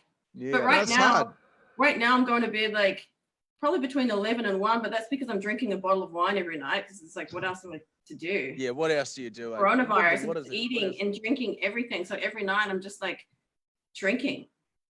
I know, So, like- I know. That's all anyone in New Zealand's It's been been doing for the last 6 weeks. And it probably looks like that's exactly what we've been doing, but we haven't. We haven't been drinking for once. Hey, Vicky-Lee, lovely to see you, and Lovely you to see take you guys care. too. Stay safe in your bubble. You And, guys, yeah, thanks for having me, and yeah, I hope you guys stay up till 9. Thank you, mate. We'll Good speak to- good- soon. Yeah, there we See you, go. Vicky. We've gone See all you, around the guys. world. Bye. We've been zooming around. Let's go around Russia, Moscow. Same country. Yeah, Moscow. Yeah. Russia, Paris, France, Toulon, France. Yeah. Wales. Cardiff. Yeah. Yeah. Cardiff in Wales. Yeah. We went to Scotland. Barnaby. Fellas. Barnaby is sitting, Fellas, I think, fellas. in Buckingham Palace. How's it going? Yeah, just with old mate Lizzie to my Yeah, my nice. left. Barnaby's How we the doing? teleoperator for Buckingham Palace. He's gonna put us through to the Queen. Hey, Come can in, we just caller. say- How may I help you? Yeah. Where are you? Like that looks very majestic. Yeah, I offended at Barnaby. I'm sorry, guys. It always stops. The feed stops, doesn't it? Barney, if you can hear us, He looks like he's having a great time, though. you might have to disconnect and then come back on. Just for some reason, it sometimes does this. Yeah, he's dropped out. You come back, Barney, and we'll let you on, big guy. Barney's in London. Works for Saatchi and Saatchi, I think, doesn't he? I think so. Yeah, there's so many Kiwis all over the world doing great. Hey, Oh, Barney. Technical difficulties at Buckingham Palace. Oh, I know. You'd think they have stronger Wi-Fi signal. Preach. Where are you? What is this room? Mate, I'm in a hotel in a town called Ramsgate on the coast of England. It was a bit of the perfect storm when the lockdown was announced in London. Our flat was being renovated, and we were me and my girlfriend were staying on a couch. So we had kind of nowhere to go when this lockdown started. So conveniently, my girlfriend's stepdad and mum own a hotel in a town called Ramsgate, and so here we are. We've been living the sweet life, I suppose, for the last 6 weeks. Can we take us on a tour of the hotel, Barney? This is It's just a small boutique thing. But hang on, I'll very jump off nice. I'll jump off my charger. So it's called the Royal Harbour Hotel, and it looks very regal. Yeah. Oh, I shouldn't have got Barney to walk. That was my bad. Oh no, was it interesting though? That was my bad. Hopefully Barney comes back. I'm sure I'll come back. Yeah, no, that was my bad. I'm sorry. I'll take that on the chin. Yeah. No, I feel bad. I cut off the connection. I'm sorry. Don't be like that. We've enjoyed views from around the world. Barney's back in. Barney's back here. I'll admit him in. Here we go. Come on in. Sorry, Barney. Sorry, Barnaby. Sorry, Barnaby. Sorry, mate. Oh, where are you now? Well, hang on. I'm taking you on a tour. I'm taking you into room number 4, which is where. Oh, here we go. We're in Barnaby's hotel in England. Which is where I'm parked up. Look at this. This is great behind the scenes. Got the 4-post bed there. Oh, that's very nice bed. Lovely room. And you can see the view out there. Oh, look at beautiful. Hey, lovely balcony view. Looks like a lovely day over there. Mate, it is. It's quite nice being down on the coast. Hey, but how are you boys holding up? Oh, mate, like bags of. Yeah, not good. Bags of feces. Like we've had a bit of a lull over the last sort of hour, like just. But it's great to talk to you. And we used to work with Barney. I used to work with Barney many years ago, and now he's at a highfalutin job in an advertising agency at Saatchi & Saatchi. Indeed, that's me, mate. No, I was just thinking before, the last time I saw you guys in this sort of deranged state was when I was helping you out with achieving your goal of riding bumper cars, for setting that record way back in the day. Barney's gone on to an advertising executive. He's staying in a role. royal-looking hotel. Yeah, like we are still here doing desperate marathon attempts. Yeah, it's a bit sad, eh? It's a bit sad, Barney. You guys need to ditch the stamina records and sort of find I was just having this conversation but with the Ben. problem is that you look at stuff and you're like, we're not talented enough to do anything of skill. We can kind of stay up for a extended period of time. Some words are getting a little bit delirious. So that's our kind of thing. That's our wheelhouse. So we're working I've actually with I've checked in a couple of times throughout the day, and there have been a couple of times where I've actually thought that Jono has gone to sleep at the mic. But Ben, you've stayed relatively chirpy throughout. I must say. I'm trying. I've been hitting a few lulls lately, but you know. Yeah, I was just saying to Vicky. We were just talking to Vicky before. I was talking to someone, and I thought I was asleep, but my eyes were open. You know, when your brain it was crazy. Yeah. So Barney, tell us what you're doing. Tell us what you're doing at Saatchi & Saatchi. It's so interesting to see what Kiwis are doing. We spoke to a lady who's teaching English in France. Spoke to Julian Savea, who's well, you know him. He plays rugby in France. Yeah. Well, not as glamorous. I work as a senior account manager working on the Procter & Gamble business. What's Procter & Gamble? P&G, the big sort of global. It's a big kind of global FMCG company. They make a whole lot of like different stuff from dishwashing liquid to like toothpaste to Gillette to all those sorts of brands. Yeah, right. So I'm kind of, I suppose, the account handler on mainly Oral B. I love Oral. Ben's he's quite an oral guy. He's a really oral guy. Yeah, he's brushed his teeth 4 times this morning. And having a blue Powerade, which got to start life with a healthy mouth, you know. Why is a blue Powerade controversial? Straight after toothpaste, so I would have thought that. Oh, right. Yeah, sorry. Yeah. Now, Barney, how long have you been in London, mate? Oh, about a year now. And now I'm sort of pissing away that visa by staying indoors for sort of months on end. So it's not ideal, but it is what it is. What happens through this lockdown period if you're not in your flat? Do you still have to pay for it? Well, look, thankfully my landlord is my girlfriend's mother. Okay, great. So she can be sort of relatively lenient, I suppose. Oh, that's good. So we try and pull the wool over our eyes in certain months, but I mean we do still have to pay for sure. Yeah, right, for sure. Right. So what's it like because you look like you're in a lovely sort of seaside town away from London, where obviously there's a lot of stuff going on. Yeah, scary. What's the vibe like in the town that you're in?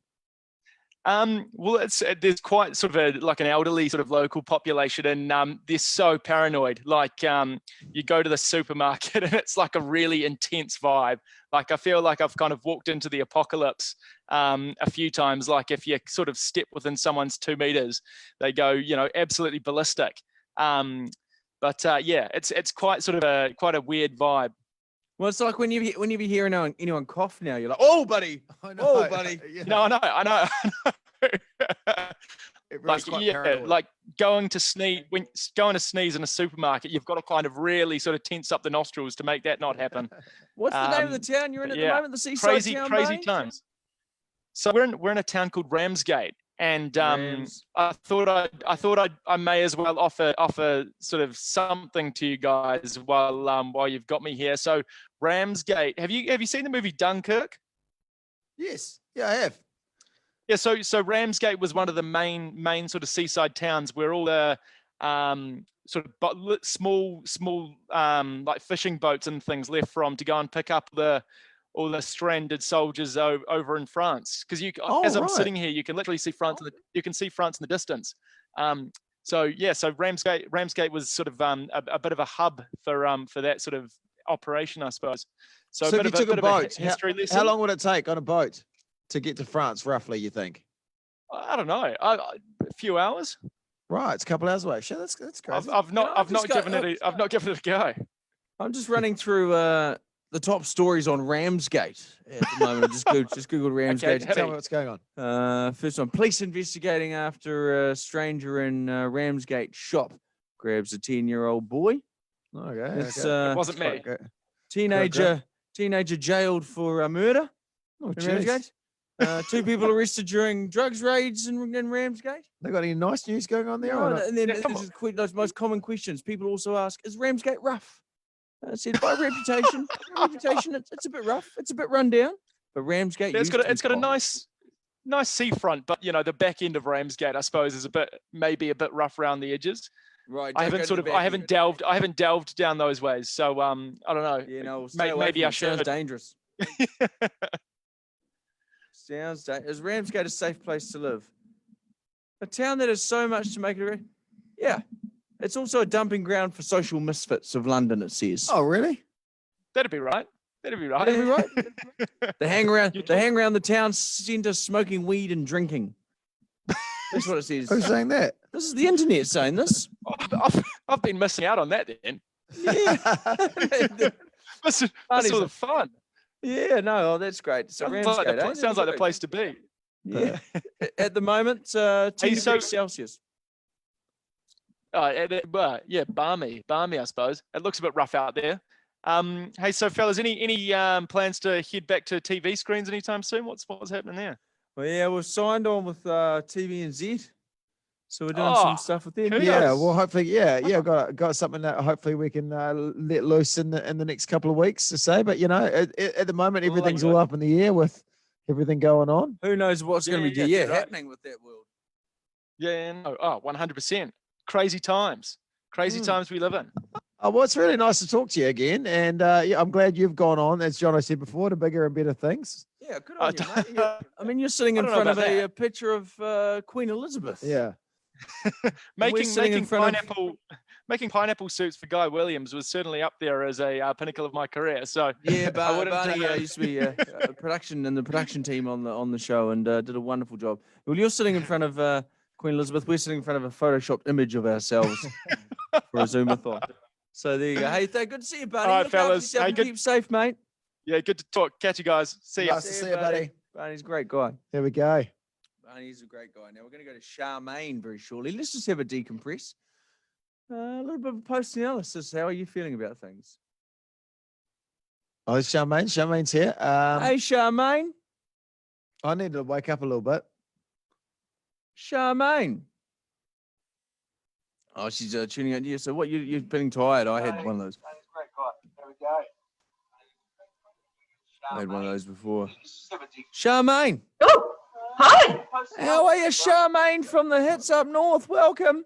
Hi, hello, you crazy cats and cool kittens. Hey, you guys have been doing a star effort. Seriously, the volume of people coming through. I got up to go to the bathroom at like 2 o'clock in the morning. Thought I'll just check in on the lads. There you were. These beautiful women with incredible hair from Scotland. There was almost a house party in that car.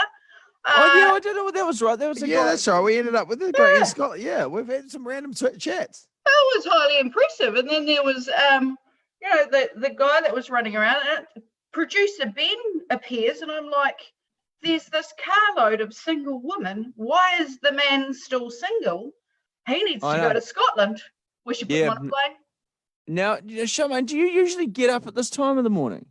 I get up normally at 10 to 5 and I put on my active wear and then I go to CrossFit and I throw some weight around. Although I have to say, in the last couple of weeks, there's some junk in my trunk that may have become expensive. So this is my gym's not, obviously. Yeah, so is this the first morning you can do CrossFit? Yes, it is. They've all gone crazy. Last night, the volume of videos and happiness and joy was terrifying me because I was sitting here having a gin watching you lads, and my man said, "We should just sleep in and watch this all night." And I thought, "Oh, that's actually quite appealing." Yeah. But you're not. You're up. You're CrossFitting. What is it? No, CrossFit. I've never done CrossFit. It looks intense. Looks hard out. Literally, the people that do this sport are a little bit crazy. I go with my neighbour he's just turned 70 actually. I've been going for a wee while, so I've gone and represented New Zealand. And in CrossFit? Yeah. Go up to Australia and give them a run for their money. They're all quite arrogant, and those girls over there, they're all skinny minis, and they run around with hardly any clothes on because there's so much heat, so they don't wear very many clothes. And so how much training do you train every day? Like Monday, Wednesday, Friday, Saturday. And then if there's an event coming up, sometimes a little bit more, because you have to be a little bit crazy. And so would you train, an hour a day sort of thing, or 2 hours, or what? It's about 45 minutes, but there's a lot of smack speak that goes on prior and afterwards. So it's... Yeah, right. That's kind of time consuming too. And you got, for your 45 minutes, you're just going hell for leather. You're going hell for leather. And it's quite good because you can get to a mature age like myself and throw some weight around. And that's quite satisfying. And it takes the edge off. Whereabouts do you live? Whangarei. I'm at One Tree Point, which is just out of Whangarei, about half an hour. And there's all these fancy canals with these $1 million yachts parked out the front. I don't live there. I just live across the street where the regular people are. Oh, right. You're not on the canal No. side. But the upside of this whole lockdown is I've just noticed all the retirees have started walking, which has been quite interesting. I know. Well, they're going to be out walking. Because like the rest of the HITS team who have been essential workers through this 50 days of long, drawn-out, desolate life, you get to see them all walking the streets and running around on the way to work and on the way back. Upside of last night, I have to show you. Can I show you? I got my nails done. It was huge because my BFF is my nail technician. So I went to do a test run of how she was going to do that at length, which was quite funny. Nails did. They're looking sharp. How long have you been doing radio for? 30 something years. Like yourselves, I came from the other place over to this place, and I was with that place for about 27 years. And then wow. It goes quick. I know it does go quick. Bloody flies by. I think your guys' night has been pretty fiercely long. Star effort, by the way. Yeah, no, it's dragged on. This is I'm starting to feel a little bit more alive now. 3 to 4, we said it was always tough. Yeah. That hour. I got up. Come out the outside. I got up and came downstairs at 3 and just had a little nose, and there was Boss Toddy, and I was like, "Oh God, you're up too." We're all mental. Actually, I know. The team have done a spectacular effort. Spectacular effort, Charmaine. Hey, listen, I don't want to hold you up for your return to CrossFit. So you go out there and you go and do some crazy psychotic exercises for 45 minutes. We will. We'll go and do some thrusters. You have a good day. Hey, thanks, Charmaine. Lovely to see you. Bye. Ciao, ciao. Go, Sharp. See ya. Charmaine, HITS announcer in Northland. Wonderful stuff. You're heading off to CrossFit this morning, and thanks for joining us back on the Zoomathon. Going live on the radio from 6 o'clock. And we've got plenty more guests. If you want to join us on the Zoomathon, we'll talk to you. We'll talk to you. We're desperate to talk to you. You can just head to the Facebook page, Jono and Ben the HITS. DM us and we'll send you the link. Send you the link for the Zoomathon. It'll be a wonderful time. We've just been all over the world.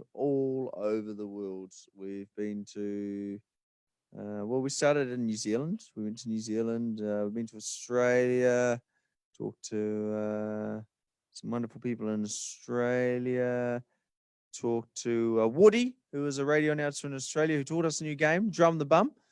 We played that where you play a drum beat on your bottom and you have to guess what the song was. That fun? Who else did we talk to? I just talked to Hamish Blake. He zoomed through. We had a wonderful conversation with him about his bookshelf behind him. It was all the books were like paired in color codes, so all matching colors, and just rambling. And then we went to Australia. We've been to England overnight. Obviously, the hours work well with the international time zone, the UK. A lot of great Kiwis in England at the moment doing good things. France as well. Crossed to France 3 times. Spoke to Anton, our Russian friend in Moscow. Had a good chat with him. 144 million people in Moscow. 144 million people. And a huge landmass, Moscow, stretching through Europe and Asia as well, Eastern Asia. So that's Moscow. And what else did he say? Oh, yeah, that was what we learned about Moscow. There's an etiquette to giving flowers to people. So if you're just giving a bunch of flowers to potentially, a girlfriend or a mother, the number of flowers should be uneven. However, if you're going to a funeral, the number of flowers should be even. That's the flower etiquette in Moscow. In Russia. So yeah, that was quite interesting. So we went to Russia, we went to France, and we went back to London. Talked to Andy Rowe, Kiwi guy who's got his rugby podcast with a couple of former England players. He was great. Andy's a good bastard. And then went back to the States, to Los Angeles. We spoke to Vicky-Lee, who lives in Orange County, and she showed us out the window. A wonderful view. Wonderful view. We saw out into the beach there at Orange County with Orange County stuff there. Then Orange County choppers and Orange County oranges. A lot of great stuff. OC's Real Wives of the OC. It's another great show from Orange County. They just keep on coming. They keep churning them out. And then, as you just saw, we headed back to England. Who do we talk to back in England? In Northland, just spoke to Charmaine. So really been all around the world overnight. And I don't know if you can notice, but I'm just padding for time. Just saying some words. Just saying some words. No, you can, Lee. It's all fine. If you guys want to come, this is Ellen and Ben Humphrey, our producers and social out. Now these guys have been staying awake as well, and doing a wonderful job. Now there's a lot of stuff to pack down. The trick is we should start packing down as we're going. Yeah, we should. So eventually, by the last break, it's just all clear. I'm just gonna say, not to sound like a wanker, but I became the boss to delegate that shit away. So yeah, that's good. That's why El became the boss. Now El's tall. How tall are you? 6'6". 6'6". Can I just say, like, you work in television? Yeah. And they always make that gag that when you're on TV, it always adds 5 kilos. I look like I weigh 20 kilos more in front of these fancy cameras on the screen. No, it's not a good look. No, you don't. The cameras are never flattering, though. I find though. Never. But no, you don't leave it on 20 kgs. Now Ben comes to us from Fairleigh. Oh. Ben, how many people in Fairleigh? 800. 800 people in Fairleigh. Southern town of Fairleigh. Now next to the town where Richie McCaw grew up, right? Well, it's just over the hill, Koorau, which is actually where I grew up when I was very young. Went to primary school in Koorau. Yeah. So what, mate? Like, did many people leave Fairleigh, or most people end up staying in Fairleigh, or what happens? What's the career trajectory? It's probably 50% leave. Yeah. But then of the 50% that do leave, 25 to 30% go back. Right. Yeah. So they return as farming. Farming and right. Agriculture, service industry. So yeah, and lots of trades, building and sparkies and. So are you the only one from Fairleigh in radio or media? Anyone else from Fairleigh? So Fletch Vaughan and Megan's old producer was from Fairleigh. A girl called Caitlin. Caitlin, yeah. Yeah, she was from Fairleigh. Right. So that's you, two of you. Two of us, yeah. That's this percentage rate per capita. Then that's very good. Yeah, that's very good. And best part about Fairleigh, worst part about Fairleigh. Best part about Fairleigh is it's just the wonderful landscape. It's just a beautiful part of the country. You know where you're reaching, you have to rely on the also, landscape. but what Fairleigh is famous for is its pies, meat pies, and they have the Fairleigh Bakehouse down there, and very random flavors of pies. So salmon and bacon pie is their signature pie. Oh, really? What do they pad that out with? Town of 800. The bakehouse sells 2,000 pies a day. Wow. So it's a real the pie consumption is it's a real stop for people. It's like over 2 a day. Yeah, really. Some people are having 3. Nah, it's people passing through. And right. But yeah, it's what are they padding the salmon one out with? So basically, it's just a piece of salmon steak and a chopped up bits of bacon with a tiny little bit of sauce. But it's just a salmon steak.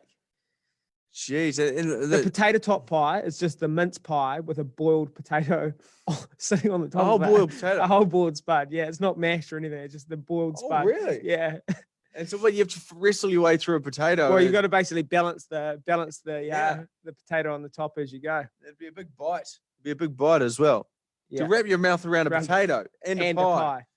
Big pies. That's asking a lot. Okay, we've got Johnny Lovegrove here. Now we know John. He's in America, I think. John Lovegrove, we'll admit him. Hey, John. Oh, hello, boys. How are you, John? Sorry, the Facebook feed's a little bit delayed, a little bit of a lag compared to this one. It's good. It's only actually a few seconds. It was only like 3 seconds difference. It's kind of weird. How's the States? Whereabouts are you exactly for the audience? I'm in Portland. We've actually spoken a couple of times before on a couple of different stations, but yeah. I remember, John. Yeah. I remember we spoke to you, I think about a year ago on. It was a year ago? The first time was when I took a big old "Give me hot chips" sign to a rugby game in Chicago. That's right. Right. Yeah, and then I can't remember what the last one. I think the last one was at the 300 interviews or the. Yeah. Oh, John, it's always good to see you. How's Portland? What's the time there? 9. What is it? Just gone 10 o'clock. So wide awake here. Oh, 10 o'clock at night or the morning? No, 10 in the morning. 10 in the morning. Yeah, right. Has Portland been affected by COVID? Do people got COVID? Not as much. The first outbreak was just north of us, Seattle area. They had it pretty bad, and then California is pretty bad, but Oregon's not so bad. We have like, I want to say 2,000 or 3,000 cases and about 200 dead. New York, we spoke to Dave Gibson, former singer from Elemeno, who's in New York.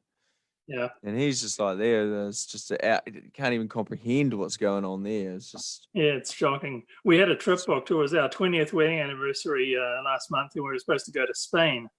And then shit hit the fan in Spain, and we changed the ticket to go to New York instead.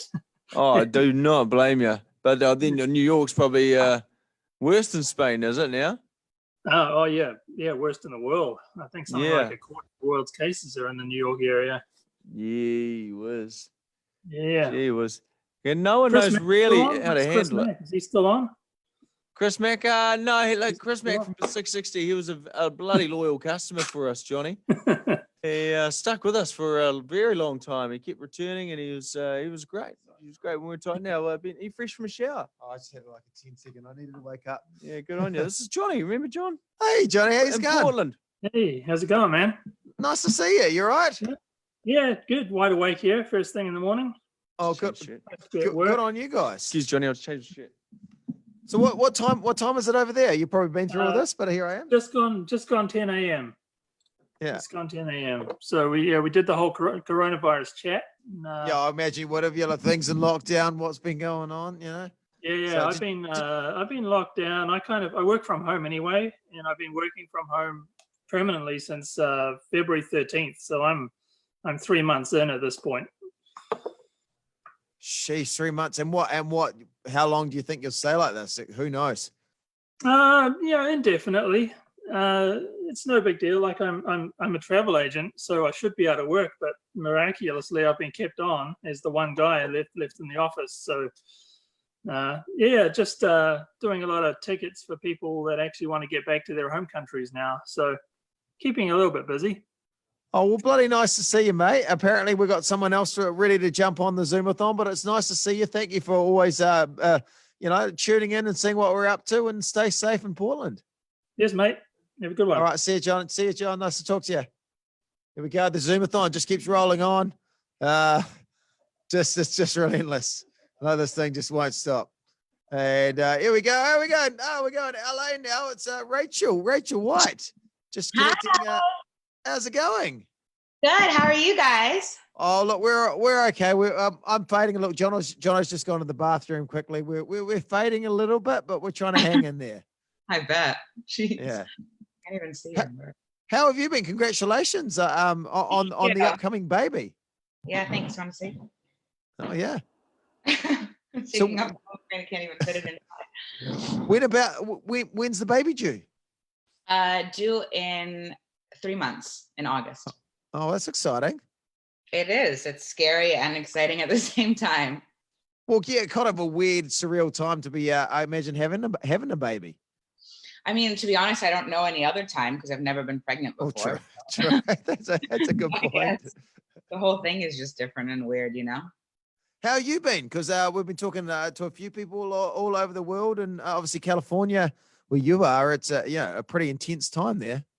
It is. It's definitely intense. I don't even know. It looks like LA is going to be closing down for the next 3 months, apparently, but I don't even know if that's final or not. Oh, 3 months from now. Yeah, I guess. It feels like it's been 3 months already, but it looks like it might be another 3 more. I can't even imagine. It's crazy. Oh, geez. And are you still, because obviously people know you from Dancing with the Stars, New Zealand, not only as contestant, but as a judge, and you've got dance school over there in LA. Can you still keep the dance classes up on Zoom, or? That's what I'm doing, but it's not really the same, but like, it's something. So I'm doing some online classes, but yeah, it's like maybe functioning 10% of what it used to. Yeah. I can imagine. I had a weird moment because my daughter, she was doing hip hop classes, and I didn't realize this was when Zoom was new to me, and I didn't realize her class was signed up on Zoom. And so the request came through on my computer, and I was sitting there on the bed in a singlet and something. I clicked on Zoom, and suddenly there's this lady dancing, doing some hip hop dancing. And I was like, oh God, what is this? What have I just zoomed myself into? And just as I was doing that, the rest of the family come in, and I'm like, I don't know what this is. Oh, but it ended up being Did you do a it? dance class. So yeah, but she's enjoying it. Now that she's got the laptop away from me, she's enjoying it. Yeah. So you didn't do it? No, I didn't actually do it. I think you've seen us dance before. We have absolutely no rhythm. No, you guys should do it. You should dance more. You shouldn't just give up.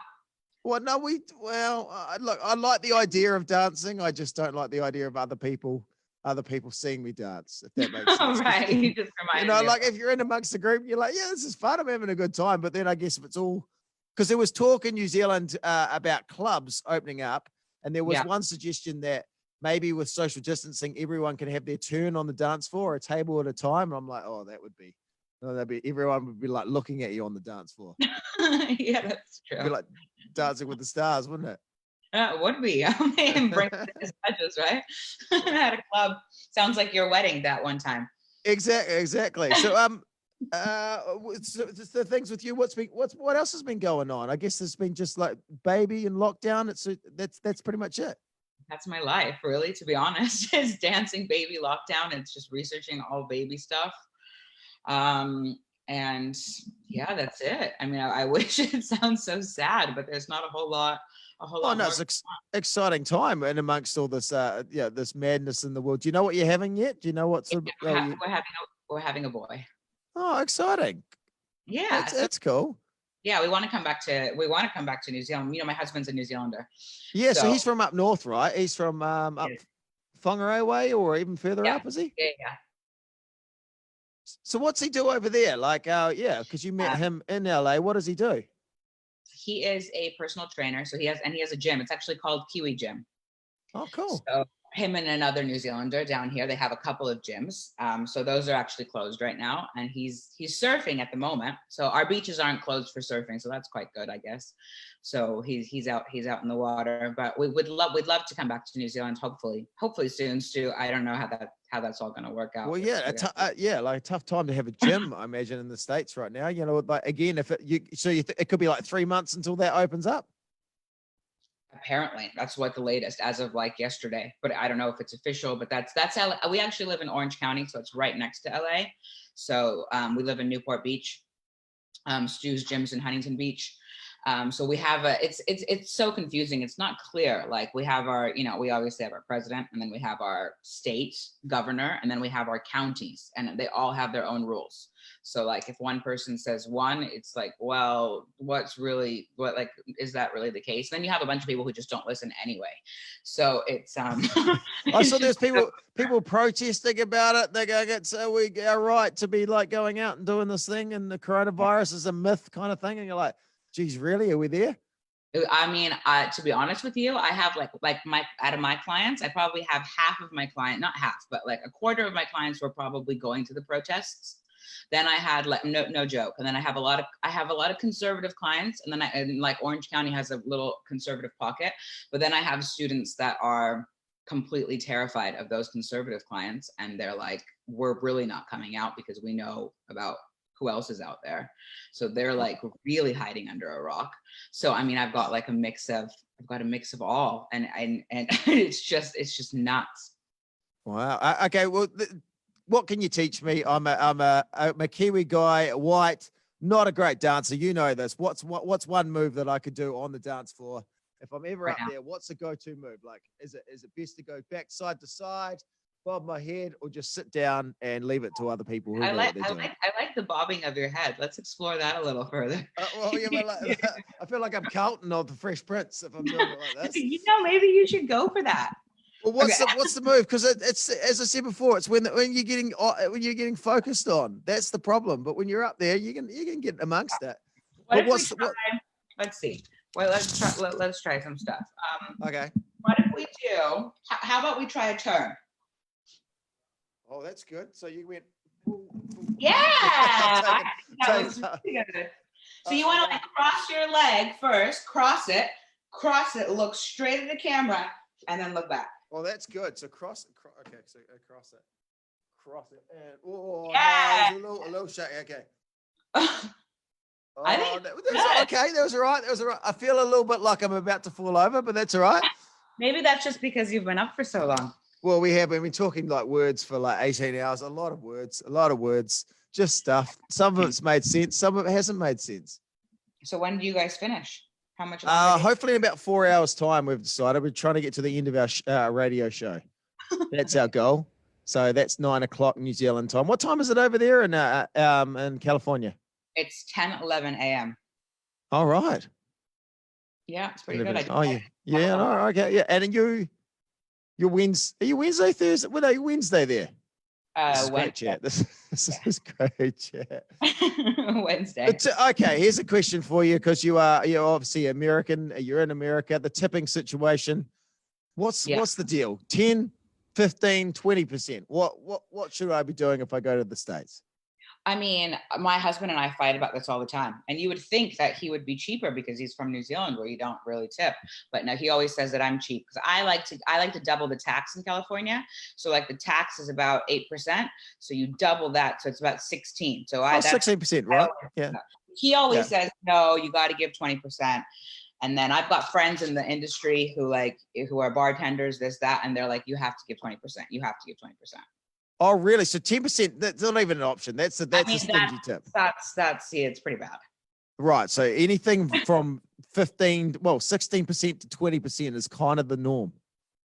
I'd say so. Is it expected? Like, what if you get services like, it's a bit meh, But you're like, you still feel like you're expected to give a tip, right? Yeah, you are. Like this one time I was at a restaurant and it was absolute, I mean, it was terrible. The service was a joke. And then she couldn't, it took forever for me to pay.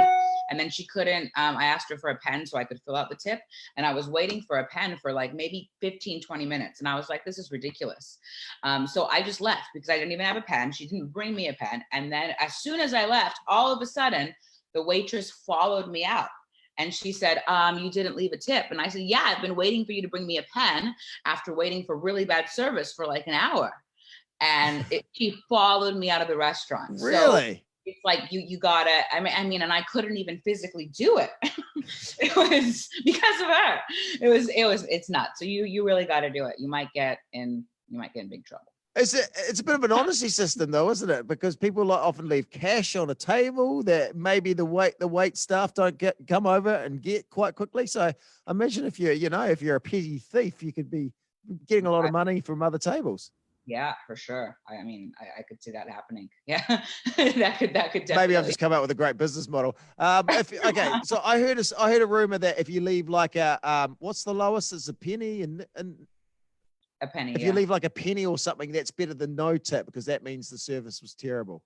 Is that true or not? I mean, how could you leave a penny? Like that's a like you said, okay, I've left a tip, but hey, it wasn't great. No, you can't. I mean, what's a penny? Penny's like something that's just fallen out of your hand. Like it's right. not, so that's not something. That's just a rumor that I've heard. No. That's just absolute. Yeah, people are not even going to look at the penny. They won't even notice it. So what's your plan? Obviously, having a baby in a couple of months. You get to hopefully work all the way through as long as you can. Or I mean, my plan before the world locked down was to continue to just keep. I teach all the time. I go to dance competitions. I judge competitions. I was planning on doing it like literally all the way through until I deliver. And then, to be honest, I'm kind of hoping that I can just pop right back into it. Oh, well. Rachel, it's always great to catch up with you. You take care of yourself. Good luck with the baby. It's very exciting news. We're so stoked for you. And we hope to catch up with you guys soon in New Zealand. Okay, take care. I hope you can make it through. Oh, I hope so too. I'm feeling like I'm trying to get a second wind here. Jono's gone to the bathroom. He's leaving me alone. I'm carrying on the Zoomathon. What are we doing? Some stuff. We're doing stuff. Yeah, it's 5:15. It's good. We're going all right. We're going to have someone else who's going to join us. Xavier. Oh, yeah. Okay. Yo, Hank. Yo, Xavier. How's it going, Xavier?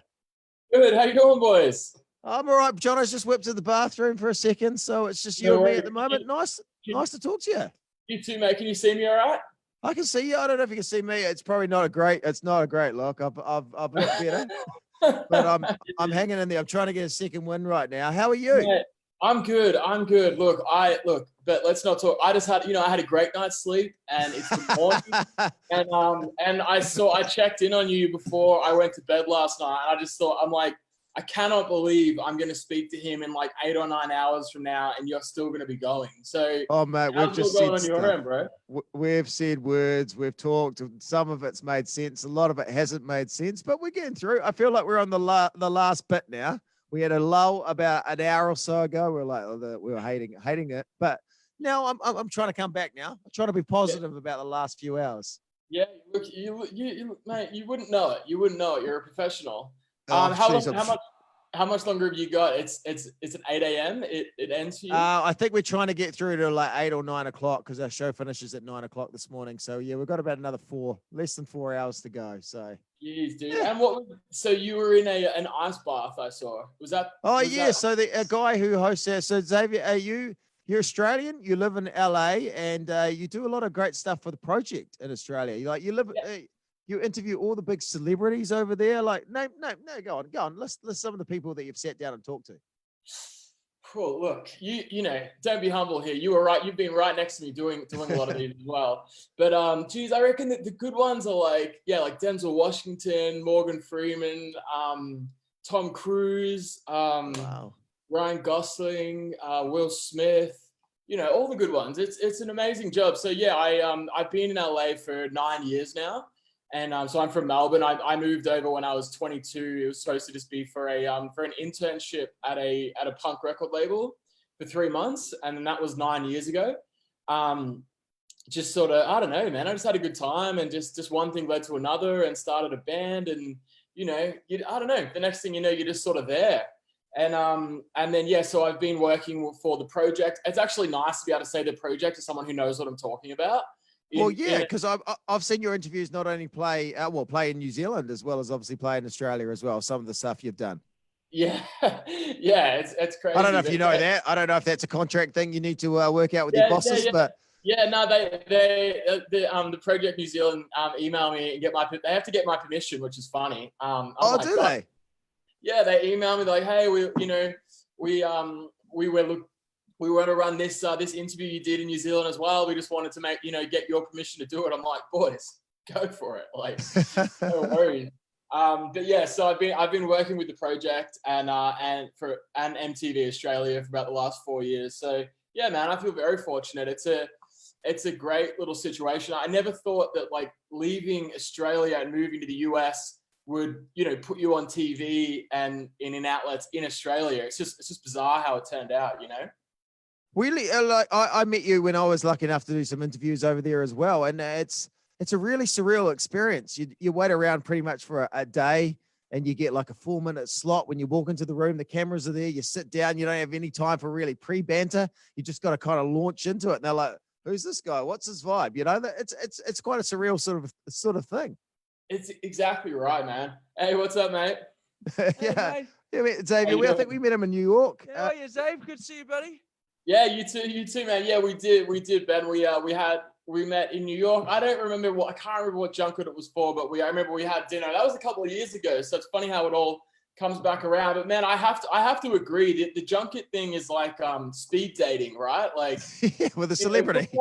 Before I got into this business, like I used to see like reporters sitting down with celebrities on TV, and like I had no idea. I was like, oh wow, they must have just been friends or something, and like organized this interview. But you have no idea what a corporation it is. You know what I mean? It is like people have no idea that it's fully structured. So yeah, all the reporters get to the hotel, and you've got 4 minutes, and you have to sit out the front like you're sitting out the front of the principal's office. And then you've got your 4 minutes, you go in, and as I said, it looks really intimate, but what people also don't see is probably the 12 to 15 other people that are sort of in the room as well. Who settles on 4 minutes too? It seemed like an odd time. Yeah. Why not just a nice 5? Yeah, true.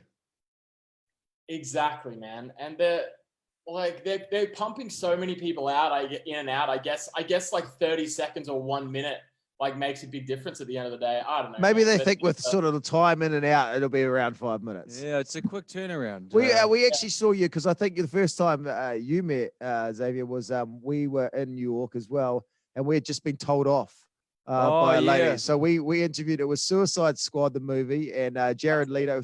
He was our first person we're going to talk to. We're a little bit nervous because obviously we did crappy gags. And we're like, I don't know how this is going to go down with someone who's, a very accomplished actor. But we got into the interview, and he had played the Joker in Suicide Squad. So we were like, oh, can we give Jono a Joker makeover? And he was like, yeah, absolutely. So we had green hairspray and lipstick, and he put it on Jono. He loved it. We're like, walked out of there. We're like high-fiving. This is like the greatest time ever. And then the lady's like, come here. Oh, yeah, this terse lady.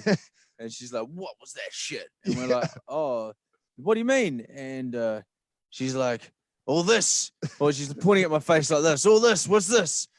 And she's like, do you think this is funny? And you had like a smile, with like a Joker smile on your face from the makeup. And you're like, I was like, no, madam, but I'm smiling, but I'm sad. My real lips are sad, but my Joker face is happy. And she's like, go sit over in that corner. We just sit over in the corner, and Ben had to degradingly mop the makeup off with me with some baby wipes on his face. So we sat in the corner, and then I think we ran a jail. We're like, hey man, hey guys. So we're on our best behavior after that. Wow, yeah, man, those publicists can be pretty ferocious, hey? Well, I guess their job is to protect the actor or whatever it is, and from shenanigans like ours. Fortunately, he enjoyed it. She was like, you're lucky he enjoyed it. It was fun, related to the movie, but you're like, okay. Yeah. Otherwise, it would be going back to New Zealand with, we didn't get an interview there. Yeah, exactly. And that happened. I've seen that happen before as well. I remember doing that interview with Jared Leto. Do you remember that he hadn't seen the movie? That's right. Yeah, it was it was kind of an odd vibe about that. Yeah, It wasn't the huge success they were all hoping it. because he was only in a little. I think he shot a lot, but it ended up being in quite a small amount of the movie. So maybe that was it. I think what I mean, look, he did a great job. Yeah, it was and obviously, great. Yeah. like, he committed. He's a method actor. I wonder how he felt when Joaquin Phoenix and the new Joker came out and he won an Oscar and everyone was like, "Oh my god, this is so incredible!" Like, yes, I bet you that was what Jared Leto was going for, like that. Well, because he played a fantastic Joker. and he went. You're right. He went full method. He was sending like the cast and crew like other like weird presents as the Joker and stuff. And like pig, like a pig head or something. Yeah, like he really went. He really went out there, didn't he? But yeah. Yeah. Where are you in the world, Xavier? I'm in Los Angeles, man. Oh wow! So you had to go. I was messaging on social media. So you had to go to Canada and then come back to LA, right? Correct. Yeah. So, mate, like, look, it's great. It's great living in the US, but you know, you got to work to stay here. You know, like they make you jump through hoops. So basically, like, all this was like about 6 or 7 weeks ago. It was like everything shutting down. It was like hysteria in the world, if you guys remember. And and I'm thinking. And so all the U.S. embassies have closed down. All the embassies around the world have closed down. So I'm thinking, hang on a second, like all the embassies are closing. My visa expires, 6 weeks from now. If I don't get out of the country, I'm going to be forced to overstay my visa. And, with that stuff, you can sort of get penalized by being blacklisted and not being able to come back for a certain amount of time. And like, I live here. I've got an apartment and I've got a car out the front and all that. I can't really just sort of get kicked out. It's not like I'm just traveling. So I had to jump up to Canada for 6 weeks and just sort of figure everything else out. And then ironically, I had to get back. I actually had to get back in. So I got it all sorted out, but I just found it very ironic that it's sort of this whole like, shelter in place, self-quarantine, but also get out of the country, like get on a plane, like leave, come back, do all this flying around. I'm like, that makes no sense at all. But it's a tough one, Because you can look at all governments in every country. They're navigating their way. They're making it up as they go along because they've never had to really deal with it. And in hindsight, everyone can be like, "Oh, you should have got the economy up and running earlier, or you should have gone into lockdown earlier." But I mean, no one's really doing it right. No one's really doing it wrong. Everyone's trying to do it to their best ability. It's a tough one. It's a tough one, and we're getting deep here, me and Xavier. You're getting quite philosophical. That's good. Yeah. I mean, I wouldn't want the pressure of having to decide when people need to go back out into public and go back to work. Would you want that pressure? No, because you got to balance the health with the economy. Is that what you're talking about? Yeah, we're in level 2 now. As of midnight, we're back out. Exactly. Yeah. And the thing is, I mean, like it's like obviously Australia and New Zealand have handled it so well, which is great, but. I can only imagine how much. I mean, there's in Australia anyway. There's only 24 million people in Australia, and it's a big sand island. And then same with New Zealand, it's a big island. You can sort of govern who comes in. It's like, okay, great. Like the threat is people coming in. All right, no worries. Let's set up some quarantine laws. If you're coming into Australia, you've got to sit in a hotel for 14 days, and it's mandatory. And that worked. And obviously New Zealand crushed it. Whereas with the US, I mean, it borders Mexico and Canada. There's like 328 million people in here to work with.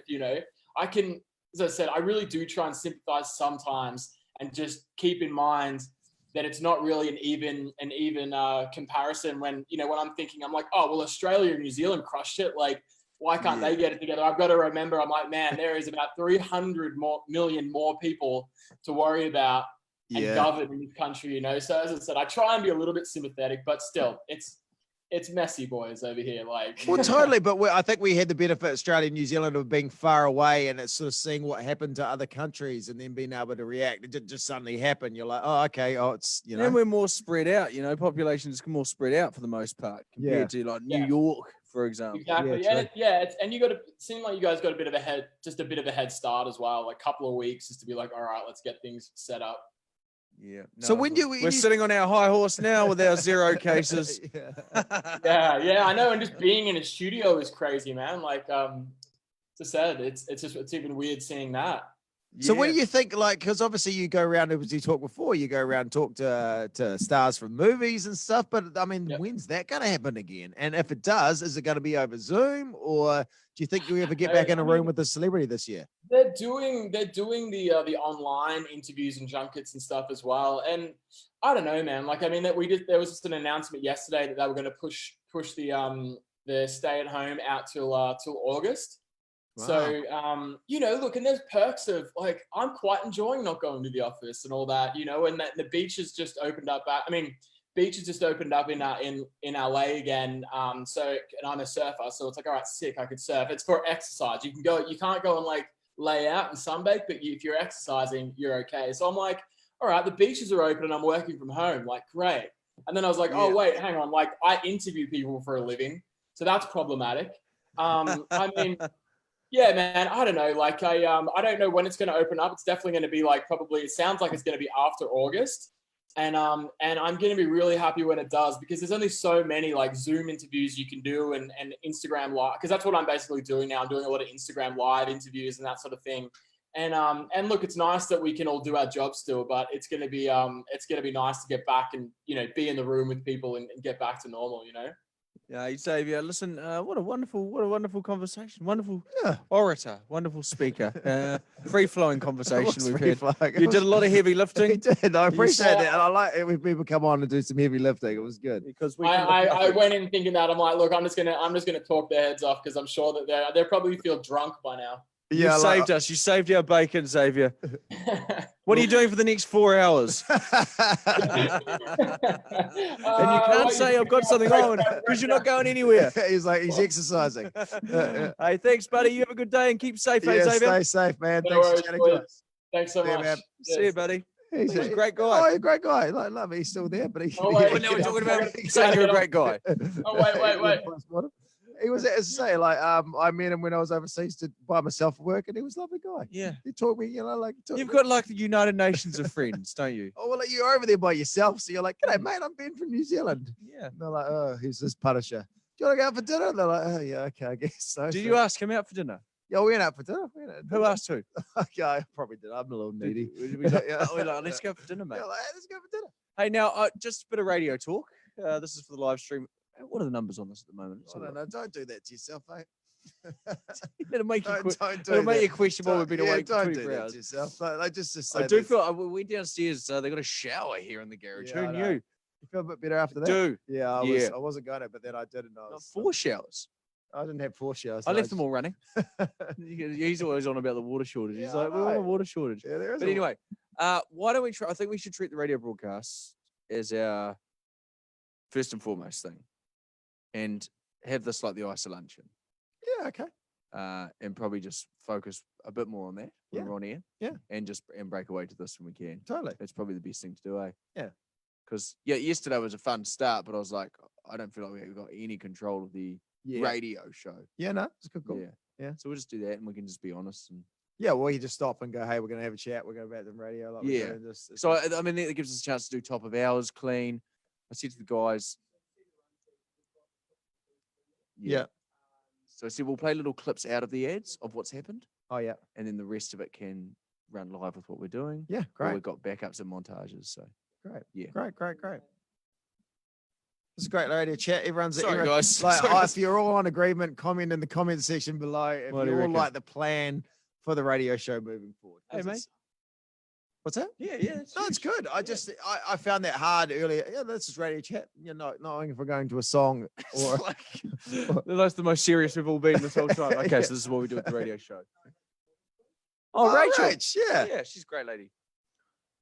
Let's admit Rach. Admit one. You're coming in. Coming in. How are you, Toddy? Hi. Rach, how's it going? I'm good. How are you guys? Oh, we're doing well. Are you rocking some overalls? They're nice overalls. I certainly am, Jono. Gonna do some gardening later, maybe. So I thought I'd get in the right attire. I used to like an overall back in the day, but Did you like to use the one button undone I one? was just about to say. That I used to do was- one button undone. That like was the fashion for the guys more than the girls, I think. Man. Yeah. Not that, I'd say it's 2020, girls and guys can wear one, but yeah, it was. Yeah, I don't know if I could pull off overalls now. You can. I think you could, especially Oh, I with don't know. like you say, you know, like the Yeah. one that's Yeah. the cool way to work. If you're like, I'm not going to do that, but you could do that, and that would be This great. looks like such a. Can I just say, Rachel? This looks like such a cozy, comfortable setting you have here in your bubble. Well, What is this thank corner of your house? This is actually kind of the living room, and I just tidied this one corner so that it looks nice. The rest of it, I won't turn the camera that way because it's not this. It's a shambles. It's a shambles. Now, Rachel Witherspoon with us. We used to work with you here in Radio New Zealand, and now you live in LA. You've been over there for a couple of years now. It must be, we were just talking before, must be a very surreal place to be right now. Yeah, that's right. It's been like 3 years, and it is kind of crazy being over here. I feel very far away from home right now, and I definitely miss it. But in saying that, like, I have a cool group of friends here, and we do Zoom parties and Zoom games nights and things like that. So that's helping. But So yeah, Zoom's taken over the States as well. You're not using another facility. So what we're doing here is topical over there. Oh, yeah, good. They're getting the gag. They're getting the gag. They got that. We spoke to Anton in Russia. He got the gag. Yeah. They're using Zoom in They're Russia. using Zoom. And it feels like everyone didn't know what Zoom was maybe 6 weeks ago, but now we're like, hey, we use it every day. yeah, we're all pros. But I've never done a Zoomathon. And it reminded me, I had a dream about this Zoomathon last night, so it was obviously in my head. But I had a dream that I turned up to do the Zoomathon, and you guys were like, where's your bike? And I was like, what do you mean? She's And not you were bringing a like, bike. "You have to I told her. I thought you said you were going to get her to bring a I thought bike. she was going to have a bike. You were meant to bring a bike. the bike?" Yeah. Where's the bike? I thought we were going to have a bike. You emailed her about the bike, right? That's why I thought you were talking about the overalls, because I was like, Yeah, well, no, sure, she's going to ride the bike in the overalls. No, we're kidding. My heart's like, You're like, what? I was meant to bring a bike. It's a bike. We're going to get you riding around the streets of LA. Oh, that was the plan. What's out the window, Rach? What's out the window of your lovely lounge there? out the window is it's kind of like the Hollywood Hills area, which kind of sounds which sounds fancy, but I'm not in the hill. I'm like down the bottom of the hill. You're in the gully. I'm in the gully, but it's a pretty view. I can like look out there and pretend that I'm over there somewhere. Yeah, what's that? So is that the Hollywood Hills? Is that where a lot of the wealthy, well-known, affluent? Yeah, do the celebs live there, or is that just like a myth?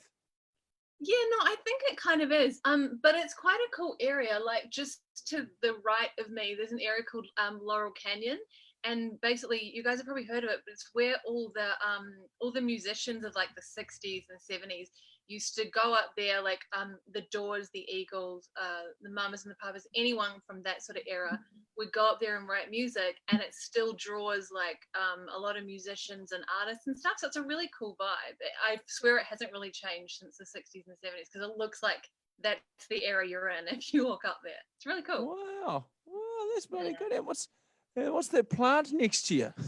What's that one? What's that sort of succulent of some description? It's very sad. I'm trying to give it light. Apparently that's going to bring it back to life.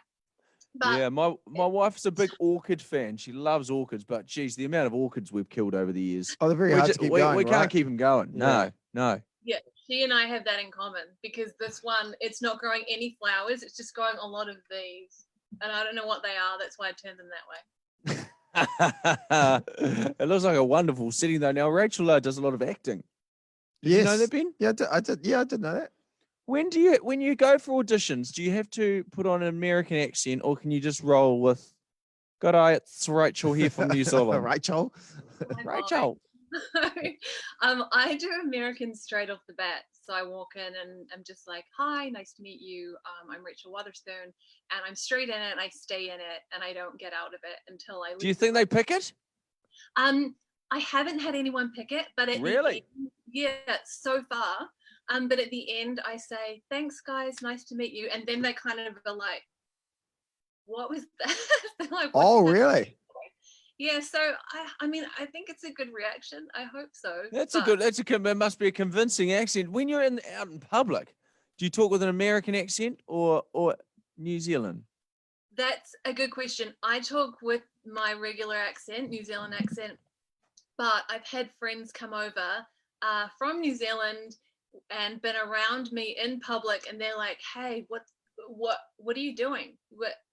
Your accent just changed." I'm like, "No, it didn't." And they're like, "No, it definitely did. You sounded so American." And I'm like, I found it difficult. This is a white guy conversation right now, but I found it difficult getting a coffee at Starbucks when you're like, "Oh, my name is Ben," and I'd get Bin, B-I-N, I'd get Bean, B-E-A, I'd get every variation of Ben there was, and then they go, "Oh, Ben," so you ended up going, "My name is Ben," you know, like you really have to overemphasize it. One guy even spelled his name D-I-C-K, and I'm like, mate, how wrong can you get it? Yeah, well, exactly. yeah, the accent, it definitely presents problems. And there's a few weird words, as you guys know. Like I told somebody I was getting my aircon fixed, like the AC in the car, and they were like, "You're what?" I was like, aircon. Aircon? And they were like, "I don't know what that is." They never get it when we're talking about our decks, do we? Like, come out onto the deck, come out onto my deck, and they leap to a whole other conclusion. They have a field day, the Yanks, with that one. It's unfair. So many problems with that one. It's unfair. Hey, listen, Rachel, thank you so much for taking time. We really What appreciate are you meant it. to be doing today? What did you have on the agenda? I'm actually writing at the moment. I'm writing a script. So I'm going to sit down and dedicate like a good probably 3 or 4 hours to that, and try and like focus and not get distracted by anything else. So I'll be Like working. idiots on a Zoom marathon. Yeah. No, this was amazing. Thank you so much for having me. Oh, I've no, it's never nice to done chat to you, this and I'm before. glad you're keeping well over there, and I will hopefully talk to you soon. Thank you. That'd be great. Take care, guys, and all the best for the rest of the Zoomathon. Hey, All right, thanks, see ya. Rachel. See you, mate. See you, matey. Soon. Bye. Keep safe. Take care. The Zoomathon rolls on. We're going to rip into radio, 6 o'clock, for all your favourites ramblings on the radio. We just planned the radio show before. We've decided that, you know, we'll try and make that the focus. Oh, this is Auntie Sally, my wife's auntie, Sally from Canada. Hello, Sally from Canada. She's there. I'm here. Hey, Sally from Canada. Are you out Can and you about? Can you see me, honey? We can see you. Can you see us? I can see. Well, I can see some guy with a bald head and big ears. Oh, that's you, mate. That's you. That's you. Oh, Yeah. you thought this was going to be easy, didn't you? Oh yeah, she's a talker, mate. She'll talk. You said Auntie Sally was lovely. Oh, she's lovely, but she's Oh, like, you she'll- want me to know that you want your viewers to know you that we're related? Well, yeah. Well, this is Auntie Sally. This is my wife's auntie that lives in Canada. I've stayed at your place in Toronto when you were living Toronto. there at the time. Yes. In So the you know snow, where I they- live now? You're the other side now, aren't you? Vancouver. Yeah, or I something? am. I've moved to Victoria, which is the capital of British Columbia, which is the first province on the West Coast. I was explaining this to you. Do you pronounce it Jono or Juno? No, Jono. But Jono. you can call me anything. Oh, no. Do not open that up. That would be a big mistake. So the Americans, Canadians, they struggle with Jono. It mustn't be a Hono. A lot of the Spanish Latino. Or you people got say Jono. Yeah. Yeah. So it's not, it can't be a common name over there. It's not, well, it's not here. It's not here, but we can just call you bald guy. Hello, bald guy. Yeah. He calls me Vin Weasel. Vin Diesel, Vin sicker Weasel. looking. Oh my Vin goodness. Weasel, He's yeah. got that Vin Diesel So are before he you, got bumped. do you shave your head? I do, yeah. No, it's freshly shaved. You know, the barbers have been shut here. Everything's been shut. We've just opened up at midnight last night. We're on level 2 here in New Zealand now. Good. And look at your family member over there with his hair. He's let that go. I need to get a haircut, but that's all right. Okay, all right. So hold on. I'm not seeing him. I'm seeing you. So let me click on Gallery. him. Have you got a gallery option? I do, honey. There Yeah, we gallery's go. There we go. Yeah, gallery's a Hey. great way. Yeah. Gosh, So she's what- still as ugly as ever. Do I have to watch my language? Well, turn her off. She's okay. Now you can share the roastings. Yeah, All right, I've I just liked it when we just focus on you. It was a So lot more fun. I can say whatever I want to say. I don't have to. Well, I don't be know. careful. Shit, you've started strong, so I don't know where it's going to go. Okay, so he's still fucking ugly. Well, out of all the F-bombs that we're going to have, I wasn't expecting one from you, but there we go. Who's on the phone, Sally? Sorry.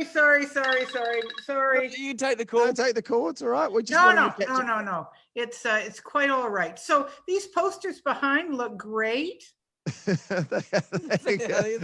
the first person to compliment us on the posters, and Ben Humphrey, our wonderful producer, put them up. Yeah, he spent a You'll lot of time appreciate putting that up, so thank They you. look great. So I want to start this conversation off with a compliment. I We want to haven't tell started you, with that. Well, all right. Well, I'll go in. I'll just jump in here. So it has to do with your country and your prime minister. Yeah. I just want to say that from looking at you guys from Canada, your prime minister is doing a wonderful job with this virus, and you guys should be really proud of her, because I think that she set the bar high. Obviously not for that idiot Trump, but she set the bar high for other countries to look at and to say, hey, it can be done. And then I'm going to say that I'm really proud of Canada. I think that our prime minister and our provinces have, the premiers in our provinces have come together. They've put aside the politics, and they've come together for the betterment of the country and the people. I got to tell you, I'm really proud of it, because when I haven't heard too much about Canada. So Canada, have they got it under control? It's okay at the moment. Pretty much. BC is really good, but then BC is an NDP province, so that's like socialist. And you look at the worst province is Quebec, which is French, and they've got a lot of outbreaks, which is really sad, because they're really trying. And then Ontario, where I used to live, that's really bad too. Those are our two worst provinces.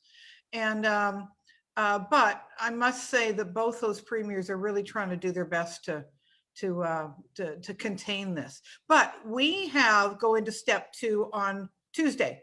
All right, so they're going there. Canada's going Did there. you want to say something, Jono? Oh, I like listening to you, Sally. I've been saying stuff for about 19, 20 hours. Yeah, it's I'm been a long happy to time. listen to your dulcet tones. And It's you're their actually- dulcet?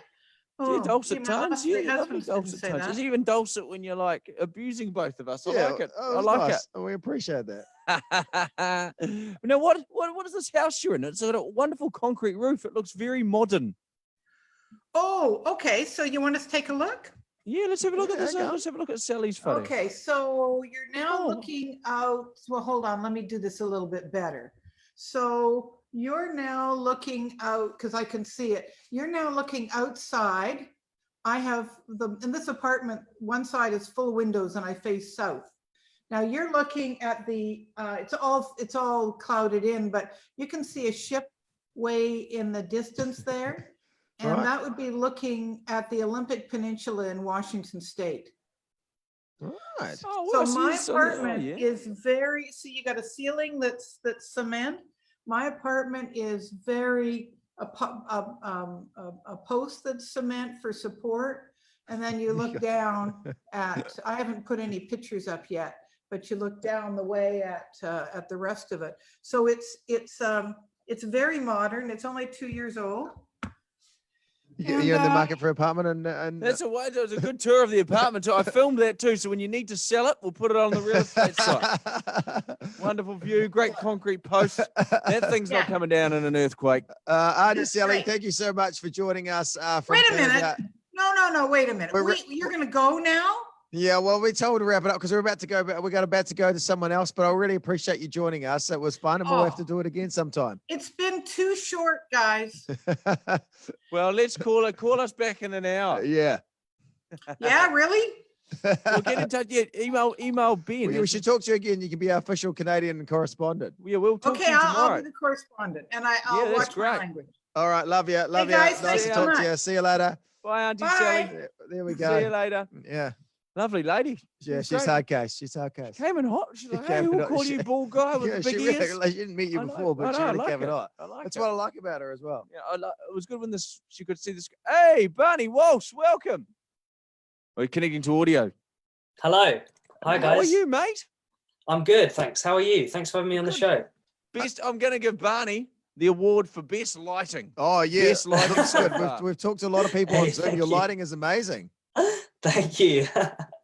Now, Barney, people are seeing you all over the TV screens here in New Zealand right now. Your show Breaking Dad, great pun with your Great. dad, Oh, thank you. Yep. Bradley Walsh, of course, who hosts The Chase on Yes. TV as well. So you have a great show. Oh, thank you so much. Yeah, we really enjoyed making it. Shit, and looked we're like so a fun happy. time though. I've seen some of it. Looked like you got to do part of your OE, go overseas. You got to Oh, spin it around was in a space station. You got lifted by someone in Venice Beach. You know, you did some great stuff. Yeah, it was a blast. It was honestly a blast. We had so much fun making it. Who foots the bill? Does your dad foot the bill? You're like, Dad, I want to do my OE. This is how you can pay for all of it, and we can have a wonderful time. Well, really, the show came around. One of our friends produces shows in England. His name's Dan Baldwin. He's got a company called Hungry Bear Media, and basically, we were with him, and he's come up to me and he said to me, Barney, do you know what would be great if you took your dad on some sort of kind of mad road trip? Because he knows I love all sorts of adventurous things like adventurous sports and things like that. And I was like, yeah, that's a great idea. And I spoke to Dad about it. And Dad was like, absolutely not. There's no way I'm going on a road trip. There's no way I'm doing these things. Because Dad's a creature of comfort. He loves to, when he's not working, he works very hard. And when he's not working, he likes to sit down and just chill out, which is understandable. Everyone loves to do that. But basically, we came to a compromise that if we brought all of his home comforts in the RV, he'd come and do the show. And so we got to travel around an RV, massive RV. I mean, it's you've seen the RV, right, guys? It's like a 36-foot. Yeah, it's enormous. I can't believe it doesn't take up both sides of the road. Yeah, the roads are pretty big in America, which is crazy. But Dad, he loved driving the RV. Actually, that was one of his highlights. To be honest, I could never drive it. In fact, I wasn't legally allowed to drive it in America. You had to be 25, I think, to drive anything over 30 feet, and the RV was 36 feet. So, what side of the road do you drive on in England? Is it the same side as us in that? Yeah, is it America or New Zealand? We drive on the left. Yeah, you drive on Is the that the left. We do same- too. Every time I've driven in America, I'm like swerving over the middle line of the road because you're still looking at yeah. The left is right. The left is always right. What I do like though is you don't have to wait for the light to turn green if you're turning left. Oh, you the just red- go. the red You light- run the red. There's that little sneaky red light one, right? Yeah, Yeah. you can just take that. You Yeah. can just, anything's fair game in America. Oh, I Well, love think- that. Yeah. I think. And now, what was the craziest thing you did on your travels in the States? So, what was the one thing you're like, wow, I can't believe that both me and my dad did that? Oh, wow. Well, I think jumping out of an aeroplane was honestly one of the highlights. That's something I've always wanted to do. And just to be able to do that was incredible. Yeah, Dad didn't love it all that much, but I certainly did. That was great fun. Also, we did swimming with sharks. I think that's coming up in a later episode for you guys. I'm not sure if has that come out yet, the swimming with sharks? I'm not sure. No, we haven't seen the swimming with sharks one yet. Oh, but that are was are you in a cage or are you just swimming with the actual sharks? Well, that's quite. So we were out on the sea. This was in Florida, and we all got ready to get in the cage because it was a cage dive type thing. So it was an open top cage thing, and the guy to get the sharks prepared or to get them to come to the surface, he brought out this massive, great big tuna and started chopping it up. Blood was going everywhere. This big tuna, and he was throwing it in. And Dad was going crazy. He was like, "Why are you making them hungry? Why are you making them hungry?" And the guy was like, "No, this is how you get them to the surface and all that." So we got in the cage, and the cage was just an incredible experience. Seeing those sharks. They were bull sharks. 10 to 12 feet bull sharks in their natural habitat. Like, it's a once in a lifetime experience that you'll see that. And the guy was like, "Okay, now that you've done that, are you ready to come out the cage and swim with them out the cage?" And I was like, "Hell yeah!" And Dad was like, "Absolutely not." But so I got out the cage, and then he followed me out, And yeah, no, it was just incredibly serene. Like you'd expect it to be, I don't know, maybe Dad was having a bit of a heart attack, but I for myself, it was just beautiful seeing them in their natural habitat like that. Was just amazing. Oh, it's a very cool show, and we appreciate your time. How would you go on your dad's show? You've broken him on your show. How would you go on the chase? On the chase? Oh dear. Well, gosh, I don't think I'd be able to beat the chasers. I don't think I'd be able to beat the chasers. When I was doing my A-levels at school, Mark Lebet, the Beast, offered to help me with my maths A-level homework. Oh wow! Shit, that's good. So that was a cool little. That was we a had nice Sean contact. Wallace. The Dark really? Destroyer, we had him on about 6 hours ago, and we nearly beat him at a quiz. Yeah, I think we it was were up going- 6-3. We were up 6-3. I think it was going nice on us, to be honest. But we did it right. Like he was a lovely guy. They're lovely guys, the chasers. They're so lovely. Yeah. What's in are those boxing gloves? I can't take my eyes off those gloves on the shelf there, are they? They are, yeah. That is on a later episode as well. You'll see that they're actually from a later episode. We do some boxing with one of the young champions in America. So you'll see that on a later show. Right. Yeah, they're signed by him. Let me get them actually. I'll show you. Yeah, you can show them. I'd be terrified to go and do boxing properly, wouldn't you? Here they are. Getting hit in the face. Look at those. They're signed by him there. Hang on. It's really cool. Yeah. So that was a cool little what's Memento? it called? Like memento, yeah, from the show. Yeah. Has it got bits of your blood all over the ends of it, or? Not quite. Not quite. Some of his teeth, all that sort of stuff. Yeah. You dig hard enough, you find your dad's bloody wisdom tooth there somewhere. Yeah. Hey, listen, Barney, thank you so much for taking time. Thank you so much for providing wonderful LED lighting in the background. Yeah, that's some of the best lighting we've had so far at the Zoomathon. Thanks for having me, guys. Really appreciate No, and keep up the taking great time. work. It really is a great show. So if you haven't seen it, make sure you check it out on TVNZ right now. Thank you. See you guys. Bye. See you, Barney Walsh, ladies and gentlemen. Barney Walsh, son of Bradley Walsh from The Chase. Wonderful stuff. From the UK. We're going for the UK. Oh, we're going to Radio Hodaki. I'm gathering Jeremy Wells, Matt Heath pre-show. They'll be on air in about 3 minutes, so we won't hold them up too long. It's nice of them to zoom on. If they need to go on air, they can just go on air. Like we don't need to hold them up. I know what it's like. Every minute counts at this time of the morning when you're getting ready. Normally it does for us, but right now, we're wasting minutes. Okay. Hey, Chris Goodwin. Chris Goodwin from the Radio Hodaki studio. How's it going? I think they were waiting there for us. How are you, mate? Hey, look, we understand you guys are busy, so don't feel pressure. You're about to start the show, so don't you know? If you've got to start the show, you start the show. Jump in. I think we're chatting to Jono and Ben. How are you, Gooders? Good, mate. How you going? G'day, See you, mate. bud. Hey, G'day. Sherry. Listen, we know this is like only 2 minutes before the show starts. Hey, Maddie, how's it going? Hey. I feel like this should be on landscape or something. Hey, no, it's nice to have you guys there. There we go. Oh, you go. He's all over Here it. we Nice are. watch. No, our Hey, show guys, doesn't start till 8. What's that, bud? Our show doesn't start till 8. Just getting in here nice and early. Oh, okay. We've got 2 hours of inane banter to fill. No, boys, get thank in you very early. much. What do the Hodaki boys do pre-show? Are you limbering up the hammies? Yeah, we do. So actually, funny you say that because, this is the main thing that we do. We get on this MILF stepper, and step up is like this. You can't actually see it, so it's not helping. But I can imagine the gloves are working hard. So we read the Britannica. Information from. Yeah, and I get on the MILF stepper.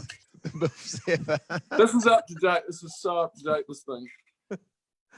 It's the only show prepped off the Encyclopedia of Britannica. Yeah, and I love it. That's what I love about you boys. And Yeah. Jeremy Welsh, you look like you've had a great haircut. Were you one of the first in level 2, or?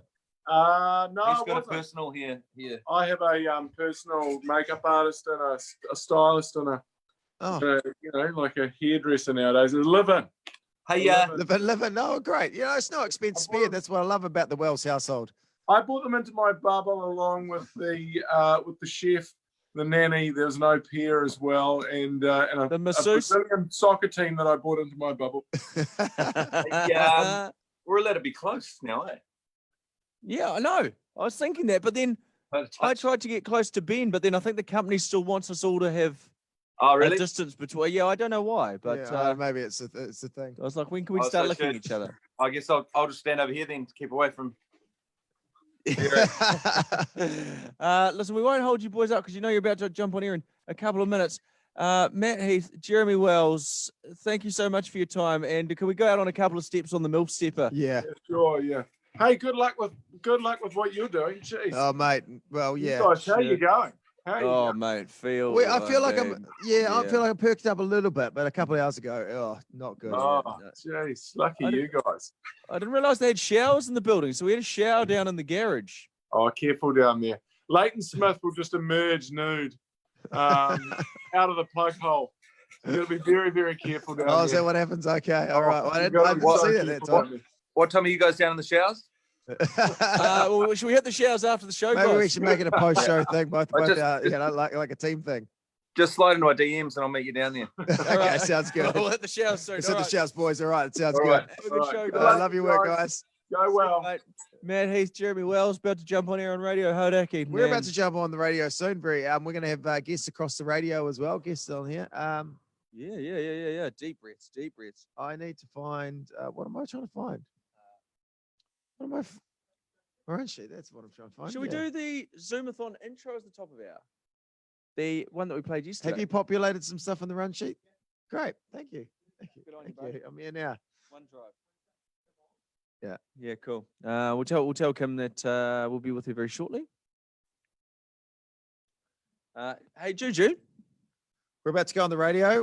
We're also going. We're still just non-stop. Kim Crossman. Kia ora. I was just taking a sip of very hot coffee. I'm still in my pajamas, so. That's all right. Well, thank you for. You've had me waiting for 15 minutes, and the one time I have a sip of coffee. Kind of, actually.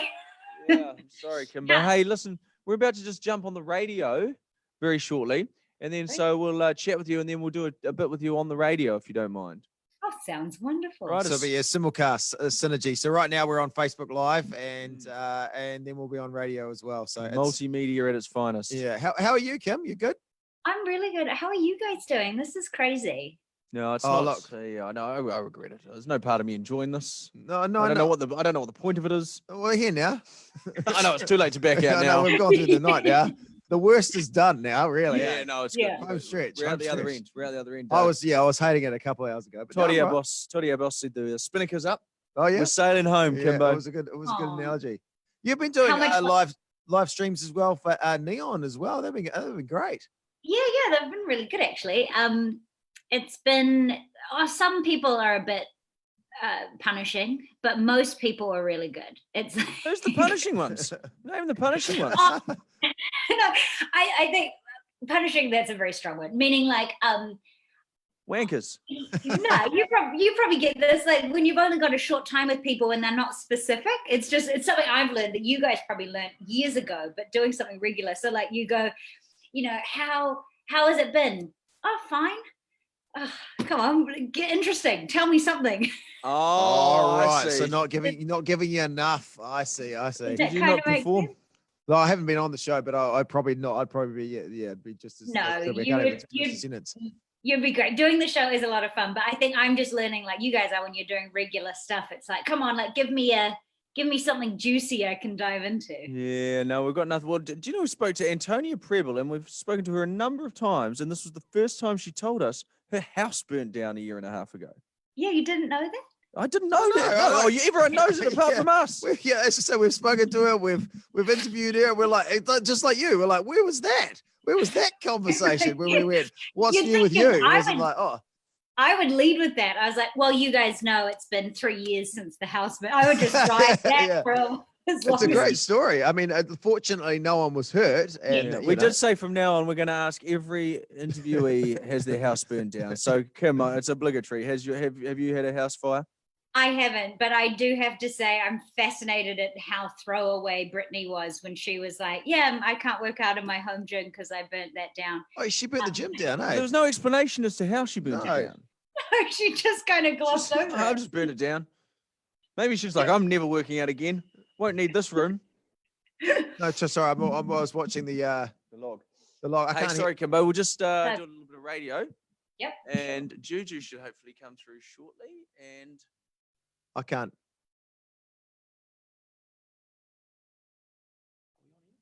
I don't know. Are we on here?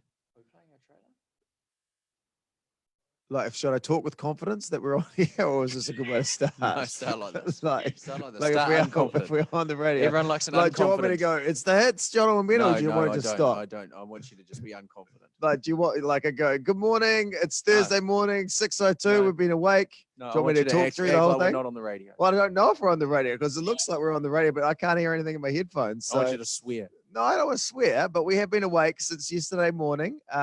We've gone all the way through. We're on the radio. Are we on the radio? I don't know. A few seconds. No Okay, so there you go for Facebook Live. I don't know. We could be on the radio now. It's hard to say. Who knows? We can't hear anything. No. That's fine. That's fine. It's what happens. That's what happens. You don't need to hear stuff.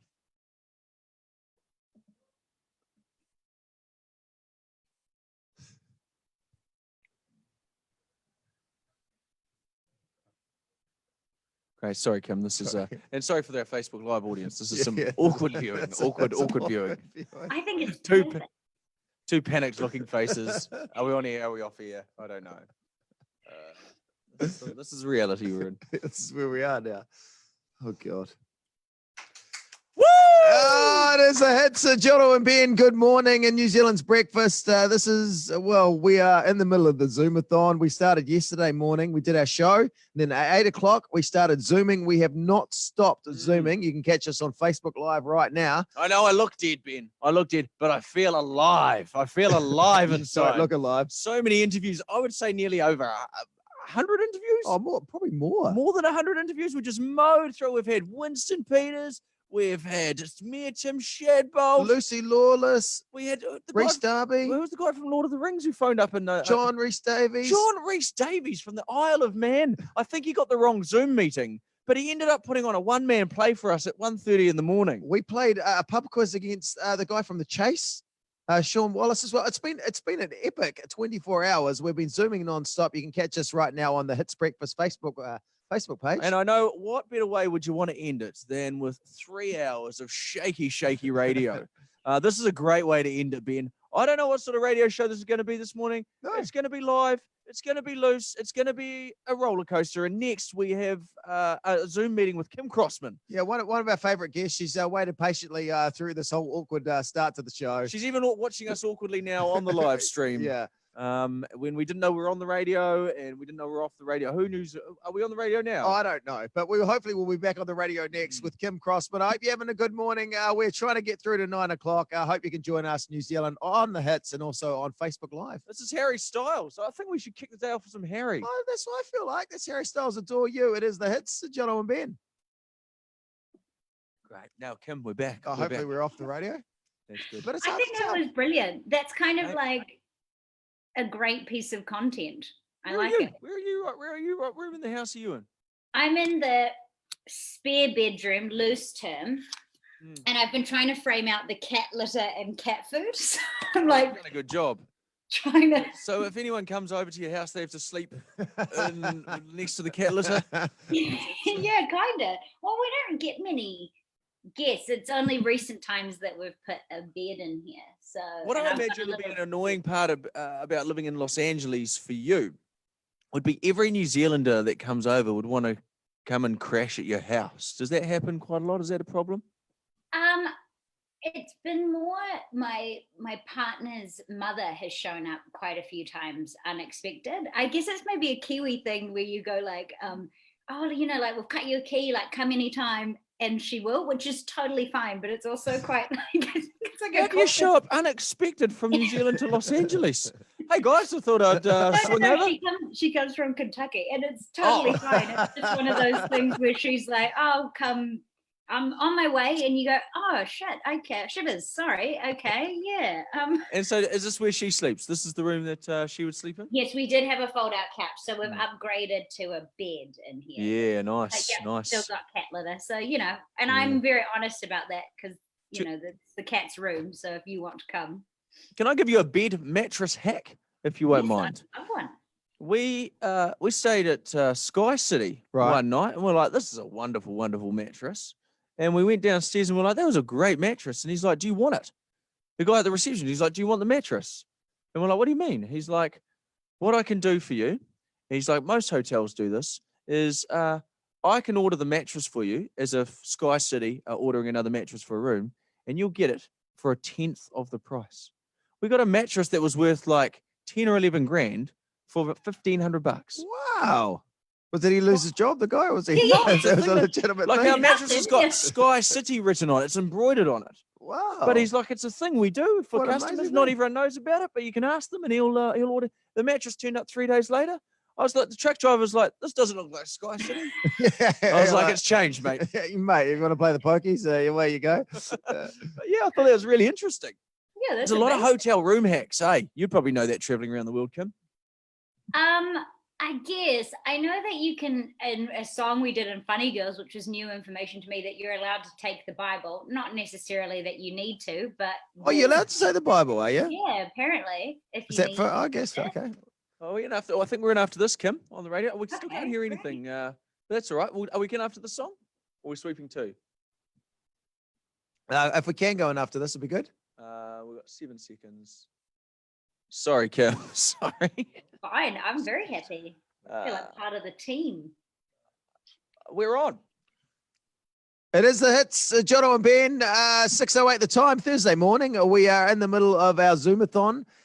We've been going now for pretty much 24 hours of non-stop Zoom meetings, one after the other. We've talked to some amazing people, and we're joined by another one right now, Kim Crossman, actor from LA. Thank you so much for your time this morning. Thank you. What's the highlight, lowlight of Zoomathon? Oh, my highlight was, and this is quite a long story, was Ben Boyce was explaining. He was explaining, the Iron Maidens commercial with all of our gold-winning female Olympic athletes, and it's like for the beef and lamb. I don't know if you've seen. So there's a pun there with the Iron Maidens, and I was trying to explain it to someone who didn't know. And I had Sarah Walker, who's in the ad, and I was like, oh, because the female athletes, and she rightly said they're more than female athletes. I was like, oh yeah, but for the pun to work, I had to explain they were female athletes for the Iron Maidens, and I got into a hole. I over-explained it. And so then Sarah Walker was listing off their achievements. She's like, we've Sophie Pascoe, won gold medals, and you just call them females. And I was like, well, before this interview, he was like, I'll talk about the chicks in that beef commercial. Yeah, which is a total lie, but you threw me under the bus some more. So then I looked like a raving sexist to Sarah Walker, and I had to text her like about 4 times afterwards going, I'm so sorry. Hey, look, Kim, so if you want to hang up from Mr. Misogyny, feel free. You don't have to stay here. All right. Well, it's your highlight then, Ben. Your chance to reverse it. I one of my favorite moments. We talked to Mayor Tim Shadbolt from Invercargill, and he'd been doing Zoom meetings for Invercargill for the council 6 weeks, but all we saw was his mouth and his teeth for 15 minutes. Like, I don't even know he had a top of his face, but it was amazing. It was just like a big smile and Tim Shadbolt, and it was great. I don't even know if it was Tim Shadbolt or someone just putting on a great Tim Shadbolt voice. Yeah. Now, Kim, we're coming to you from your cat litter room.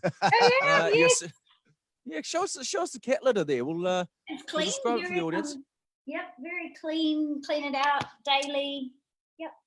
Now you do love your cat. We do bring up the fact, and we're not going to bring up again what you take. Now I started. I've got it. So you take your cat in the pram around the neighbourhood because you love your cat. That's great. I appreciate the fact that you do that. Thank you. He says that, but then he's like, he brings it up every time. Well, I said I wasn't going. Oh, now I've done it. I'm Sarah Walking myself again, Sarah mate. Walking himself.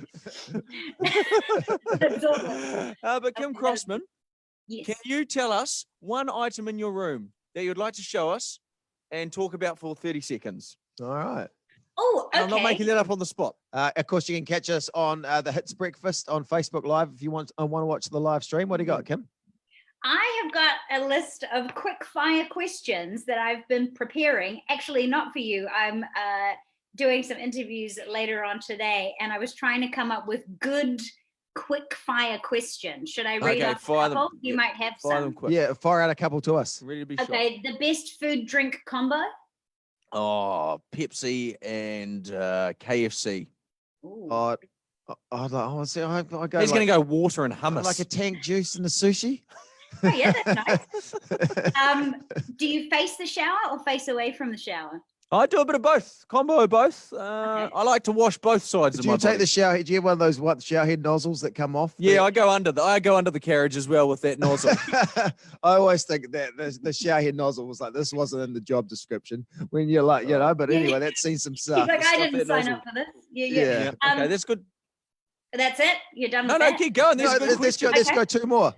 Okay, the worst smell in the world is Dog poo when you realize it's on the bottom of your shoe. Yeah, I pick up my dogs, and it's like I just spend the half the time going. Ugh. It's got such a distinctive odor, doesn't it? Worldwide. And I do admire dogs. You can watch a dog do anything at all, but if you watch the dog go to the bathroom, for some reason they're quite sheepish They're about cowered it. over. Yeah, I don't know what it is about the dogs. About it. I was like, I've seen you eat some just weird stuff and sniff some weird stuff. But Isn't it amazing? Because they would all have different diets, but somehow miraculously the odor's consistent internationally. You know, you got dogs in Paris.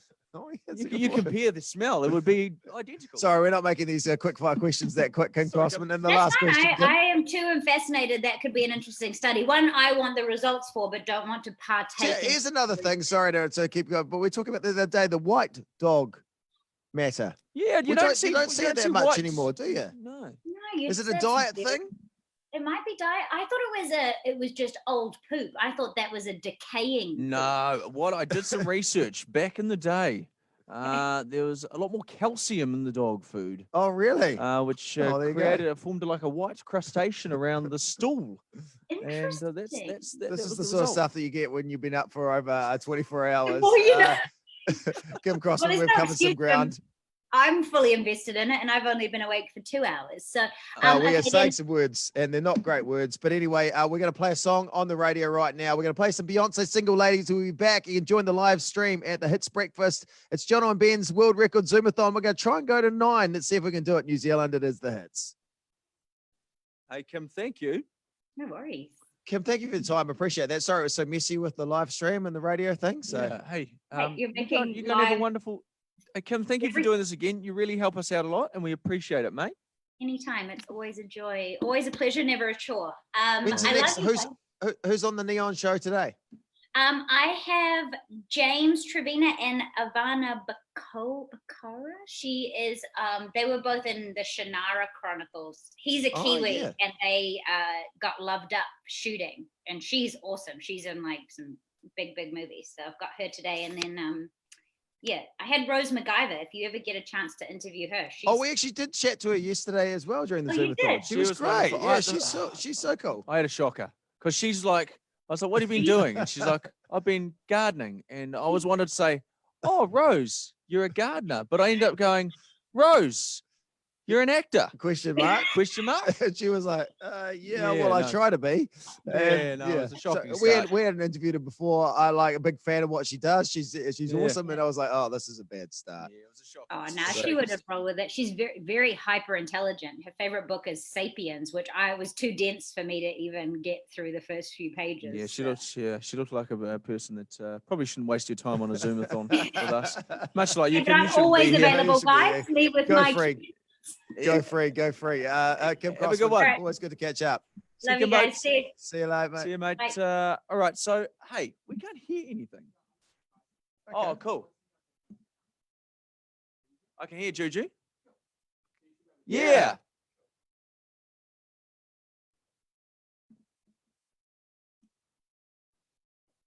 Yep. Yep. Yeah. We can hear what's going on. Facebook Live. You just. Yeah, we could.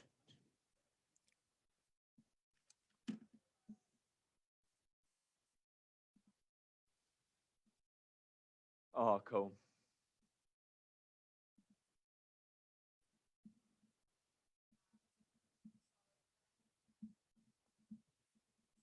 Mm.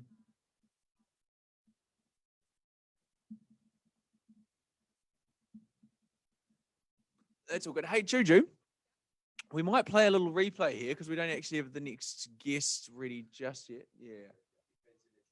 Oh, cool. So your cake's dropped out. So play a little bit. So when you're backing out, I mean the 22nd hour. That's a really good idea. Yeah. So Jono and Ben, We're 22 hours in. I think it's 22. It'll be 22. Yeah, 22 hours in. We have not gone to bed while you were asleep. This happened. yeah. And then off the back of that, whether you're into an ad or a song, you can tease one of the guests coming. Cool. Nice. Okay, Good call. Who's coming up? We just see Chris. Zoe Bell, is she coming through? Is she?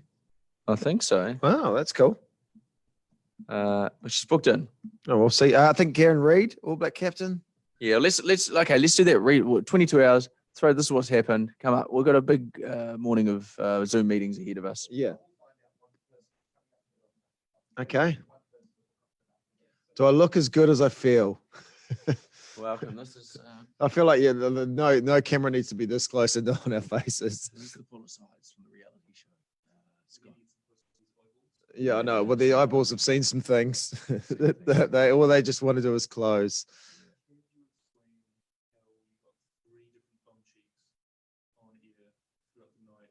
Oh yeah, so we played. What was the song? We played Drum My Bum.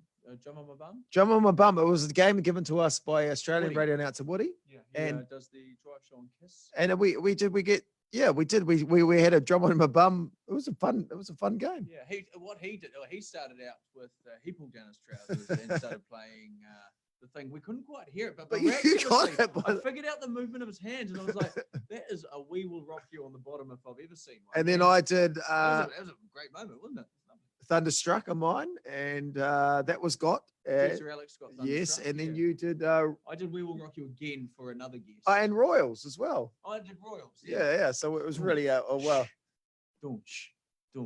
No one tell Lord that. So that was fun. Yo. Yeah.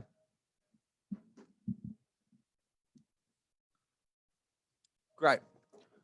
Let's do it. Yeah, because we haven't got a guest lined up, right? So we'll throw to it, and then we'll come off the back of it, Juju, and just do a little bit of a menu of what's coming up. Okay. 22 hours down, feeling we're in this boardroom. Maybe we should set the scene.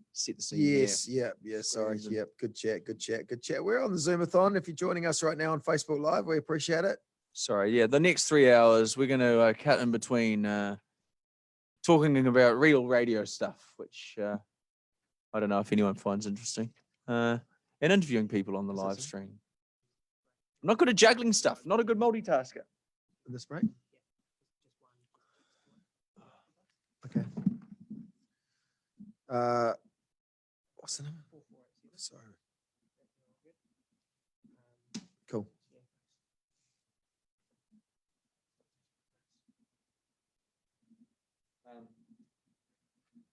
Probably just like a hell of feelings. How are you? I felt good after the shower.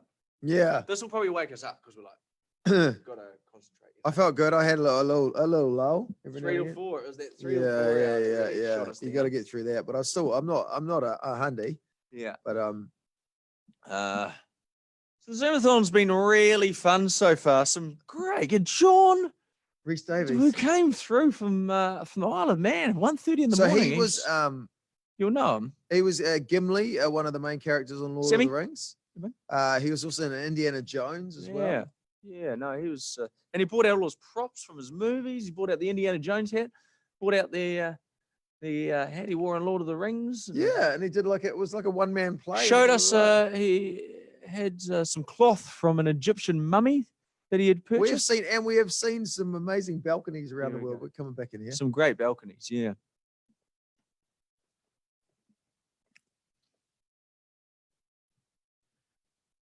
You're on the hits. It is Jono and Ben for breakfast. 6:20 the time. We are 22 hours in. We have not gone to bed. This is our Zoomathon, our world record attempt. We've just gone through the night. We're sitting here in a boardroom here at our work. Just the two of us, a desk. We've got computers around us. You can check it out on the Facebook. There you go. Sound like a boomer mum at the Hits Breakfast as well. We're saying some words. Well, like 3 to 4 in the morning, it was a real lull. It was a low point. I can't remember who we spoke to. It was a lovely lady in France, Leigh. We spoke to her, and I think we spoke to All Black Julian Savea over in France. And during that 3 to 4 hour, I was asleep, but my eyes were open. I swear.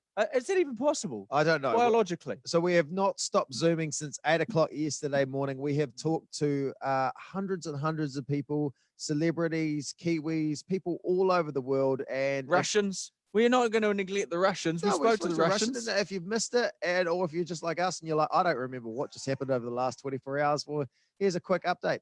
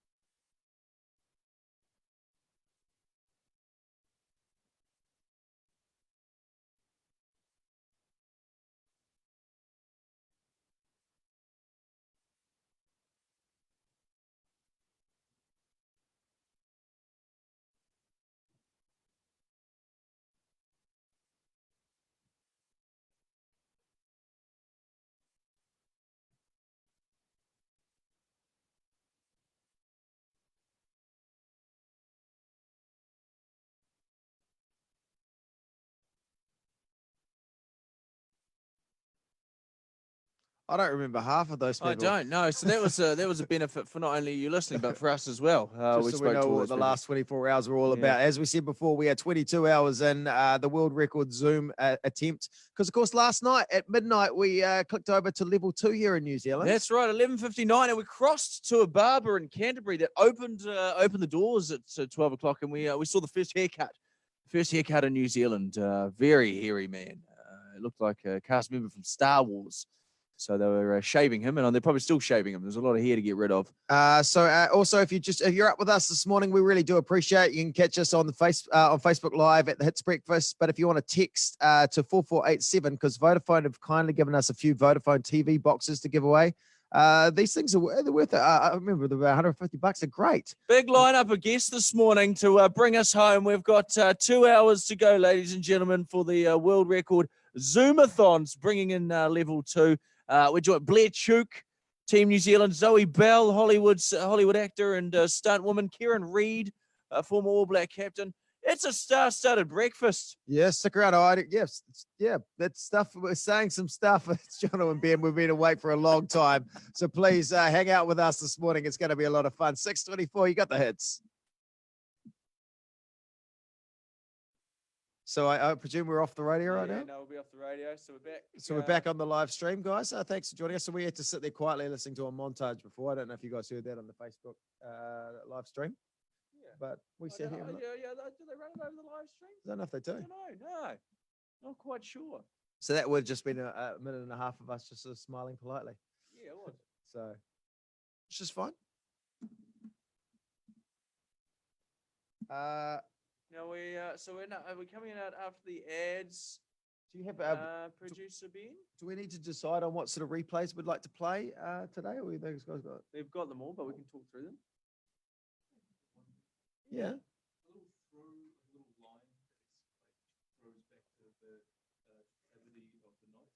Oh, the night. Oh, yeah. Cool. It's a hell of a night. Yeah, that sort of thing. Have you got it? Have I got time to go for a wee? Yeah, go for it. Let's go. Oh, do you want me? Oh, sorry. I thought you just a phone. Sorry. I thought it was just a phone. Is that right? I can just do it if you want. Yeah. Hell of a night. No, okay. It's just that sort of thing? Yeah, cool. Hell of a night. Can you relate it to the bomb somehow? Yeah. Hell of a night. I think I've got my bum out. In fact, I think Ben got his bum out. And I think our guest actually got his bum out. Hell of a night. A lot of butt action from what I can vaguely remember. Welcome to the morning after. It was a regrettable evening. Yeah, a lot of stuff went on. Cool. Nice. So we got met Jerry Stone, cool, Kim Crossman.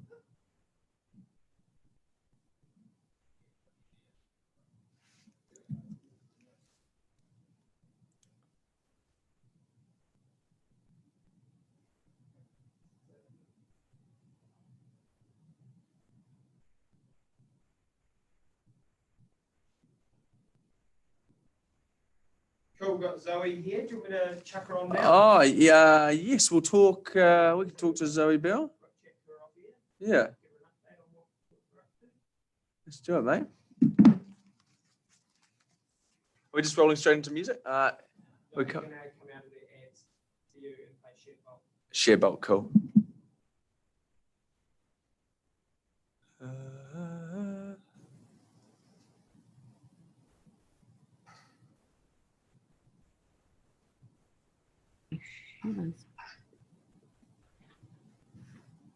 What's happening?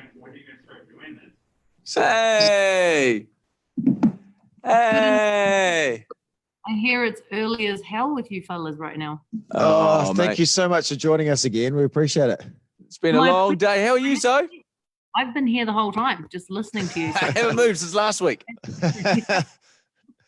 Thank you. I feel like we've already used up one of our favors getting you last week, so I appreciate you coming back again.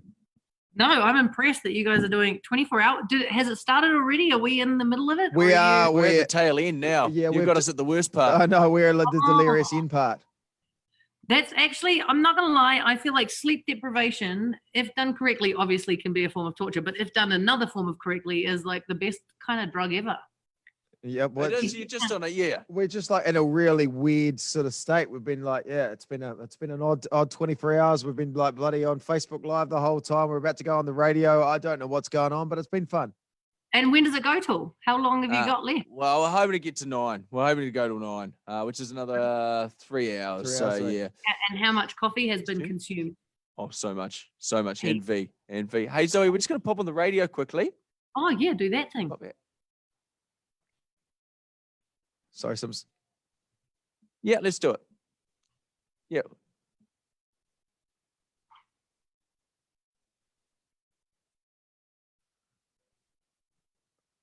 Okay. Okay. Great. All right. Sorry, Zoe. We Sorry, just Zoe, we'll just do this quickly and then we'll be with you, matey. Yeah. No worries. Still got What you time is it on. there, Zoe? Oh, like an easy 12:30 in the afternoon. Oh, it's an easy breezy 12:30 in Colorado. 12:30, Colorado, no problem. Mountains, chilling. I was just thinking, you guys need like those hard-boiled lollies, the herds, just sugar, like for telethon used to get the kids through it. That's what you It need. is the hits, Jono and Ben. We are coming to you from the boardroom here at work. We have been in here since yesterday morning, about 22 hours non-stop Zooming, one call after another, hundreds of people. You can catch it all at the Hits Breakfast on Facebook. Very shortly joining us live from Colorado, Zoe Bell, Hollywood stuntwoman, Hollywood actor. And yesterday we caught up with Invercargill Mayor Tim Shadbolt. Shadbolt had vowed to us that he'd been using Zoom for 6 weeks to run his council in Invercargill. But we literally spent what felt like 15 minutes just talking to Tim's mouth. He had the phone so close up to his mouth that all we saw was teeth and lips. It was a conversation with teeth and lips.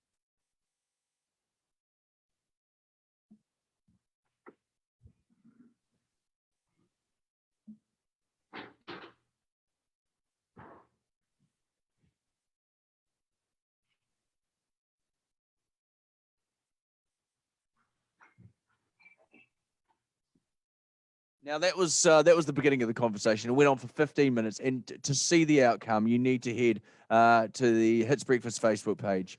If you want a close-up shot of Tim's missing teeth and his wonderful juicy lips, plump lips. We're back very shortly with Zoe Bell. She joins us, as Jono said before, from the States. So we'll be back in a moment. The World Record Zoomathon, Jono and Ben.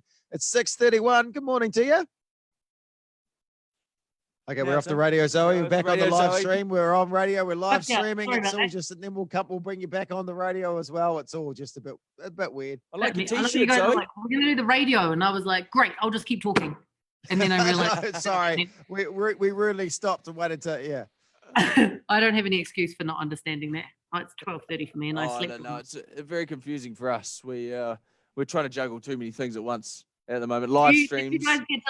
Did you guys get to pick who like guests and stuff, or have there been any that you were like, oh fuck, I don't want to follow? Oh no, everyone's been awesome. We talked to a lot of Kiwis in the UK overnight, which was quite handy. Yeah, that was it. Really got us through. And people like, there was someone in Russia, there was someone in Wales, someone in Canada. Like, we've really gone around the world. It's been kind of cool. That is pretty cool. You guys will have to spend 24 hours watching it. Now, on the bench there, have we got, what's it, a bottle of detergent on the kitchen bench back there? Detergent or? You know what's funny is there's a bottle of wine right next to a bottle of moisturizer, which sounds creepier than it is. Wine is from dinner last night, and moisturizer is because Jacob got cooked doing yard work the other day, because apparently when you're at altitude, it doesn't take, it's like being in New Zealand. You just get crisped. I was going to ask, because Los Angeles, the sun doesn't seem to be as harsh, does it? No, that's why I think Jacob was fooled. Babe, can we show them your back? Will you show New Zealand your back? We're on the live stream right now. Is he? He doesn't have to do that. Jacob's got a burnt back here from yesterday. No, Hey, Jacob. Hey, how you doing, Jacob? How are you, buddy? I'm doing good. Oh, ouch. Ouch. That is a beauty. That's the peeling. Have you got the aloe vera gel on that? Yeah, we've got a whole aloe vera plant I've been snipping at. Oh, rubber. Yeah, aloe vera works a treat on it. But yeah, sunburn. I mean, look at my skin. I'm as pale. I'm getting sunburned right now. I'm inside. Under these lights. I know it too well. So obviously quite hot. Do you guys talking about that or not? What? Where? In Colorado? Yeah. Yeah, well, me. Yes. Sorry, I feel like I just zoned out and then came back in for a second. So you're saying high altitude and the sun's quite powerful in Colorado. All right. Yeah. Not Hey, so Zoe, we're going to hit the. We'll be on the radio in about 30 seconds. We'll have a quick chat, and you can get on with your life without us in it. Thank God. How's the last time we talked to you, or you were in the process of making wanting to make a second video of the boss bitch? How's that coming along? It's still early days. Well, now the thing is, I'm looking at making more than 2. It's all. But I don't want to say too much because then I'll. Don't. No, so I won't bring that up. I won't bring that up again. But it's just exciting. That's cool. I did get bitten by a puppy since we last talked, I think. Oh, really? Okay. 4 stitches. You're on the hit. 6:34 is the time. We have been zooming non-stop for 24 hours at the Hits Breakfast Facebook page. You can catch us right now. We're talking to Zoe Bell. We'll probably guessed 150 at least. Yeah, Zoe. Welcome from her wonderful den in Colorado. Welcome, Zoe. Thanks, matey. Thanks for having me. You guys are doing pretty good. You look pretty rosy considering. We haven't slept. We haven't really had any breaks as such. The steroids being imported from Eastern Germany that's getting us through this. Zoe, you were just saying. What have you been eating? Oh, you got bitten by a puppy since we last spoke. Yes, I did. In the lip. Oh, yeah, you did too. What happened? There and there. He just chomped on my. We had him in the car, and I think he was a little agitated. And I'm a first-time puppy owner.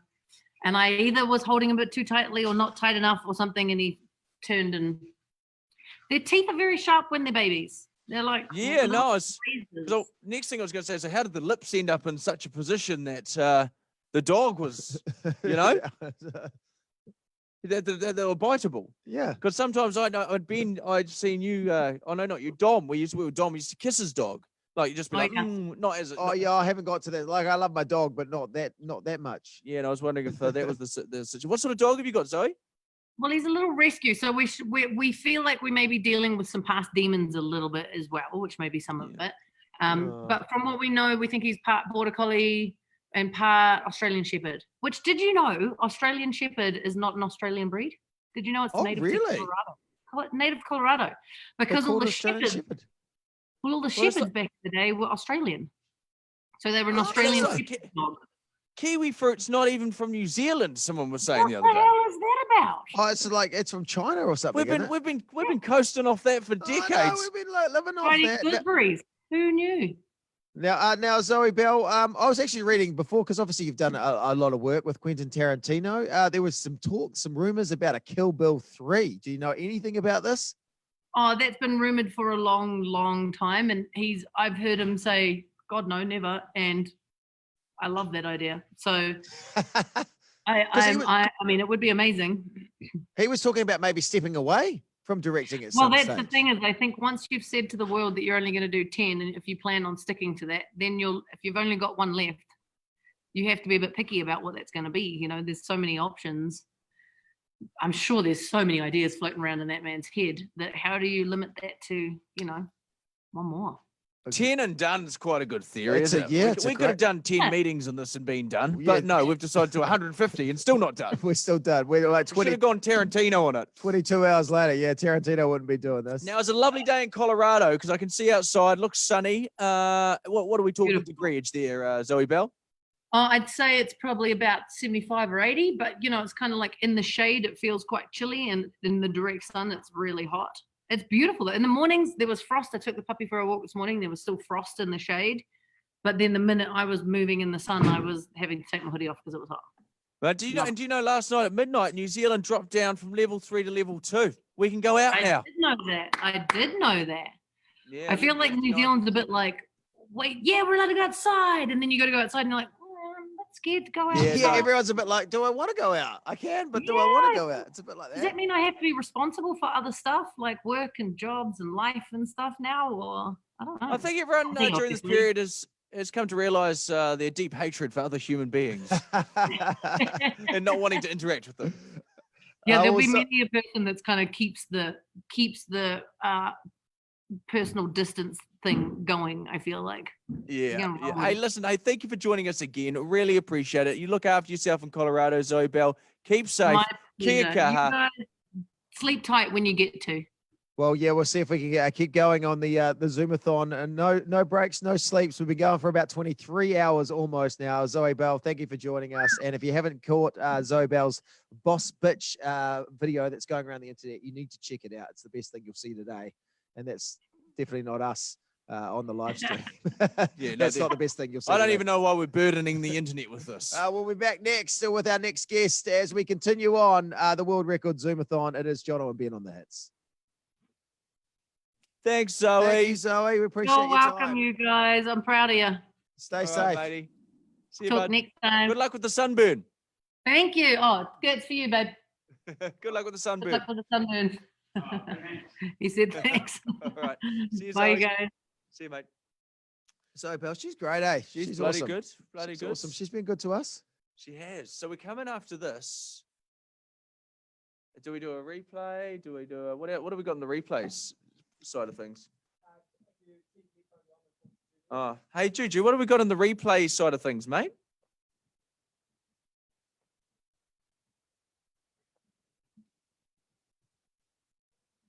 Oh yeah.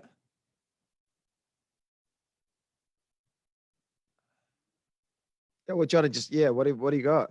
We're probably a little grab to ads here because we're not going to have a guest here, I don't think. Don't know who's waiting. Who's that one waiting? Is it just randoms?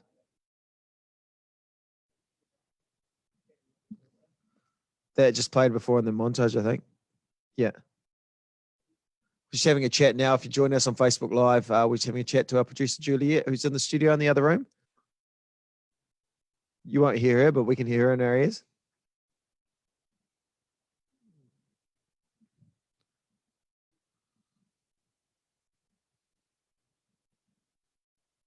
Oh, yeah.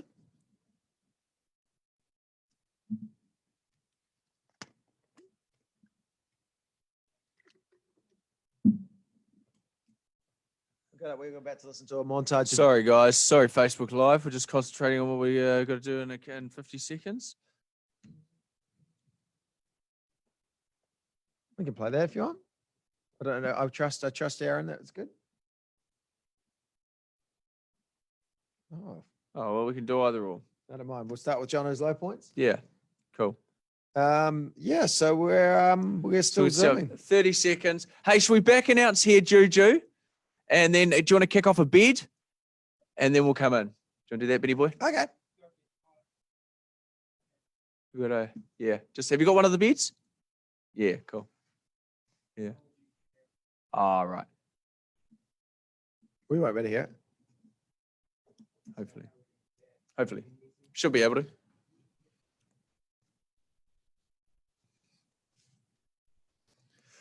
As Pink Walk Me Home, it is the hits 6:41. Jono and Ben.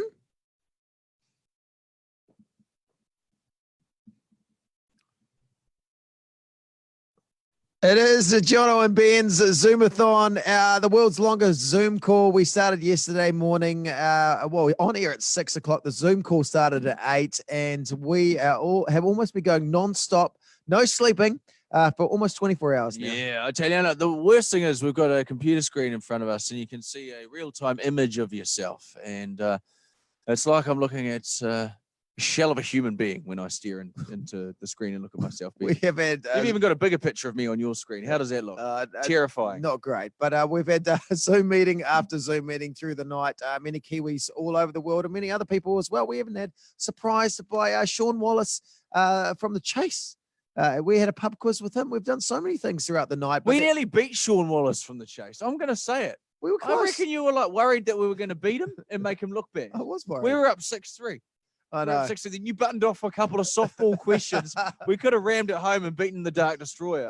But Jono, you had a few low points, as did I throughout the night. But right now, there's apparently a montage focusing more on your low points than mine. So I'll eagerly play this and listen to it. Have a listen.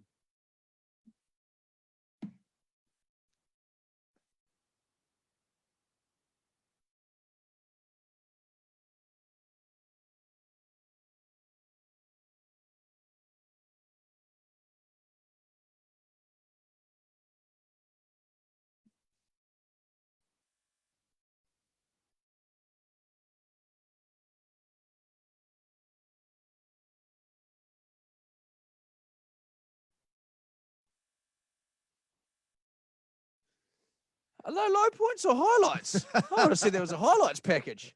I don't know. That's some What bloody banging bits I there. don't know what it is. No, I'm you just can't, saying. you words. can't, when you talk for so long. We've just said words. Just words. I don't know. We may have offended a lot of people along the way, but I can't remember if we have. So hopefully that stands up in court. We've said a lot of things when we started our Zoom call yesterday morning at 8 o'clock. We're going to be back next with another guest joining us on the Zoomathon. You can catch us at the Hits Breakfast Facebook page if you want to watch the live stream, or of course continue to listen to the show and find out who's joining us next as our world record continues. It is the Hits 6:44. Jono and Ben. Ears are hot. Hot ears. Like No, that's one, headphones. mate. Okay. 24 hours of headphones. Are there any other highlights too that you can think of that we should play? Were there any moments we're really cracking up? Oh, there was. Yeah, it feels like there's. I haven't got the list of things. Is there anything just because we'll?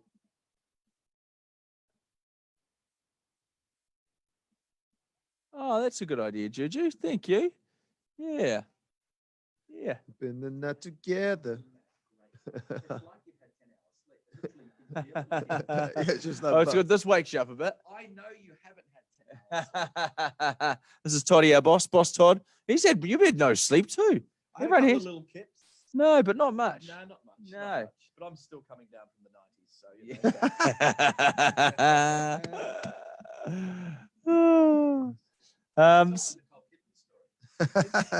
He's got a wonderful cool Nicole Kidman story. Oh, it's NSFW though, isn't it? Yeah, we can. Oh, I just seen that, Juju. Thank you. Sorry, Facebook Live. We're just looking at something, Juju. Oh yeah, I keep forgetting about Facebook Live. So sorry, Facebook Live. I keep saying it, but I keep zoning out, and so I apologize about that. It's very bad form on my. I'm neglected Facebook Live for the last little bit. What's she sent us through?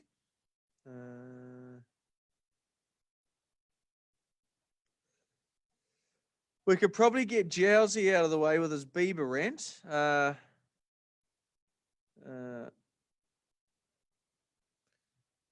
Let's have a look. Sorry, Facebook Live. Just looking at. Thanks for sending that photo too, Juju. We spoke to Juju's sister. Juju's our producer. She's in the radio studio. Hannah called in during the morning. Roman Kemp, never eaten fruit.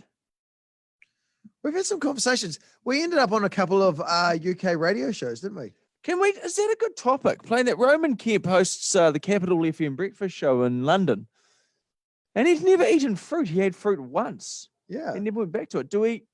Is that a good thing to play off like for a phoner? Yeah, we can do that. Who has? Okay, this guy's he's had one piece of fruit. Who's had no pieces of fruit in their life? Yeah, well, yeah. I don't know if anyone would have. Do you reckon that's a good thing to do? Yeah. True. What if you need to? Yeah, because you might not be able to beat that, right? Yeah. Yeah. That's good. Mads. Yeah, throw Madeline Sami in into the mix. Is Juju going to do Scandal today? Spy. Okay. It might be quite nice. Hey, Mads. Hi guys, how are you? That is a badass Rugrats t-shirt. Cheers, bro. It's my Oh, friend's that is birthday. awesome. We're broadcasting right now on Facebook Live, just so you know, Madeline, and we're about to grab you on the radio if that's all right, very shortly. But we're Oh yeah, sweet. How long have you guys been up for? Oh, mate, this is 23rd hour. Oh, yeah. Ooh, I know. Well, we've been talking for 23 hours. So we're up obviously before that, but it's just words, just saying stuff. oh, great. I cannot wait. I'm going to be very quiet because my family's still asleep. But Oh, listen. I appreciate you getting up nice and early for us, though. Thank you. hey, Are we on speaker? Are we on speaker? Because we'll be quiet too. No, you're not on speak. let's You could go. be. Okay, so we could talk. I somehow feel like you're not going to be loud. Why don't we talk to? Let's play GLZ here. Sorry, Mads. We'll just Sorry. jump on the radio. We got our producer talking to us. So we're just going to play Harry Jazzy? We'll be with you shortly, Mads. Yeah, do GLZ. Okay. All right. Good chat. Here we go.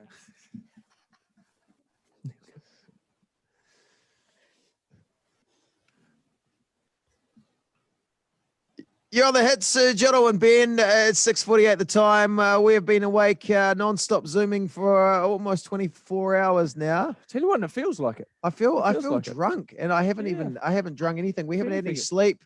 No real breaks. We've just talked to people over and over again. And one of the first people we talked to, we started with the Briscoes lady, then we went on to Lucy Lawless, and then we were joined by Harry Jowsey, who who's on the Netflix show Too Hot to Handle. Yeah, you know Jowsey from Islands Full of Heartbreak. He won New Zealand's Heartbreak Island, and now he's on. He broke a lot of hearts. He's a lot on a of big Netflix show, right? Yeah, it was the cause of a lot of cardiac arrest on Heartbreak Island. But Jowsey, he has been on this Netflix show, and his Instagram's blown up over 3.5 million. Justin Bieber DMs him. Have a listen to this.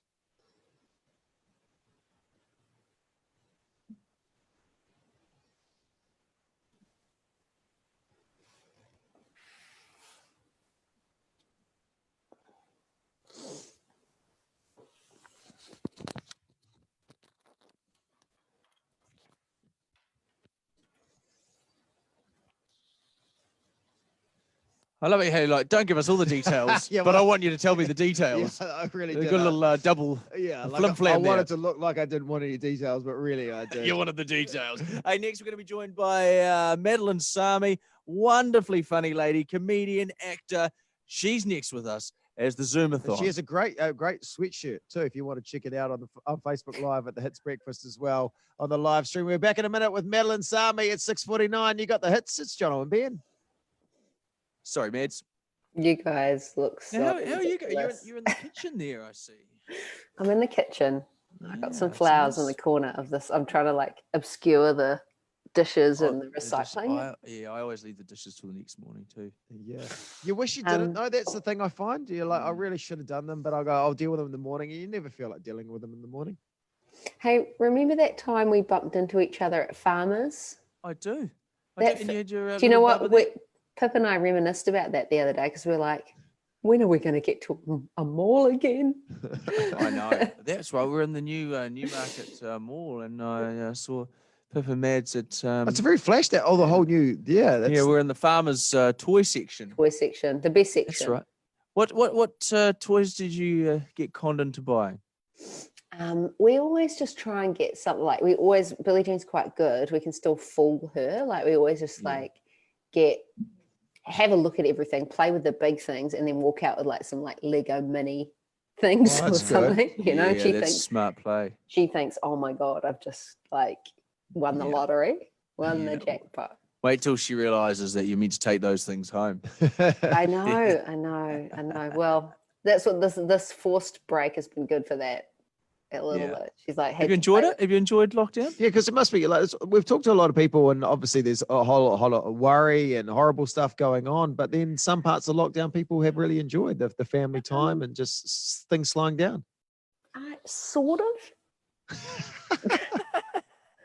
I'll just whisper. You can whisper your answer. I think no, I've loved aspects of it, but then I guess like because with a little kid, you know when you've got a little baby, it sort of feels like the same. But then some days the weight of what's happening in the world kind of gets you down, and the internal anxiety is full on. you know, and unemployment and reading the newspaper and just kind of feeling like feeling the weight of the worry of the world. And then other days it's like, it's just normal. And it's just another tiring day with your 2-year-old. But it's sort of been fluctuating, the joy for Have you been writing lots during this time, or? I've been really busy with work. Yeah, it's almost like people expect more of you as a writer because you're at home. They're like, well, we know you're home. Yeah, you can write this thing. We know you're not doing anything else, so what's your excuse? And then all the bloody assholes wanting you to do Zoom marathons at 10 to 7 in the morning. Hey, this is a joy. It's like just staring at your exhausted faces. Is an Hey, Mads, we're going to be on. We're going to go onto the radio in 20 seconds. This has just been on Facebook Live. God, look at my 20 seconds. Facebook Live. I should have worn a hat. You're here for the radio. And, so but it's weird now. Radio is all visual as well, too. It's. I know. Every time you do something, it's like we never got into radio to be for a visual medium. Oh, look at this face. Here we go. Oh, Lee, I haven't heard that song in a while, Ben. You're on the hits. It's Jono and Ben, 6:53 at the time. We're in the middle of our Zoomathon, the world's longest Zoom video call. We started at 8 o'clock yesterday. We've been going for almost 24 hours now. We're very lucky. We got on Capital FM overnight in London, the biggest radio breakfast show. They had a radio studio it looked like the inside of a NASA spaceship. It's pretty flashy. And they were all just gorgeous looking. He was gorgeous. They were too good looking for radio. What are you doing? Why are you on radio? Well, they've got supermodels doing radio inside a spaceship. I was like, what is this future radio station? But anyway, we'll play some of that after 7 o'clock. But we're joined now, and she's quite quiet and whispery because she doesn't want to wake up the household. I don't want to wake up the family. Baby, and her wonderful partner, Pip. Please welcome actor and comedian Madeline Sami. Hello. It's official. I'm regretting saying yes to 6:45, guys. I know. Why did we book you into this horrific slot? I feel like I bullied you into this. I was cocky, okay? I was like, hey, look, this is my life now. I'm up at 6:45, but would you believe it? This morning, it's the sleep-in morning. I have my life, but, look, I'm ready. My hair isn't. My hair is all over the show, but your hair's looking good. Are you feeling like you need a haircut after now that we're in level 2? Because I wouldn't. I'd keep that going. I'm feeling more grey. You don't look grey. I feel you can't see it underneath all the dark hair, thankfully, at the moment. But I did turn 40 last weekend, guys, and ironically, a few days before I turned 40, I found my first grey eyebrow. So I don't know if it's the pandemic worry, but definitely things are getting grayer in my face area. It becomes a bit of a tug of war between your coloured bits and your grey bits, doesn't it? Over the next 10 years. Yeah. I mean, I've got wayward eyebrows all over the show. Sometimes I'm like, Joe, how did that sprout? That's like half a metre long overnight. Do you know that you still have gloves on? Yeah, no, I'm still wearing gloves, mainly because I've been checking Ben's prostate throughout the evening. Wow. Health. These are health reasons. Apparently, we have to do like a half-hourly updates. So, no, it's just he's healthy. You know why I'm still wearing these? Because I always am touching and rubbing my eyes, and apparently that's the way that the Rona gets in. Through your eyeballs. I'm thinking about getting him a plastic dog, one of those cones that we can We're all going to have like PTSD from about washing our hands, and which is probably a good thing, I think. Yeah. When we drop down to level 2, we still have to remember to wash our hands. And I'm a little bit like you too. I feel like I get allergies a lot. So I'm often like just giving my little nose a little tickle, but even just putting my hand up there freaks me out now. I know. Now, Madeline Sami is with us. Are you happy we're now in level 2? 11:59 last night. It's free reign. I'm happy and anxious. I'm happy and anxious at the same time. I hope that that we have it under control and that there's not some sneaky asymptomatic cluster of people out there getting haircuts and infecting everyone else. There's a relief, but there's also a little bit of an anxiety, and I think there is a little bit of PTSD because we have been living in this very careful way for the last wee while, and I think it'll take a little while to kind of trust that we're okay. So, and fingers crossed that we've just got it under control and we don't get a bunch of reinfections, and that the economy can just start to thrive and people can get their jobs back. Good. Yeah. Jesus, mate, when are you running? You should be in the beehive. Yeah, That's a Sami for Parliament. I'm voting for you in the next election, even if you're not running. I'm going to vote for you. Okay, well, there you go. I'll just put on my best Helen Clark voice, and this will be the future of New Zealand. That was the most intelligent thing that was said over the last 24 hours. Yeah, and it was thankfully on the radio too. You guys are very coherent. I'm really proud of you. Oh, we've had our moments. We've had some low times. We've had some high times. I think thank you, friendly unicorn lady. I think we're talking to a unicorn right now. We were talking to someone, and I thought I was hallucinating seeing a lizard in the background, but thankfully it was a lizard they had in their house. But I was just like, I could see a lizard crawling across that table. And I How hope long that's was it real. sitting with you before you saw it? I was like, it was about 2 minutes. I was looking at this thing going, it's a lizard. No, it's not a lizard. Yes, it's a lizard. So yeah, thankfully it was a lizard, but who knows? Madeline Sami, thank you so much for joining us. We love your work. We appreciate you getting up so early for us. And Go back to bed. Enjoy the sleeping. Yeah, I'm stay so safe, glad. stay safe. I'm so glad right. you guys can't smell me. Well, same right here. Our world record attempt carries on after 7 o'clock. We've got more big guests joining us, including a former All Black captain on the phone and a Team New Zealand sailor as well. That's all happening after 7. It's Jono and Ben Zoomathon on the hits. Oh, okay, guys, doing some radio. We are doing radio, and we're doing some radio, and we're doing some live streaming as well. That's what we're doing. 2 hours to go. Yeah, 2 hours to go until we've done a radio show. And yeah, I don't want to go past. Can I go? No, Can I go and mate, record I'm inside? happy with that. Yeah, we'll go I'm not, past 9. yeah. Like, unless we had a Barack Obama at 10 to 10 or something. I'd hold out. Yeah, but I don't think we have anything like that. So yeah, let's just get to the end of the show. Hey, you hear it? Good, yeah, good to see you, mate. Are you back at work now? Yeah. Oh, right.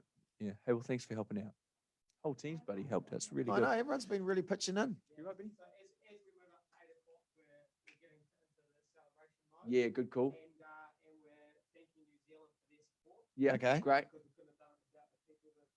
No, Yeah, we no. couldn't. There's been a lot of random, I say random people, but people like just calling us at random and zooming in. It's been really cool. Yeah, cool. We want to end on a high. That's a very good point. Yeah, no, good call. We ramp it up now. Well, when's And it's a celebration of level 2. Yeah, great. Oh yeah, he was. Well, like Chris Mack has been one of the MVP of this. Thing. Oh, So Chris Mack from 660. I mean, he's a. I know what I was just going to check out because I like to. Can you tell? He likes to not finish sentences. That's one of his hobbies. Oh no, I was just. Oh yes, I like to see where Chris Mack was in House Party. So that sort of gives me an indication of when he went to bed. Oh, can you see when people last were in a house Unless they party? sneak into the house. Chris Mack from 660, a great friend of the show, and it was great because he would come on yesterday afternoon on the live stream. He'd chat, and then he'd go away, and then he'd pop back again, and he popped back And he did a lot of times. Carried him through a lot of interviews. He for did. us. 1:08 a.m. was the last time he was on House Party, so he was up quite late as well. He's a social guy. Yeah, no. Rachel and Owen. I think. What's up, boys? Hey, Blair Duke. How are you, buddy? How are you? Hey, welcome along to our live stream. We're on live stream right now. We're going to grab you on the radio soon. We're hanging in there, mate, but it's very nice to see you. Yeah, nice. Tough night. Oh, yeah. yeah, it's been bleak. It's been bleak. We've had some real low points, Blair. Some stuff that I hope. I was ashamed it was on the internet because I'd like to delete the footage. Oh, good on you guys. Really cool. Hey, now you guys are back out on the boat, are you? Yeah, we got back into it pretty well at level 3. So not out sailing like as much as we normally would, but just when we really have to test stuff, we get out there. So great. We've probably been out 3 or 4 times. So it's been When's pretty good for us. America's Cup is meant to be next year, right? Is it March next year? Is that the plan at this stage? Yeah, still March next year. So that's all still charging ahead as is at the moment. So, fingers crossed competitors can get down here and whatnot. But I reckon it'll be a pretty cool thing on the other side of this. Yeah, well, totally. As it sort of affected your, obviously being in lockdown for a bit would have affected you guys' training and stuff, though, wouldn't it? Yeah, well, that whole Olympic stuff got completely turned on the head, Oh, right? yeah. So, yeah, two months ago, we full gear up for that in August, and now here we are. But that's all good. Yeah, Cool. At least we know when it is now. Hey, we'll should we talk to Blair top of hour? Yeah, should we do that? Yeah. Gigi, sorry, Blair, we're just talking to wonderful radio We're trying to do producer, it's prestige worldwide. Trying to do bloody internet radio at the same time. We realise we're not very good multitaskers. No. But No. so Ben, should we talk to Blair Chuk top of hour? Yeah, let's do that. We do that. So we're gonna go on the radio. How soon? 14 seconds. Is that right? Yeah, great. Okay. That'll be news. Oh, news. Oh, okay. Yeah, cool. So we're about 2 minutes away. So what happens next? Because you would have gone for the Olympics this year, right? Yeah, Japan was gonna be sort of July, August. So I guess like we don't really know when we can travel, right? So we'll probably have to just train in NZ on the 49er, all the Olympic stuff, and then continue on with Team NZ, sort of build up, and then just charge into the Olympic stuff next year after the Cup. Yeah, so you can work that. You could, all going well, you could do Team New Zealand and then the Olympics after that. That'll work. Yeah, it should be good still. It's just the other way around than it would have been, Yeah. So, but it's at least we know what we're aiming for, and we've still got the Team New Zealand stuff to carry on with, and we're not better shape than some other people. So we sort of feel quite lucky. Yeah, no, good on you, mate. What's the boat? What's the I probably should know this, but I'm sorry I don't. What's the boat situation for the next America's Cup? Because every year everyone gets to tweak it slightly if you've got the cup, right? Yeah, so it's a monohull now, so it's still foiling, but it's comes different designs. So it's one hull rather than two, and then there's got arms that come out each side with the foils on it. So it's pretty radical looking, but super cool boat, really fast and fun to sail. So how fast compared to the last boats would it go? Top end speed pretty similar, but the speed around the race track faster, so a lot faster upwind. So you start doing some you're going well over 30 knots upwind. So when you're doing that, you quite a lot of apparent wind. Like wind coming into your face because you're going basically into the wind with a lot of speed too. That was the cool thing about that last America's Cup. The boats were just it was like Formula One out in the water. It was insane. Yeah, I've only got Jono. I've only got you on the. Sorry, I've been typing and Ben's been talking. If you go to grid view. Oh yeah. Grid view, Blair. Yeah, I'll do that right now. Oh, sorry, mate. Yeah. Sorry, buddy. Have you been zooming No, up the storm? There you go. Hey, mate. Sorry, I've just been talking away. You'll be like, where the hell is he? No, it was good. It was better because then when you were talking, Jono would sort of zone out and would just concentrate on Here stuff. we go.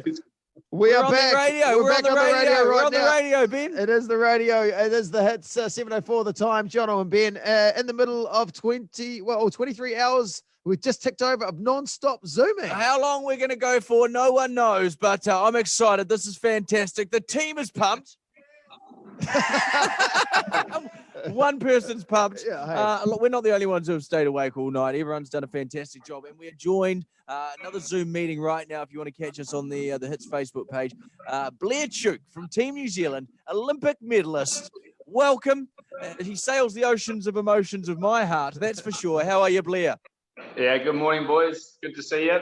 Good to see you still charging. Oh, we're hanging in there. You're off today training for Team New Zealand. Is it happening today? Yeah, you've actually the 7 o'clock schedule has been perfect. You gave me another 10 minutes not at training, so I'm basically I'm out the door after this. And so then, what you're saying is, if we don't win the cup this time, it's going to be our fault. We can pinpoint this moment right here. Yeah, basically. But now, we've been pretty fortunate to get back into it since we got into level 3. But yes, everything's going well down there. I feel like New Zealanders all of a sudden become experts on COVID-19 and also America's Cup sailing when it's on. All of a sudden we become experts every few years. Do you find that the case when people out there going, oh, you should have been foiling? To be honest, I don't even know what foiling is. What's foiling? But I hear it all the time, the America's Cup. Yeah, that's quite good. But no, I think that's one of the great things about New Zealand is that they get behind sporting events and, the America's Cup in particular. I think, obviously we're avid rugby fans in New Zealand, but then the America's Cup sort of goes, takes sailing from probably a bit lower to ride up there, you know. So I reckon that's You must be pretty- like, where were you guys for the last 6 years when I've been battling it out at my regattas on a Sunday afternoon? I haven't seen any of you. We've got Blair Dowling with us from Team New Zealand. How does social distancing work on the boat? And do you have to adhere to it? Or are they in your bubble? No, they're not in our bubble.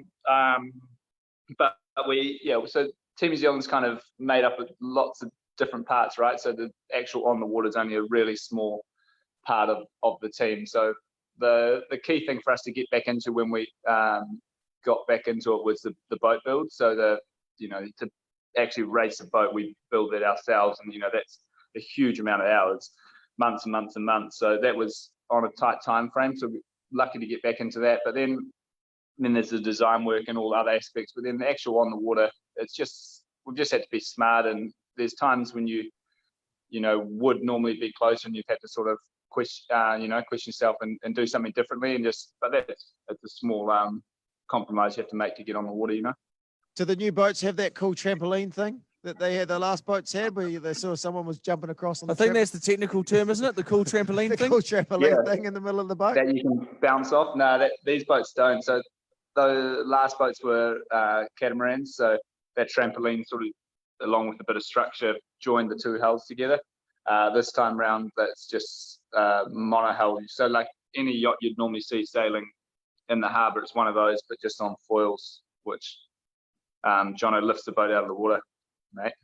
Oh, the foil. Oh, now I know what the foils are. I was paying $20 for my foils back in the day. I don't know what you guys are paying for Team New Zealand. Slightly more expensive. Slightly, just a little bit. Well, we can't wait for the America's Cup. It's happening next year, March. All going well. Blair Dowling, thank you for joining us on the non-stop Zoomathon. No, thanks for having me, boys, and keep it up. Awesome to see you. Good on you, buddy. Blair Dowling, what a great New Zealander, wonderful human being, and thank you very much for joining us on the Zoom Marathon. It continues on. We don't stop, Ben. It's just relentless. I know. It's just been hundreds and hundreds of people joining us non-stop throughout yesterday and the night. We'll be back with another guest very shortly. Who knows it's going to be? I don't know. No, I can tell because you haven't teased them. 7:09 at time. It is the hits. Hey, Blair. Hey, thanks, buddy. I really appreciate you getting up for us early and no worries. Man. No, I was actually being serious. I'm normally up at this time. It's just more that I was I'm meant to be at training at just after 7. That's all good. So we won't hold you up.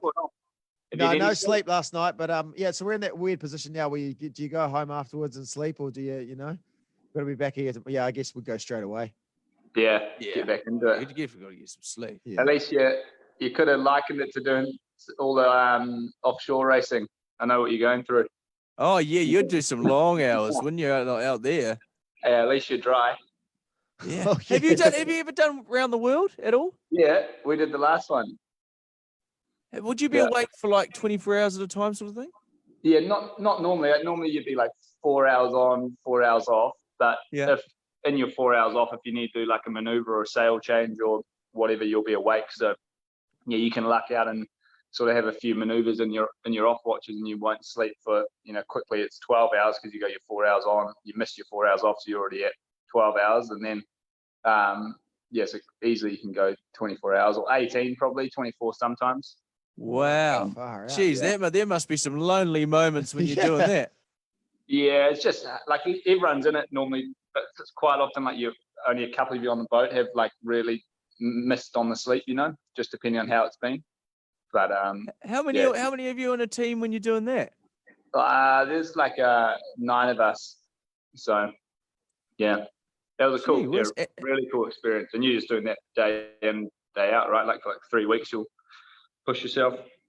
So so that's 3 weeks. You go around the world in 3 weeks. No, you do 9 months around the world, but it's not non-stop around the world. So you'll go like from Europe to Cape Town will take to the bottom of the Atlantic will take 3 weeks, and then Cape Town to Australia or New Zealand, that's 3 weeks, and then like carry on like that. Jeez. Do you get sick of the other people on the boat? Like, mate, you must be nowhere where you really can go to be by yourself. No, but everyone kind of just like you don't mince around, like you're just making the boat go fast, right? So if there's 3 or 4 of you on deck at a time, you're all pretty concentrated. Doing that. And then the other ones, don't sort of hang around because you want to go down and get some sleep before you're back up again. So you don't really, it's all business. That's an insane thing to 9 do. months away. Yeah. That's what's her name? Did Greta do it around the world by herself? Greta Thunberg? No, she did she just joined in on, like, it was actually a boat that's done around the world race, but they were sailing from Europe to the States, and she just joined in so she didn't have to fly. Oh, that's good. Ah, right. Yeah. Hey, listen, sorry, we're holding you up with name Greta all good, Thunberg. boys. Great to see good luck you today guys. training, buddy. Yeah, thank you. See you. See you, Blair. See you, mate. Blair Chuk joining us on the live stream there. What I find is that you've got a lot of questions to do with sailing. When you start asking them, don't you? Yeah, when you peel that can off. I punished Blair Chuk one night. Aye. Like a pirate too. He didn't appreciate it either. Even to be as a sailor, I thought he'd like the pirate thing, but he did. I like because you have a lot of questions. Yeah. About America's Cup. Well, it's when it happens, you're like, oh, this is the biggest thing on earth with all like big sponsors and Prada. But you don't really know it as someone. And you don't hear about it in between. No. So you're like, it's a full-time business, obviously. Yeah. What are we doing now? Next break. So we could play the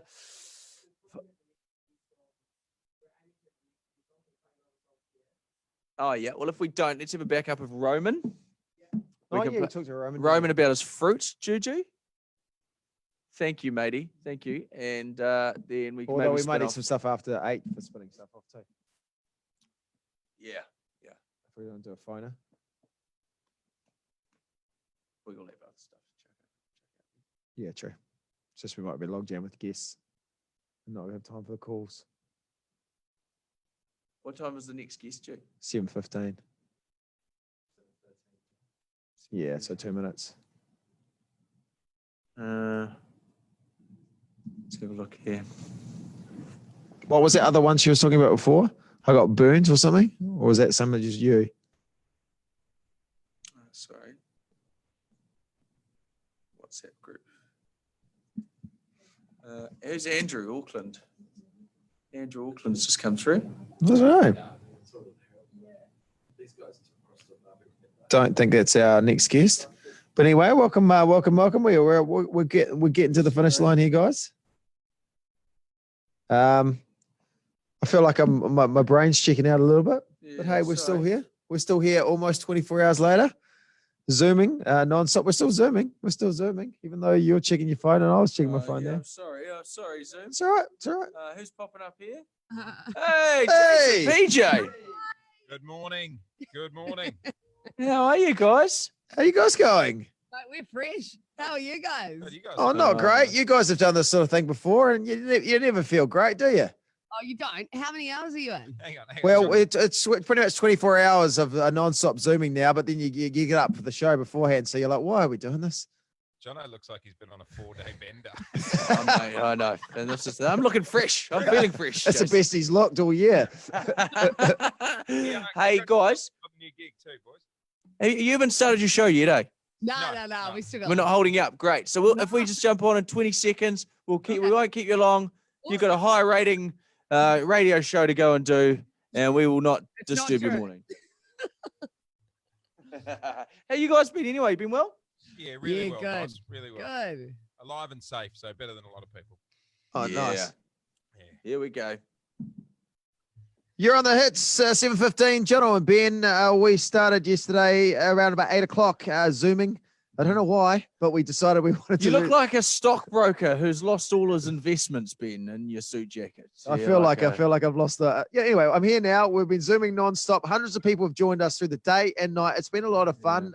Big names like Lucy Lawless, Hamish Blake from Hamish and Andy, Zoe Bell, All Blacks, all sorts. So you tape it off towards the end there with some generalisations. I started strong, and that's the main thing. Yeah, that is the main thing. And joining us now, live from their Melbourne studios, guest number 153 in the 23rd hour of the Zoomathon, the one and only Jason PJ from Kiss FM. Welcome, guys. Good morning, lads. Good morning. And I don't think Jono's in any position to be throwing around comments regarding how other people look this morning. I'm sorry, Jace, just off air, he was like, "You look like I've been on a 4-day bender." I mean, this is how I started out yesterday, 8 o'clock in the morning, and I've started with a very low bar, and I've kept that bar low for 23 hours, Jace. How are you guys keeping fresh? Have you had any showers? Have you changed your undies? You used to work in this building, right? Yeah. Yeah, they've got a shower in the garage. I didn't even know they had showers in the garage. It's a rigmarole. No, that's nothing. The new building we're in now, we work at Kiss in Melbourne, and the shower is next to the kitchen. So do you know how odd it is being in the shower and you can hear It's people a health making- hazard. Yeah, you can hear the toaster popping for people. And there's a window directly through it.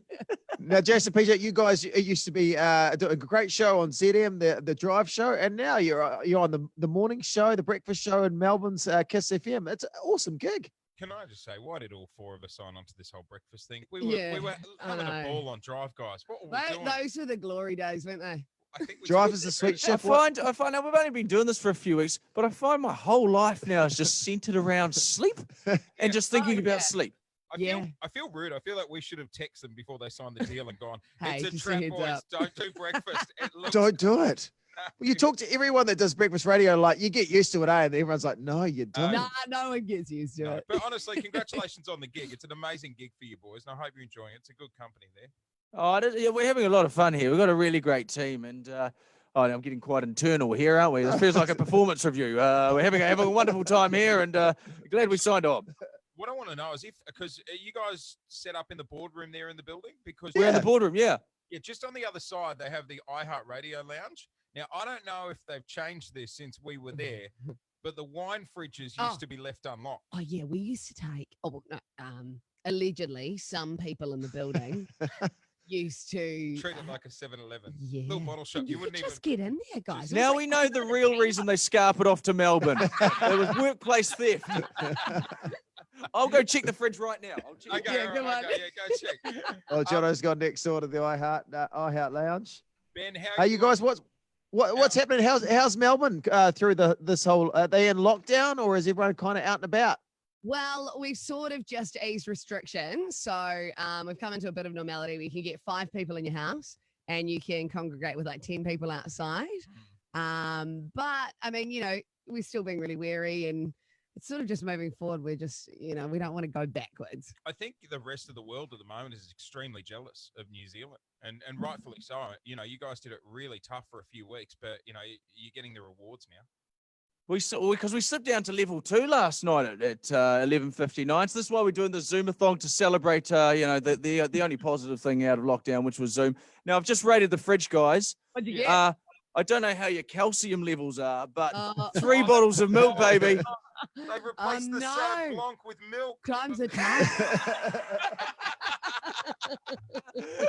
Oh, listen, Jason, PJ, you guys go and have a wonderful show in Melbourne. Thank you very much for sparing some time, and look after yourselves, keep safe, and wash your bloody hands, okay? Yeah, we will. Hey, boys, I know these things aren't easy. We've done them in the past, but they are a lot of fun. But stay strong. You're almost there, lads. I love your work, guys. Keep up the great work. It's so great to see you guys kicking ass in Australia on Melbourne Breakfast. There we So, go, you're Jason, on the PJ, hit. You can't ladies. say us anymore, Ben. Oh, sorry. Can't say us. We're on the hits, geez, man. yeah, you should- Family-friendly you stuff, should mate. Text me about the sleeping thing and that. I'm sorry. Yeah. Damn it, None of Jack. that smut on my Oh, airwaves, thank you. Sorry, mate. It is 7:20. We'll say some words soon. It's the hits. Jono and Ben, the Zoomathon. It continues to wait. Hey, thanks, gang. You have a wonderful day. Cheers, Guys, boys. All always the good to best. see Good you. luck. See you guys. See you guys. Take it easy. See you, mate. Bye. See you guys. Oh, there you go, Jason PJ. You can put the milk back, yeah. You can put the milk back. We're back. We're back on Facebook Live.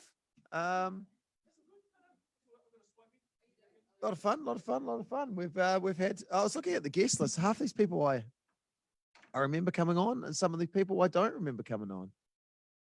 We had Magic Tricks from Jared Fell. We went on the Capital Breakfast Show live in the UK. We had Lily from The Bachelor.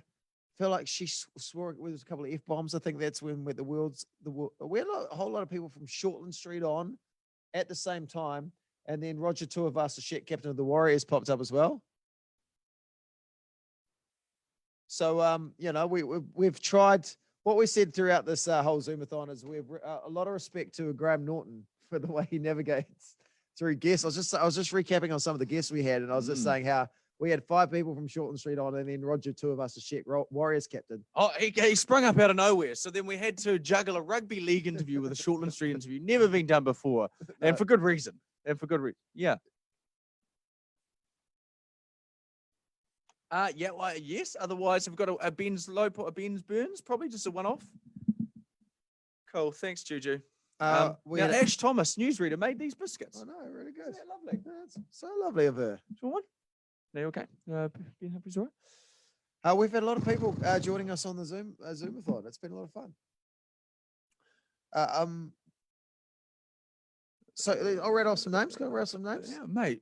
One of my favorite things is when you rattle off names. Rose McIver. She was great. Yeah. Let's choose a favorite moment from these people. So Rose McIver.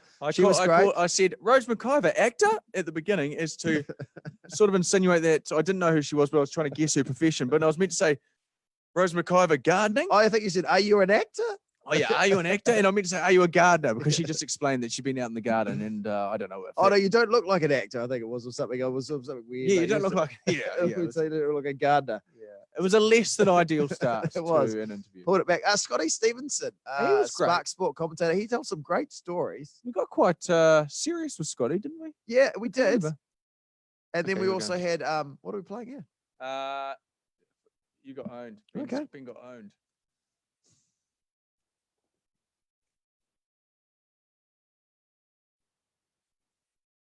It is George Ezra shotgun. It's Jono and Ben. It is the world record Zoom attempt. We have been Zooming for over 23 hours now. No sleep, no breaks. We've talked to hundreds of people from the Deputy Prime Minister, Winston Peters, Olympians like Eliza McCartney. We've had actors like Rose McIver. Rhys-Davies joined us as well. Sports stars. It's been an amazing lineup. I'm just looking through these people. I don't remember half of them. No, because- I remember Rhys-Davies because we pointed out that he had quite an amount of Bluebird chips in the background, and then he turned it into a Bluebird chips infomercial. It was very funny. It was very funny, yeah. And he at the end of it, he was like, "If I don't get paid for this by Bluebird chips, then."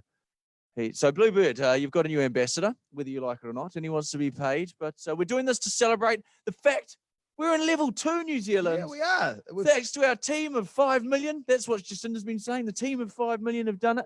And now we go out there and kiss each other. No, I don't. To celebrate. No, just be sensible about things. Yeah, and we stay in level 2, hopefully, and because you don't want to get back. No, going back would be a nightmare. Oh, now we're at Going level back. 2. It's a good feeling. But throughout the 24 hours, apparently I've been owned many times by guests and my own talking.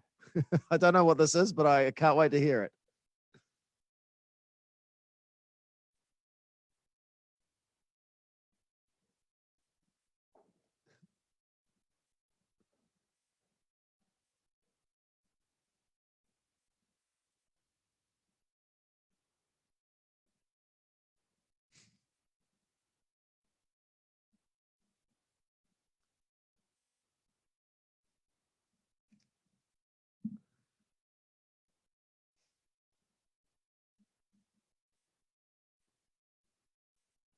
So there was a couple of times Ben got owned.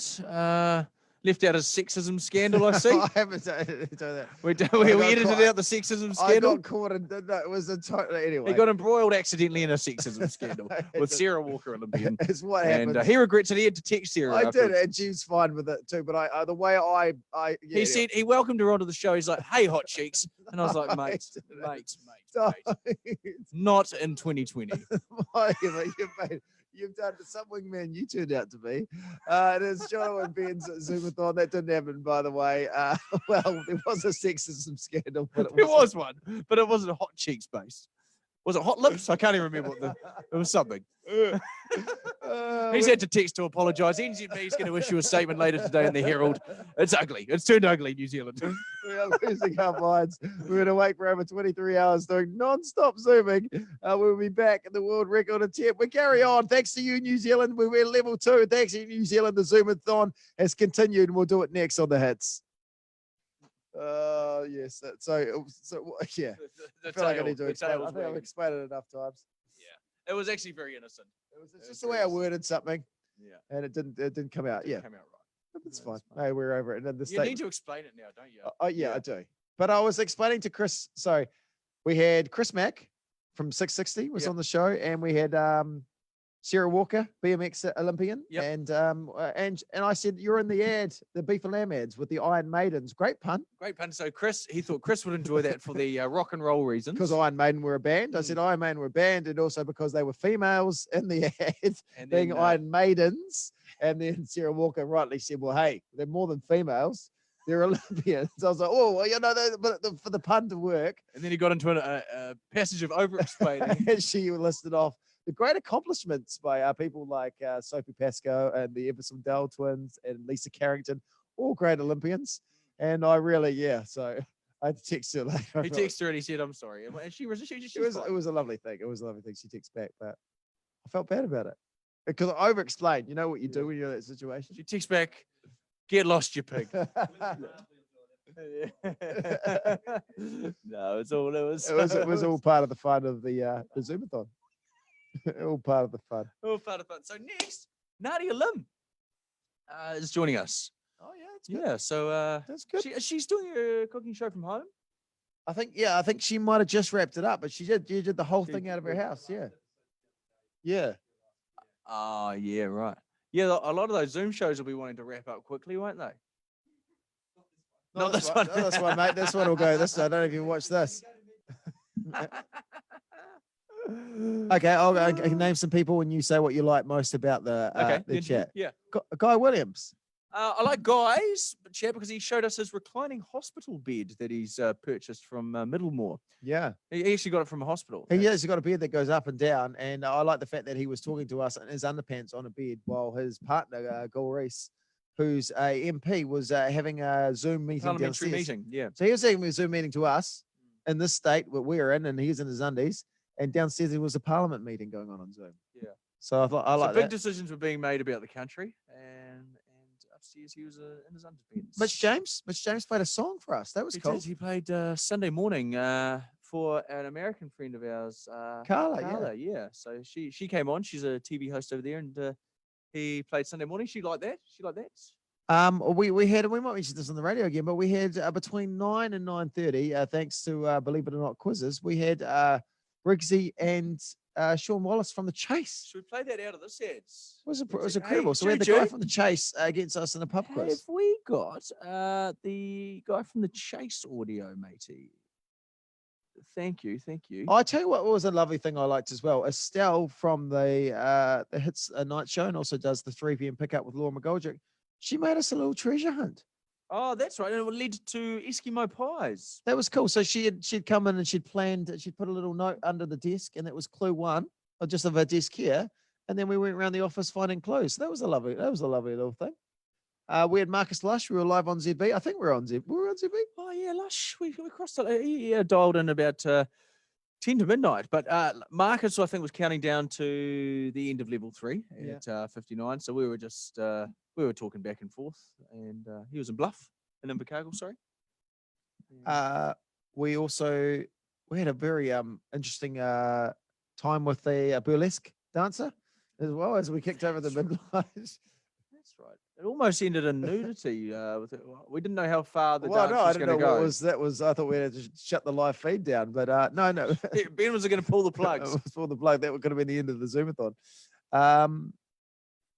We also had from Will and Woody at the Kiss FM Drive Show in Australia. He taught us a fun little game that we played throughout the night. Oh yeah, it was playing the bum drum. So Will and Woody on their show, he plays drum beats on his bottom, and you got to guess what the song was, and it was "We Will Rock You."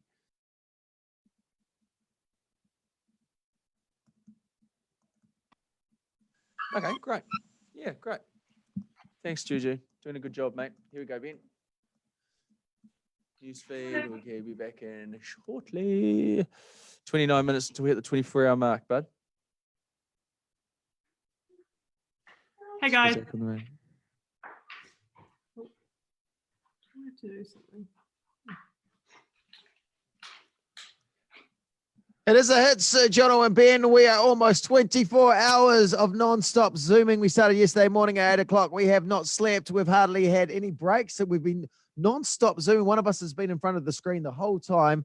And we've had so much stuff has happened over the last 24 hours. Hundreds of guests joining us all over the world. We've had magic tricks. We've had ice baths. We've had wine tasting. We've had burlesque dances. And we had a burlesque dancer at 1:30 in the morning, and at one point I thought the dance was Ben was going to rip the plugs out of the feet. We almost it was heading to a place, but it stopped just tastefully. Thankfully. Stopped tastefully in time. It was just a bit of cheek, wasn't there at the end? Yeah, well, a little bit of cheek. Yeah, but I didn't know where it was going to go. But something, one of my favorite moments, and there's been many favorite moments throughout the last 24 hours.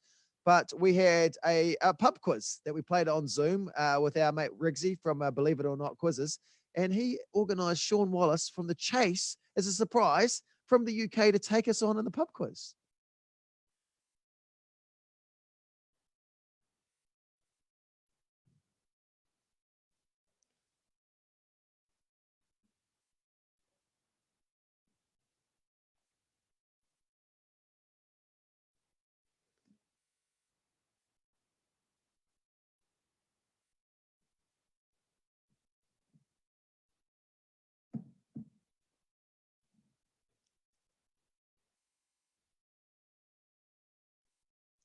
He's a very nice guy, and we took him on in trivia. We were up 6-3, and I was like, You're still upset that we didn't beat him. Yeah, no, because I could tell that you were getting softball questions wrong because you didn't want to beat the Destroyer, and I was like, no, now is the time. This is the moment. And I got that Matthew brought it. I got a couple, Dan Brown. We were up 6-3. Yeah, I know. And we lost. We had it in the bag, but anyway, I'm not bitter about it. He was a lovely gentleman, true gentleman, wasn't he, Sean? Yeah, we've got he was, and we've got more surprises and more great guests joining us. You can head on to our Facebook Live stream.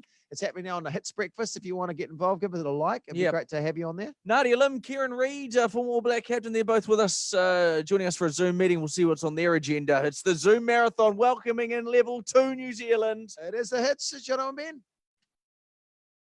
Zoomathon. Sorry. Hey. I was just going to go for a quick. Hey. That's Hey, all right. Nadia. Hey, Nadia Lim. Hi, how's it going? Oh, we're here.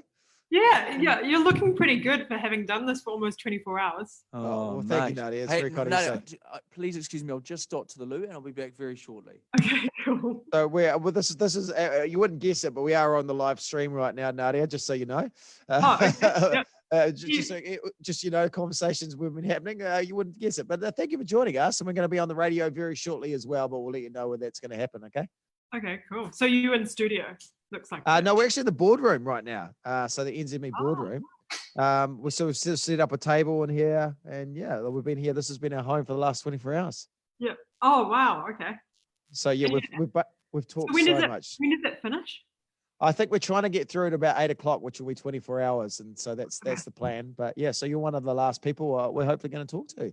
Cool. All right. Thank you for getting up early for us. I really appreciate it. That's all good. I feel like I shouldn't talk much right now just to give your voice a break. So feel free not to say anything. No, it's nice to have you on there. So is your show's all wrapped up, right? No, it's still playing on Saturday night, 6 o'clock. Oh, cool. All right, we'll plug that. It's the repeat. The repeat, yeah. Right. All filmed out of out your of lockdown, Carlos, right? Yeah, Carlos just used my phone, and then we just filmed it all, just the two of us, and then I transferred. Well, I uploaded all of the footage via our internet, which because we're rural, our internet is so slow, and it would take like 15 hours for every episode. So then halfway through, I had to start meeting up with someone, and we'd park our cars up next to each other and then wind down the windows and put our hands out and transfer the footage between us that way. Yeah. Wow. Jeez. It's amazing though what you can do though, eh? Like there's so many shows been made over like Zoom or over phones over the last few weeks. Yeah. Yeah. No, it's going to change the way that things are done, I think. Yeah. And you've been busy? I guess things have just been non-stop for you, right? Looking after kids 24/7. Yeah. In lockdown, you're like yeah, this is probably like going on holiday for you, leaving the kids at home. Well, 24 hours is the main reason why we do this. No. Yeah, exactly. Escape from the kids. I like your tiles in the background. Oh, can you see them? Yeah, they're nice. They're nice. You've gone the octagon sort of ones. Yeah, shit, your eyesight's good. Oh, my cataracts. Oh no, they're actually hexagons. They're not. Oh, octagons. hexagons. Yeah. Damn. Hey, so Nadia, we'll be with you in 20 seconds, matey. Okay, cool. I have no idea what we're talking about. But No, neither do we, but to be honest. Okay, cool. So, yeah. We've just said stuff. Some of it's, a lot of it's been stuff.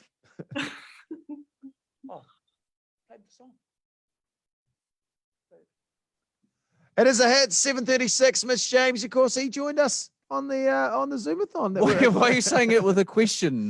He did join us, right? Yeah, he was with he us. Played us a song. He played us that song Sunday morning. Yeah, he serenaded us acoustically from his apartment in Sydney, where he's in lockdown. Miss James, Now, if you just tuned into the show, we've been awake for almost 24 hours live Zooming now. Non-stop. It's the world record attempt, the world's longest Zoom. We've had hundreds of guests joining us from all over the world, celebrities. Russia, we haven't left the Russians off the mark. We got to a country of over 144 million people. A lot of people. And I was talking before, fact about Russia, when you give flowers to someone, there's a protocol. So if I'm just giving flowers to you, Ben, in a platonic fashion, I've got to give you an uneven number of flowers. But if you're grieving, I need to give you an even number of flowers. It's one of the many things that we've learned that will stay with us forever. It will. And joining us right now, New Zealand's favourite daughter. She was birthed out of the womb of Mother Aotearoa in the Cook Strait, I think, between the North and South Island. She sprung from the waters. Please welcome Nadia Lim. Morning. Nadia Hey, Lim, congratulations on achieving the longest Zoom record. Oh, well, thank you, Nadia. I don't know if anyone else is stupid enough to do it, so hopefully we'll have it for a while. But what you've done, speaking of technology, which we kind of loosely were, you created a whole show in lockdown out of your kitchen, filmed on a phone. Yeah, we sure did. It all was kind of off the cuff. It was about day 3 of lockdown. I put up like a little video of making a store cupboard pantry staple curry on social media, and that went crazy. And then the next day, Warner Brothers New Zealand, which is a production company, called and asked if I wanted to do a whole show like that. And so I was like, okay, we'll give this a go. Not thinking about, all the logistics of it, with having to look after kids 24/7 as well, and not having any experience making a show. But we got through it. But everything was just done on the phone. Yeah, I mean, I think what this has proved is that camera operators have we done them out of business now? I mean, Nadia, you're filming your own show on a cell phone. Well, there's a big difference. It didn't look that great. The footage didn't look that great. That's the thing. I don't think the next Lord of the Rings is going to be Peter Jackson's out there with his iPhone going, James